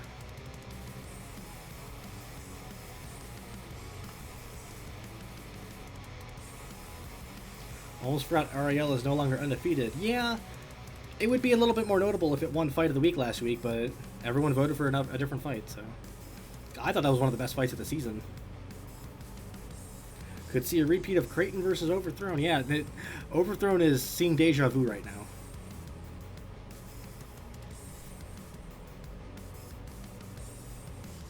Chat seems to, unsurprisingly, be split, as flipper fights are always a toss-up. So, which of these two will reign supreme? Ooh, RRL flipped over the front of Overthrown, got a big hit on it, but is now underneath and wailing away at it. RRL is smoking from the 2 hits it's taken from Overthrown, but RRL remains in control. Smoke billowing out of both robots. RRL's using mistimed flips to just do grindy damage over time. Already gotten control board hits. And just like that has a 23-second knockout over Overthrown. Well, okay. That's not quite how I expected that to go. I was expecting a proper back and forth swapping both ways. Hey Beanie, good to see you. I guess hello Ashlyn. So you have arrived. How the hell did that happen? I mean, that's the thing with flippers, is when you get under your opponent, you just control them for a bit, so. That was very interesting indeed. Notably, though, Team Sanctuary can no longer lose. So here, Nightmare thought he was about to get absolutely schooled and publicly executed, and nope. At least not yet. Maybe Team Sanctuary is the secret to beating Pink Chaos in the division. Liam is starting to get nervous here. Yeah. Team Sanctuary can put up some damage when they need to. Alright, so heavyweight time. We have the Exiled Fire Prince for Team Sanctuary. Dual vertical spinner, very meta style build. Kind of spike stabilizers in the front. It's been very underperforming and kind of shit. Had a lot of bad luck in a lot of its fights, but it just hasn't been able to put together the fights you would expect a vertical spinner to do. It's going to be taken on Second Amendment for Pink Chaos. 4-wheel drive rammer with iron spikes that face downwards to prevent wedges, and, by popular request, bare arms on either side. Sneakily good this season. It's been kicking ass a lot. One of the main point scorers for Pink Chaos.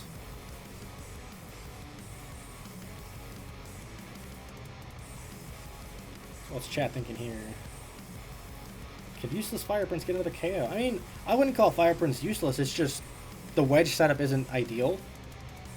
Because the difference, because even though it's built very similarly to Psychogenic and Bioshocker from last season, those two have their weapons make contact despite robots stalemating with it, whereas Fire Prince requires robots to drive up those stabilizers. So that's really the only difference. But it's apparently made a big difference. Fire Prince had a bad time.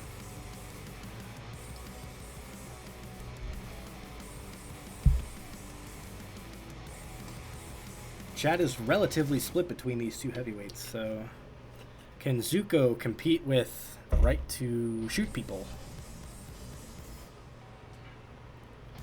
Big opening collision. Second Amendment went straight up those stabilizers, lost part of its wheel guards to a grinder.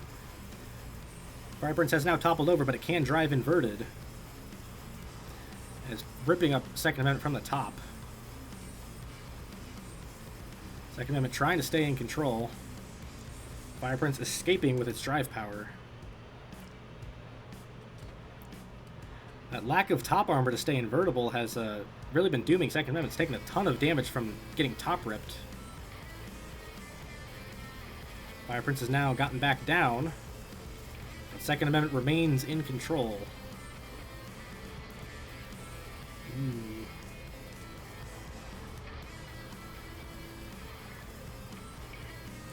Ooh, Second Amendment's now gone up the spikes there. That glitch wasn't too bad, so we'll let it go. It reset nicely. Drive power really coming in clutch for Second Amendment here.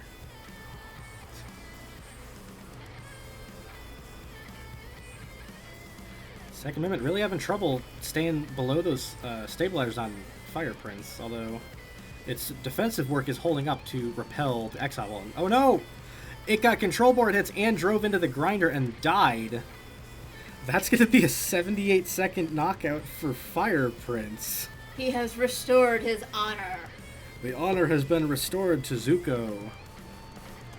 And, Nightmare's talking about getting publicly executed. You're publicly executing the Pink Overlords right now. What the fuck, dude? Okay, well... Team Sanctuary is on perfect shutout watch. And I'm not sure it's going to happen, but it's possible. What the fuck's happening here? That is also a guaranteed match win for Sanctuary as they have 9 points. Well, shit.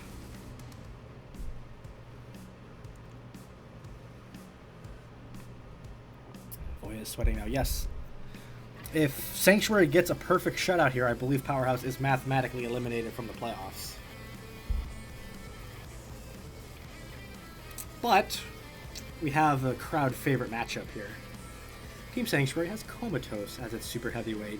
6-wheel drive rammer with lots of iron spikes and spike strips up front. It doesn't know how to stop and just rams into everything a lot. Downside is it has basic aluminum armor, so it doesn't last quite as long as you would expect it to. It's facing Dysfunctional Stepsister. 8 rear hinge flipping spikes on it. One of the best super heavyweights this season. I think it's 10-1. Only lost a decision. It's only lost 1 point total. It fucked shit up. So, what do we think, chat? What do you think's gonna happen here?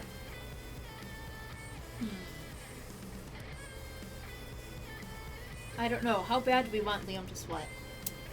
Well, tight matchup-wise, we have a rammer with no wedge up against a flipper with a wedge. We know how those usually go. What? But I am here. This is true. Night Veil is here to curse everybody. You say curse, I say splicing things up. You know, I like that. I like that version of it too. Stepsister to win for Sister Psychos' Tara. Is this functional Stepsister going to get some celebratory Starbucks afterwards? We'd have to wait until September 1st, which is when the pumpkin spice latte comes back out. That's actually a fair point, yeah. Because Stepsister strikes me as being the basic bitch. I gotta agree. She's going to show up half an hour late with Starbucks. Alright, let's see if Sanctuary can seal the shutout, or will DS reign supreme. Comatose comes in, and very gentle toss from Dysfunctional Stepsister here. Ooh, immediately gets a wheel sniped off of it by the flipping arms. Holy shit, what a knockout blow from Dysfunctional Stepsister. 11 seconds, and, well, not a shutout, but still got some points. Stepsister wants her latte. Yeah, sure. What you're saying is like, hey, give it here now. So, despite those 3 points, Pink Chaos loses 9-3. They have just lost the Division 4 lead. That's unfortunate.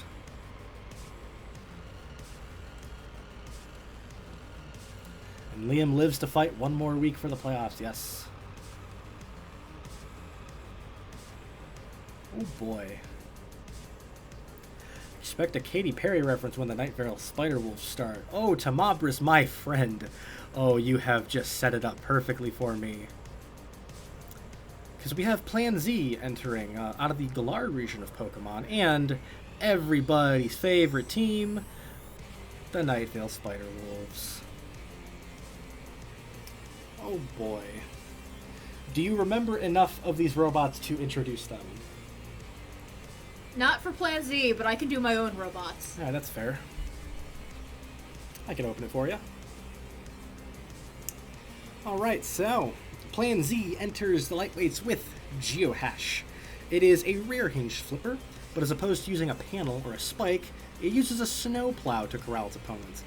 It's surprisingly good for being a pacifist. Like, it's put on some really good fights so far. What the hell have you brought to the lightweights here? So, for the lightweights, we have Kevin, who is a spinner with some aces and incredibly off balance because he was supposed to be a rammer until Steve pointed over my shoulder and said, fix it. Yeah, so Kevin has 3 damaging components, a ramp blade that doesn't block anything, wonky ass drive, lots of ground clearance, but it's a sit spinner that wins. I don't get it either. It's weird. What is there to say about Kevin other than it's Kevin? That's pretty much where we're at this point.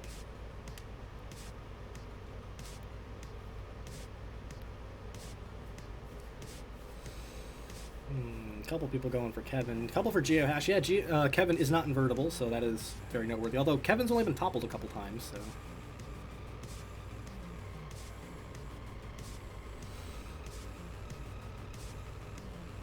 I was going to say, I wouldn't mind rooting for Geohash either because I have a stuffed animal named Geohash.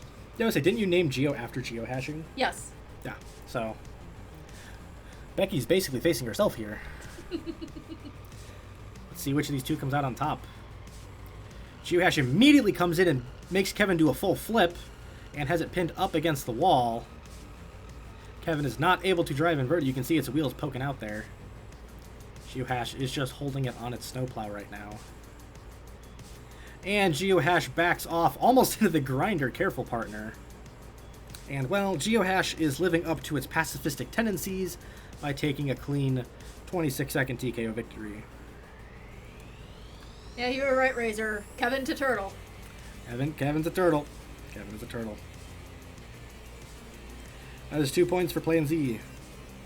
Somewhat unsurprisingly, I would say, but there's no loser out of that. We either get Kevin winning or we get Geohash winning. It's cool. So Plan Z is quickly up 2 points to nothing as we go to the middleweights. Oh boy. Geohashing is mean. Yeah, Geohash is surprisingly mean for being a pacifist. Throwing robots out of the arena, flipping them over, being a dick, you know. I mean, to be fair, pacifists go real hard. They do go really hard. Because they're not violent. So, for the middleweights, Plan Z enters with Planetary Conqueror, overhead quad bar spinner. Very good drive power and lots of defense in the front, and as we saw, it was the one to dethrone RRL's undefeated streak last week. It's taking on Sheriff's Secret Police. Could you explain what this is? So, Sheriff's Secret Police is a 4-wheel drive triangle, because triangles. It is a triangle. It's a piston poker with a bar and a bunch of axe heads attached to it, and for some reason, despite its wheels being really angled weird, they drive perfectly fine. So yeah, it's weird too. Sheriff's Secret Police can be fun. Oh yeah, the Secret Police to arrest the Conqueror secretly. Couple going for each.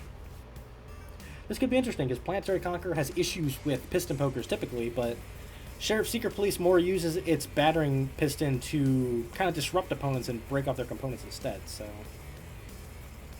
Why triangle? Why not? Because shapes. There aren't any other triangles, why not make one, you know? I was trying to make a star one, but unfortunately I can't make it drive end over end, and that makes me sad. That would be fucking hilarious. Puns. It's a cute design. Thank you, Steve-O. Oh, that was fantastic. Let's see if the Conqueror can defeat the Secret Police. Conqueror's up to speed, and Sheriff Secret Police is poking it from a distance. I'm not sure the Conqueror has enough reach to get into the Triangle's chassis. And that piston is stalemating with the wedge on Planetary Conqueror. He's taking a lot of damage. That front armor is not helping it at all. Already on the control board hits, and the Secret Police have arrested the Planetary Conqueror in 18 seconds. Sheriff. The Secret Police are packing. Of course they're packing. They're secret police. They're police. Well, okay then. Combination of the axe heads stalemating with the wedge and Planetary Conqueror not having to reach. And Night Veil has a 3-2 lead. Was SSP modeled after Bill Cipher because triangle? No, I was just making shapes and robots that would look interesting and easy to tell apart from what I was expecting to be submitted, and triangle. Rookie was like, what kind of stuff should I do to like make my team more interesting? And I was like, do bizarre shit just for fun. It's like, okay, triangle. I mean, I need you guys to remember, since the game came out way back in 2003, Something like I have enough hours in it that I can still count them on one hand. Yeah. Like, all of these robots were never tested by her, were built on a laptop that overheats every 5 minutes, and they're doing shit like this. I don't get it either. I only just learned a couple months ago how to make wedges. She only just figured out how to make a wedge. Oh, it's classic. Yes, thank you, Tomabris, as always, for the Bob Marley reference for the Sheriff. I appreciate it. Oof. Sending Conqueror to the dog park? I would not wish that on anybody. Oh. All right. Time for the heavyweights to prove themselves. Plan Z has the Mad Train. 6-wheel drive rammer with its own battering ram of axe heads. It can be very fast and aggressive, but doesn't have very good armor and gets knocked out a lot. It's actually done a lot worse than I thought it would. It's taking on Koshek for the Spiderwolves. What is Koshek exactly? Koshek is supposed to be a cat. It's a cat. Drives, has a bunch of paws, side hinged bear claws in the overhead. Grown-up kitty spine ridges, which is necessary for cats. Naturally, yes. Although I don't believe this version has the venomous ones, as Nightville would. We can work on that. Yeah, we have to work on that. We can work on that. Ashlyn figures she's more time in RA2 than Sister. Yes, by a mile. Yes, by miles. Like, literally, if you have played this game for more than an hour a day, like, you have more than enough. Like, Rookie's barely put any in. That's about to go off the rails. Yes, quick and violent. Going for Mad Train. A couple going for Mad Train. Yes, Koshek does have very exposed front, but Mad Train is very exposed top. And I believe those axes might be long enough to clip the wheels on the Mad Train. I'm not sure. Either way, Night Veils leads the match by 1, so let's see if anything happens here. Koshek could it's more the essence of RRL. I agree with that statement, Dysphoria. Huge opening ram from the Mad Train. Definitely caught Koshek in the chassis, but Koshek definitely got some hits on the top. It's lost one of its side axes and part of its other side axe, but that top axe is doing a ton of damage to the Mad Train. The Mad Train shoving back. Koshek, get that paw up! Ooh, more huge hits from both of them. Koshek is stuck on top of the Mad Train. That's interesting. I do not recommend riding on top of a train, especially a mad one. Mad Train making it very difficult to get down. Now it has. Koshek's been shoved into the grinder, but it has rear protection with that tail. Still going in with that remaining claw over the top. Ooh, holy shit, what a kill shot from Mad Train. My poor baby. 41 seconds. That was a very close fight. Oh my goodness. I think Mad Train was getting very close to taking control board shots there, and it got the knockout when it needed it. God damn.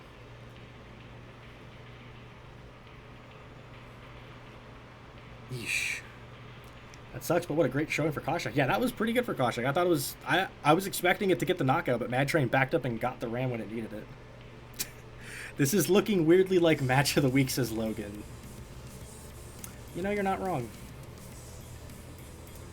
Well, that is 5 points for Plan Z, and 3 for Night Vale. Night Vale is going to need a knockout here in the Super Heavyweights to win the match, and they have just the robot for the job.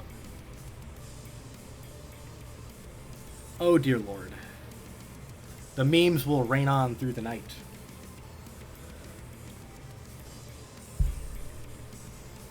So, Plan Z has the giant enemy crab for its super heavyweight, dual drum vertical spinners on either side with spike strips. Fairly well protected motors, even though they come off quite a bit, has some wedging and some stability spikes on the side. What the hell does Night Vale have here? Night Vale has the almighty Glow Cloud. All hail! I believe 4-wheel drive, because I don't remember my own robot. Yes, it is. 2 large horizontal saws. 2 interior little ones that I don't remember why I put them in there anyway. And a lovely paint job. That took me forever because it was the first one and gave me a major headache. Yes. Although I believe it was Sheriff Secret Police that almost corrupted the bot file, was it? No, that was Koshak. I had to run a file restore on Koshak and send him back a week to salvage him so I could paint him. At least we got him in the end. I appreciate the all hails, but try not to spam too much, please.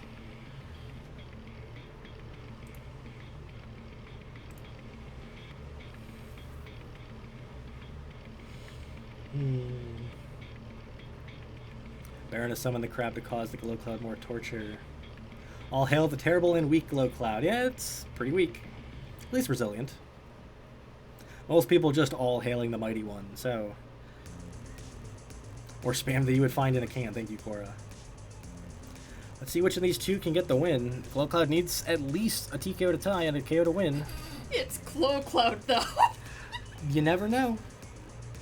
Big opening hit from Giant Enemy Crab slides right underneath Glow Cloud immediately, tearing up the underside of the Almighty One.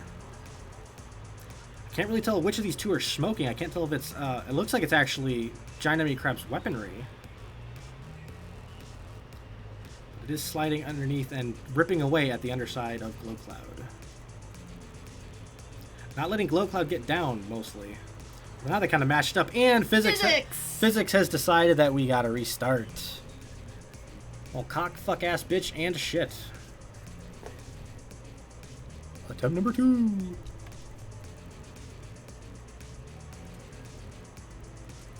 Another opening ram, and Giant Enemy Crab slides underneath Glow Cloud, even though its weapons have taken some hits from those saw blades, it looks like.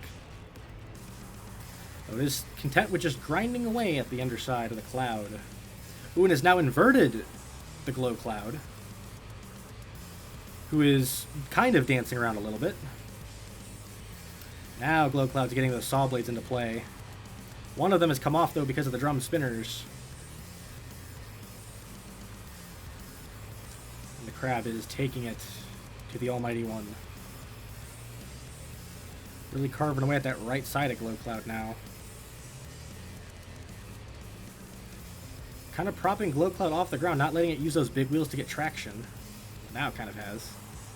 There's a ramp blade, and one of the drills has come off of Giant Enemy Crab. That was one that was doing a lot. That was one doing a lot of the damage there.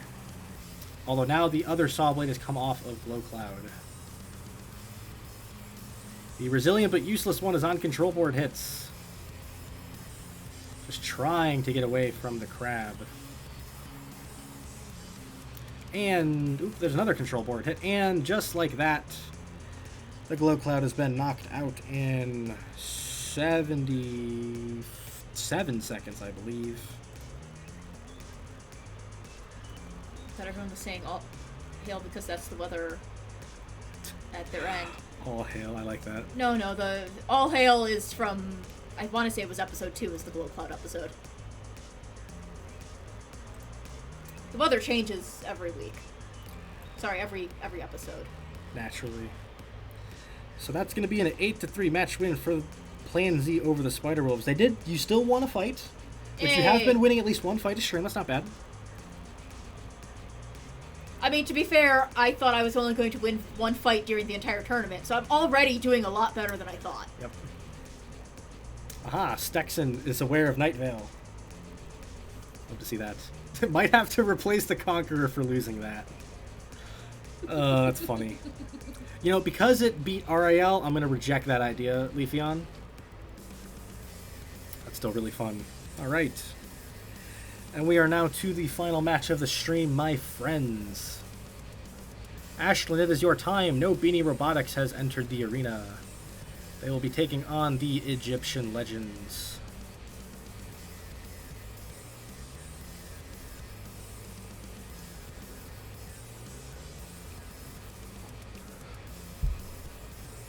Perth remains ahead of Night Vale, as they probably should be, because Night Vale being ahead of people is fucking weird. Let's say guys, you can just say it. I know my team is shit. Yeah, you can call it shit. We already know. The fact that they're winning anything is weird. So to kick off our last match of the stream, we have non-binary star for No Beanie Robotics. Dual front hinge spike strip flipper. Similar to Acidic Lemon, but has a much shallower wedge and is actually pretty good. It's one of the more underrated lightweights this season. It's going to be taking on Definitely Not Tut Tut from the Legends. Overhead Warpick style axe, pyramid shaped robot, designed to look like Tut Tut from Robot Wars Extreme Warriors, but it is definitely not Tut Tut. Don't tell them we can't have a copyright strike. Stexion's up to the Everything is the Same, Everything is Different episode of Night Vale. I'm not sure which one that is, but they have, well, over 100 episodes at this point, so... Are you up? Do you think you're up to speed? Have you seen all of them? If I'm behind, it's only by 1 or 2 episodes. Okay. And I know you've seen some of the live shows they've done, right? Yeah, when they were doing the... virtual ones during the stuff. I wouldn't mind if they actually doing a live show. I wouldn't mind going to that with you. That'd be fun. I suppose... Do you not see the... I saw it. I thought that was also fitting. Mm-hmm. A lot of people going for non-binary star. Going for MBS, but definitely not a Robot Wars ripoff has a good chance. Yeah, if that axe gets into play, it's possible, but definitely not a wedge. Could do something here. They meet right over the logo, and ooh, a huge opening shot from definitely not a wedge, and has already gotten wedged underneath by non-binary star. And the non-binary star is wailing on the definitely does not have a Shremek. Pinning the pyramid to the wall, which is interesting. Backs off and definitely unable to move is definitely getting counted out right now. Well then, that is a quick 33-second TKO for the NBs. Okay. I was expecting a little bit more of a fight out of definitely not a good robot. I'm kidding. Definitely not. That's great.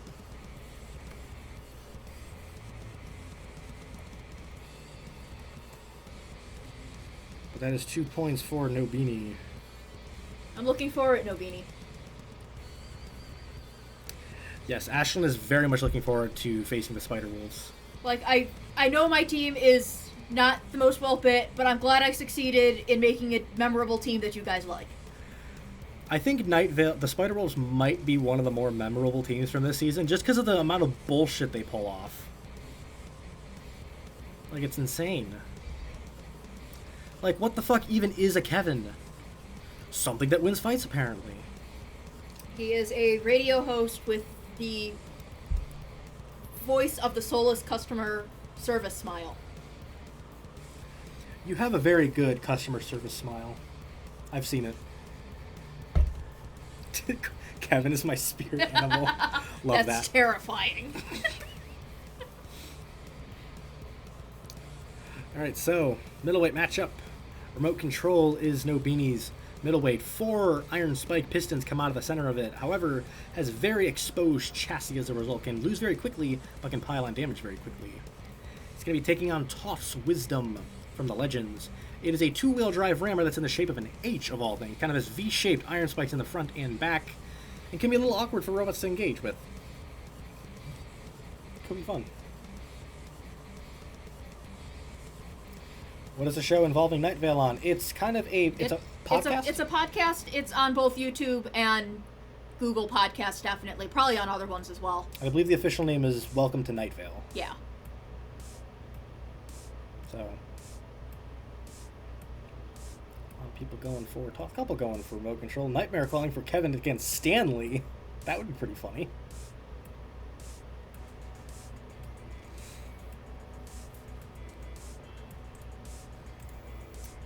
Alright, let's get this middleweight matchup underway. RC is going to get smacked into oblivion. We shall see.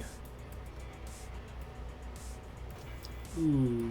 Remote control trying to get into the chassis of Toth's Wisdom, but it does not have the reach.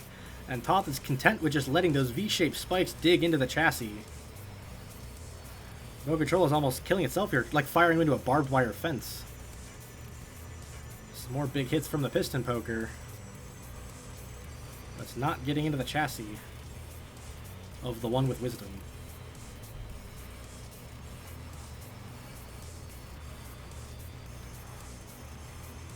Iron Sparks are coming off of both robots at this point. But Toth has yet to really take any chassis damage from that piston poker.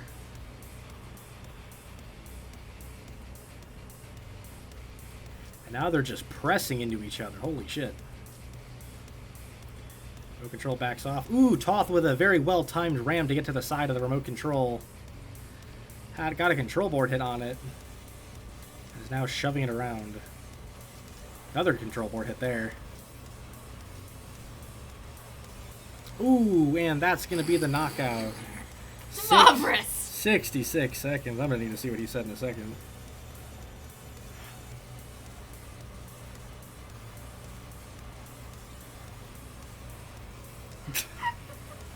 Hook the wife, not the... Sheesh. I'm so glad he said that when I'm up here and not having to be quiet over there. Oh, fantastic.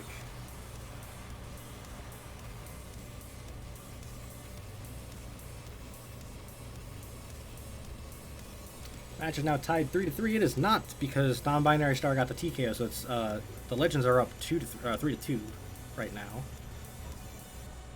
And it is time for our last multi-bot chaos. Some choust in the stream. Yeah. You. Not you, you.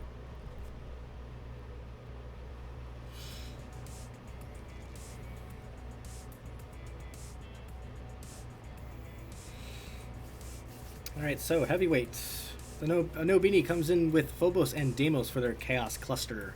Phobos dual rear hinge spike strip flipper with long pontoon wedges. Deimos overhead tri-bar spinner. Sometimes they work well together, sometimes they don't. They're a little underpowered for multi-bots, but they can be pretty good sometimes. They're going to be taking on the Nile King for the Egyptian Legends. Triple rear hinge flipper with 2 sets of spike strips on each flipper. It was pretty impressive to start the season, but it's kind of tapered off since then. It's kind of the heavyweight emo equivalent of Dysfunctional Stepsister.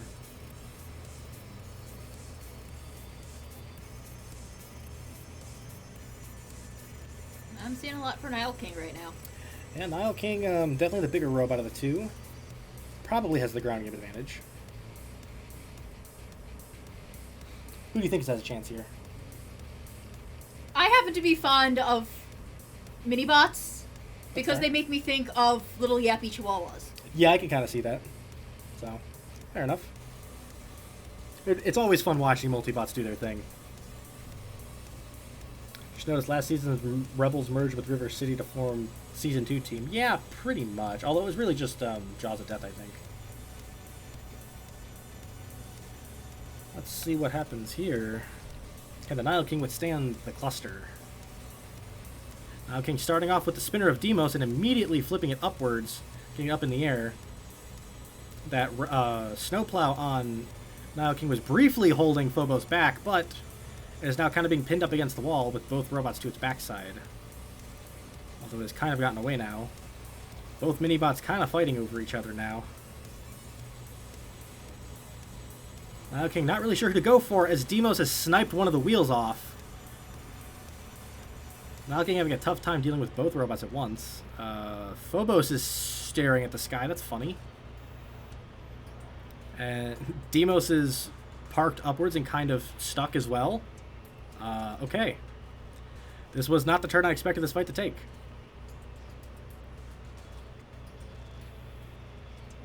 Demos goes cartwheeling to the side and self-rights, and immediately gets a hit on the other wheel of Nile King. Nile King trying to do what it can with only one wheel, but it's taking some massive damage now. Look at them yapping at his ankles. Pretty much. Phobos is stuck upwards yet again. Nile King is going to town doing a lot of damage to Phobos. Demos has been inverted and is upside down. It will get TKO'd. It's not able to self-right on its own. Not unless they bump it, of course. Phobos trying to stalemate it. Ooh, I think that actually might have gotten Demos back in the match. Phobos might have bumped Nile King into it to keep it in here so it's not TKO'd right away. And now Phobos is tearing at the underside of the Nile King with its flippers. Smaller wedge working out in its favor here.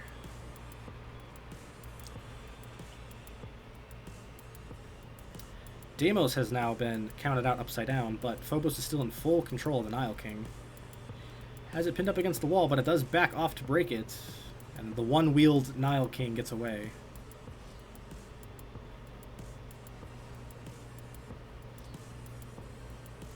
Dueling flippers here, really interesting. Under a minute left as well.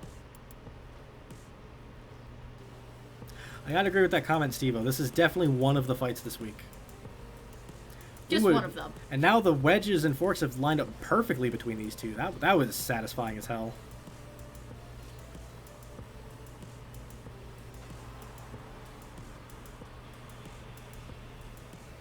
Nile King not able to do much against Phobos, but Phobos doesn't really have the power to invert the larger robot. Logan, that is one of the most Mike-sounding things you've said. What? Of all the fights this week, this has certainly been one of them. Yep. Oh no, they locked forks. Yes, they have. And it looks as though, with locking forks, they are going to take this to a judge's decision.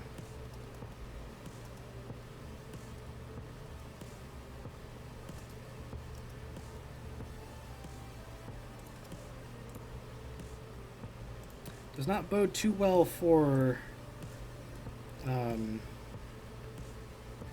Beanie Robotics, because they were a point down here, and even if they win that decision, it's only a tied match at that point. And again, they don't really give a shit about being down points with their super heavyweight. They're going to the judges for custody of the child. Sheesh. 1779. Fantastic year, probably. Ashlyn is currently downloading every episode of the Night Vale podcast. I have corrupted choice. you. Yes. See, Becky's the actual immortal corruptor, let's be honest. I mean, to be fair, I used to listen to it at work when I was in the back by the packing stations and could. Yeah, that was your go-to podcast for being stuck in the back. Yeah, and the roasting robots otherwise. Yep. I should bother Mike about doing that when he gets back. Because we meant to do one with all three of us just fucking around talking about robots. I know he said that his biggest problem has been getting other people to join him for it, so... Well, I was going to say we have reached the final fight of the stream, except we haven't. We have reached the last crash of the stream. Hopefully fucking behave, RA2. Last thank you to our stream sponsors for sponsoring our streams, letting us get mysterious beverages, and letting us keep the lights on and the internet on, and letting us provide you this entertainment. It is greatly appreciated. Using that Patreon money for building our own robots soon enough. Listener special should be next up on roasting robots. Yeah, we honestly just needs time to actually go out and do it.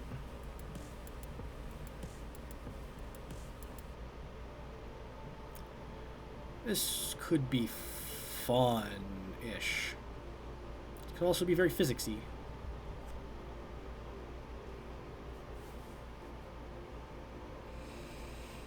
Alright, final fight of the stream concluding this match. We have Ace of Spades for Beanie Robotics. 8 axe arms, 4 side hinged, 4 overhead. It kills the shit out of anything that gets in front of it and is very alarming. Let me double check how many KOs it has in a row. It has been fucking terrifying this season.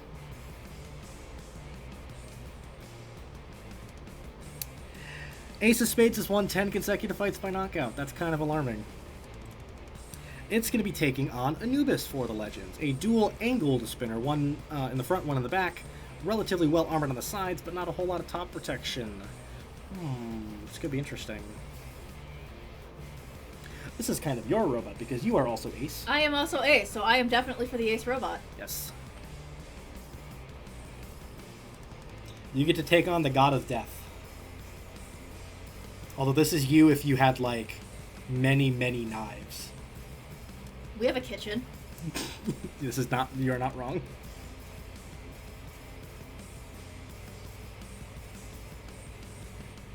I read dysphoria that Ace, Anubis looks cool from the top.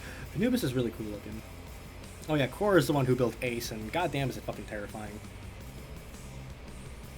Yes, asexual rights. Wolvie has appreciated the guest appearance, yes.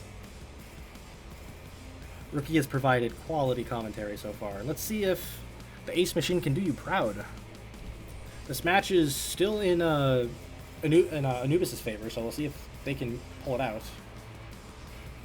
Ooh, Ace is going to fucking town on the front of Anubis, trying to get into that angled spinner, and Physics has decided that that's not allowed. Let me double check that that was Physics, just to be on the safe side.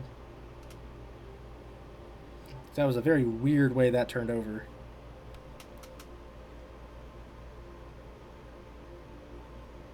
Yep, that was Physics. Definitely Physics. Thank you, Havoc. Let's try it again. Anubis was able to get down from the wall. Ace absolutely going to town on it. Although Anubis got a couple of hits on it already. Oh my god, Ace is just tearing apart Anubis. Already got a wheel, but it's high-centered on its disheveled tri-bar, but it's now gotten the other tri-bar off.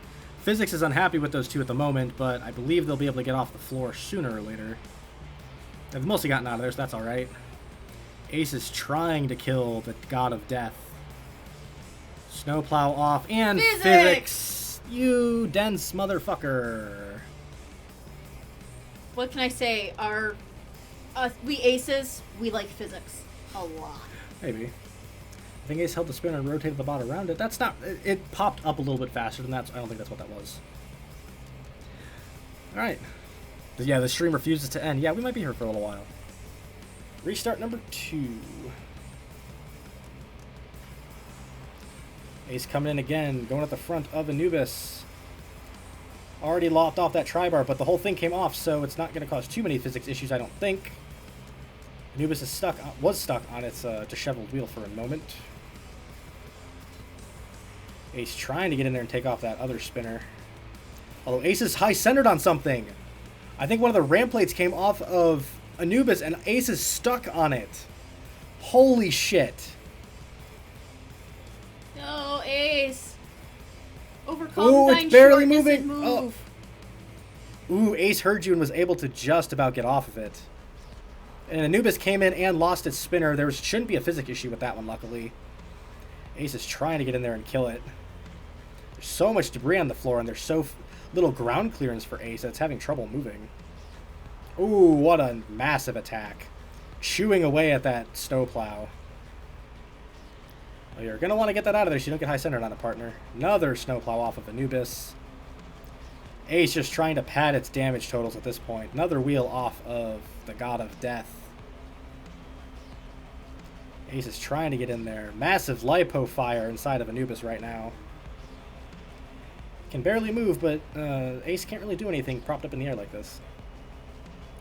There's a count on Ace, I believe, but it was able to break it. Ooh, what a control board shot that was. And that was the knockout. 92 seconds. Yeah. Ace of Spades has claimed yet another victim. Who knew that the asexual pride is so dangerous? Well, we're not into relationships, so we just spend a lot of time sharpening knives. You are not wrong, I can confirm. I'm going to put that in the highlights as well. So that's going to be at least 5 points for No Beanie and at least 3 for the Legend, so No Beanie has won the match. That was one hell of a way to end a stream, folks. Fight of the Week, says Ashlyn, yes.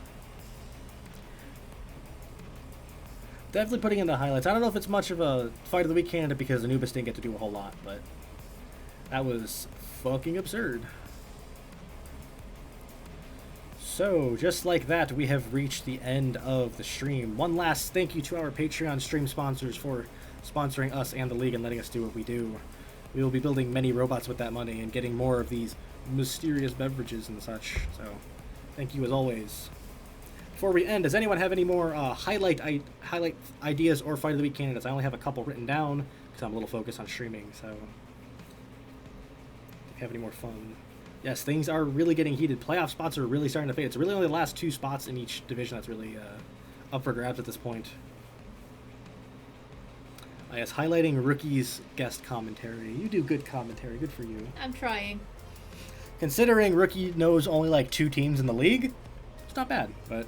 Yeah, admittedly, I put it on as background noise while I'm doing craft kits. Yeah, and like, I'm not expecting you to be doing color commentary or providing much. It's okay. You can pop in when you need to. Lots of movement in Division 4. I like that noise. Mad Train versus Koshek. Actually, yeah, I'll throw that under that list. That was really good.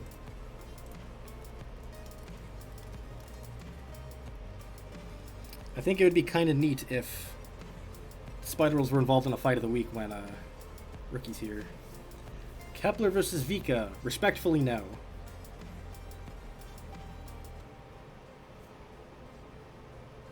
Just to confirm a side strike. I'll throw that on here just to be safe.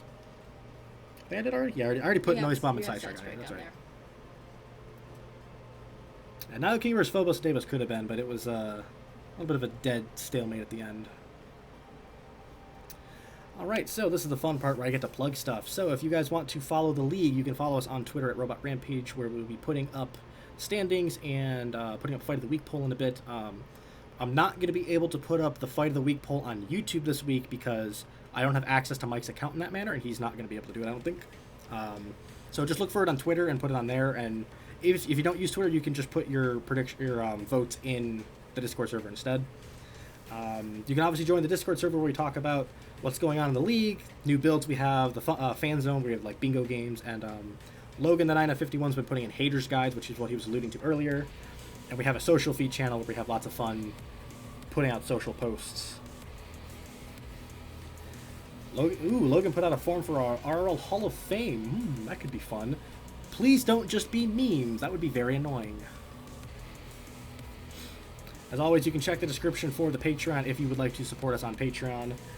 Any support would be fantastic for us. We use it going towards the league and for building our own IRL fun stuff. Do you have anything to plug? I mean, I have a Tumblr, same username. You can follow her on Tumblr to see some of her bullshit. RickieK13. I reblog stuff. My only claim to fame is a Voltron Legendary Defenders guide. If you want to follow fun stuff, and like if you post stuff on Night Vale too, you can put up in there, so hang out with Rookie on there. You can follow me on Twitter at Dr. Baconburger. I usually just retweet stuff about the league, but there's some other bullshit I put out, so I believe that is going to be it for this week in the league. So thank you everybody for joining us, especially for the full stream if you could. The VOD will be up in case you missed anything, and I will leave you with schedule for next week. Take care, guys.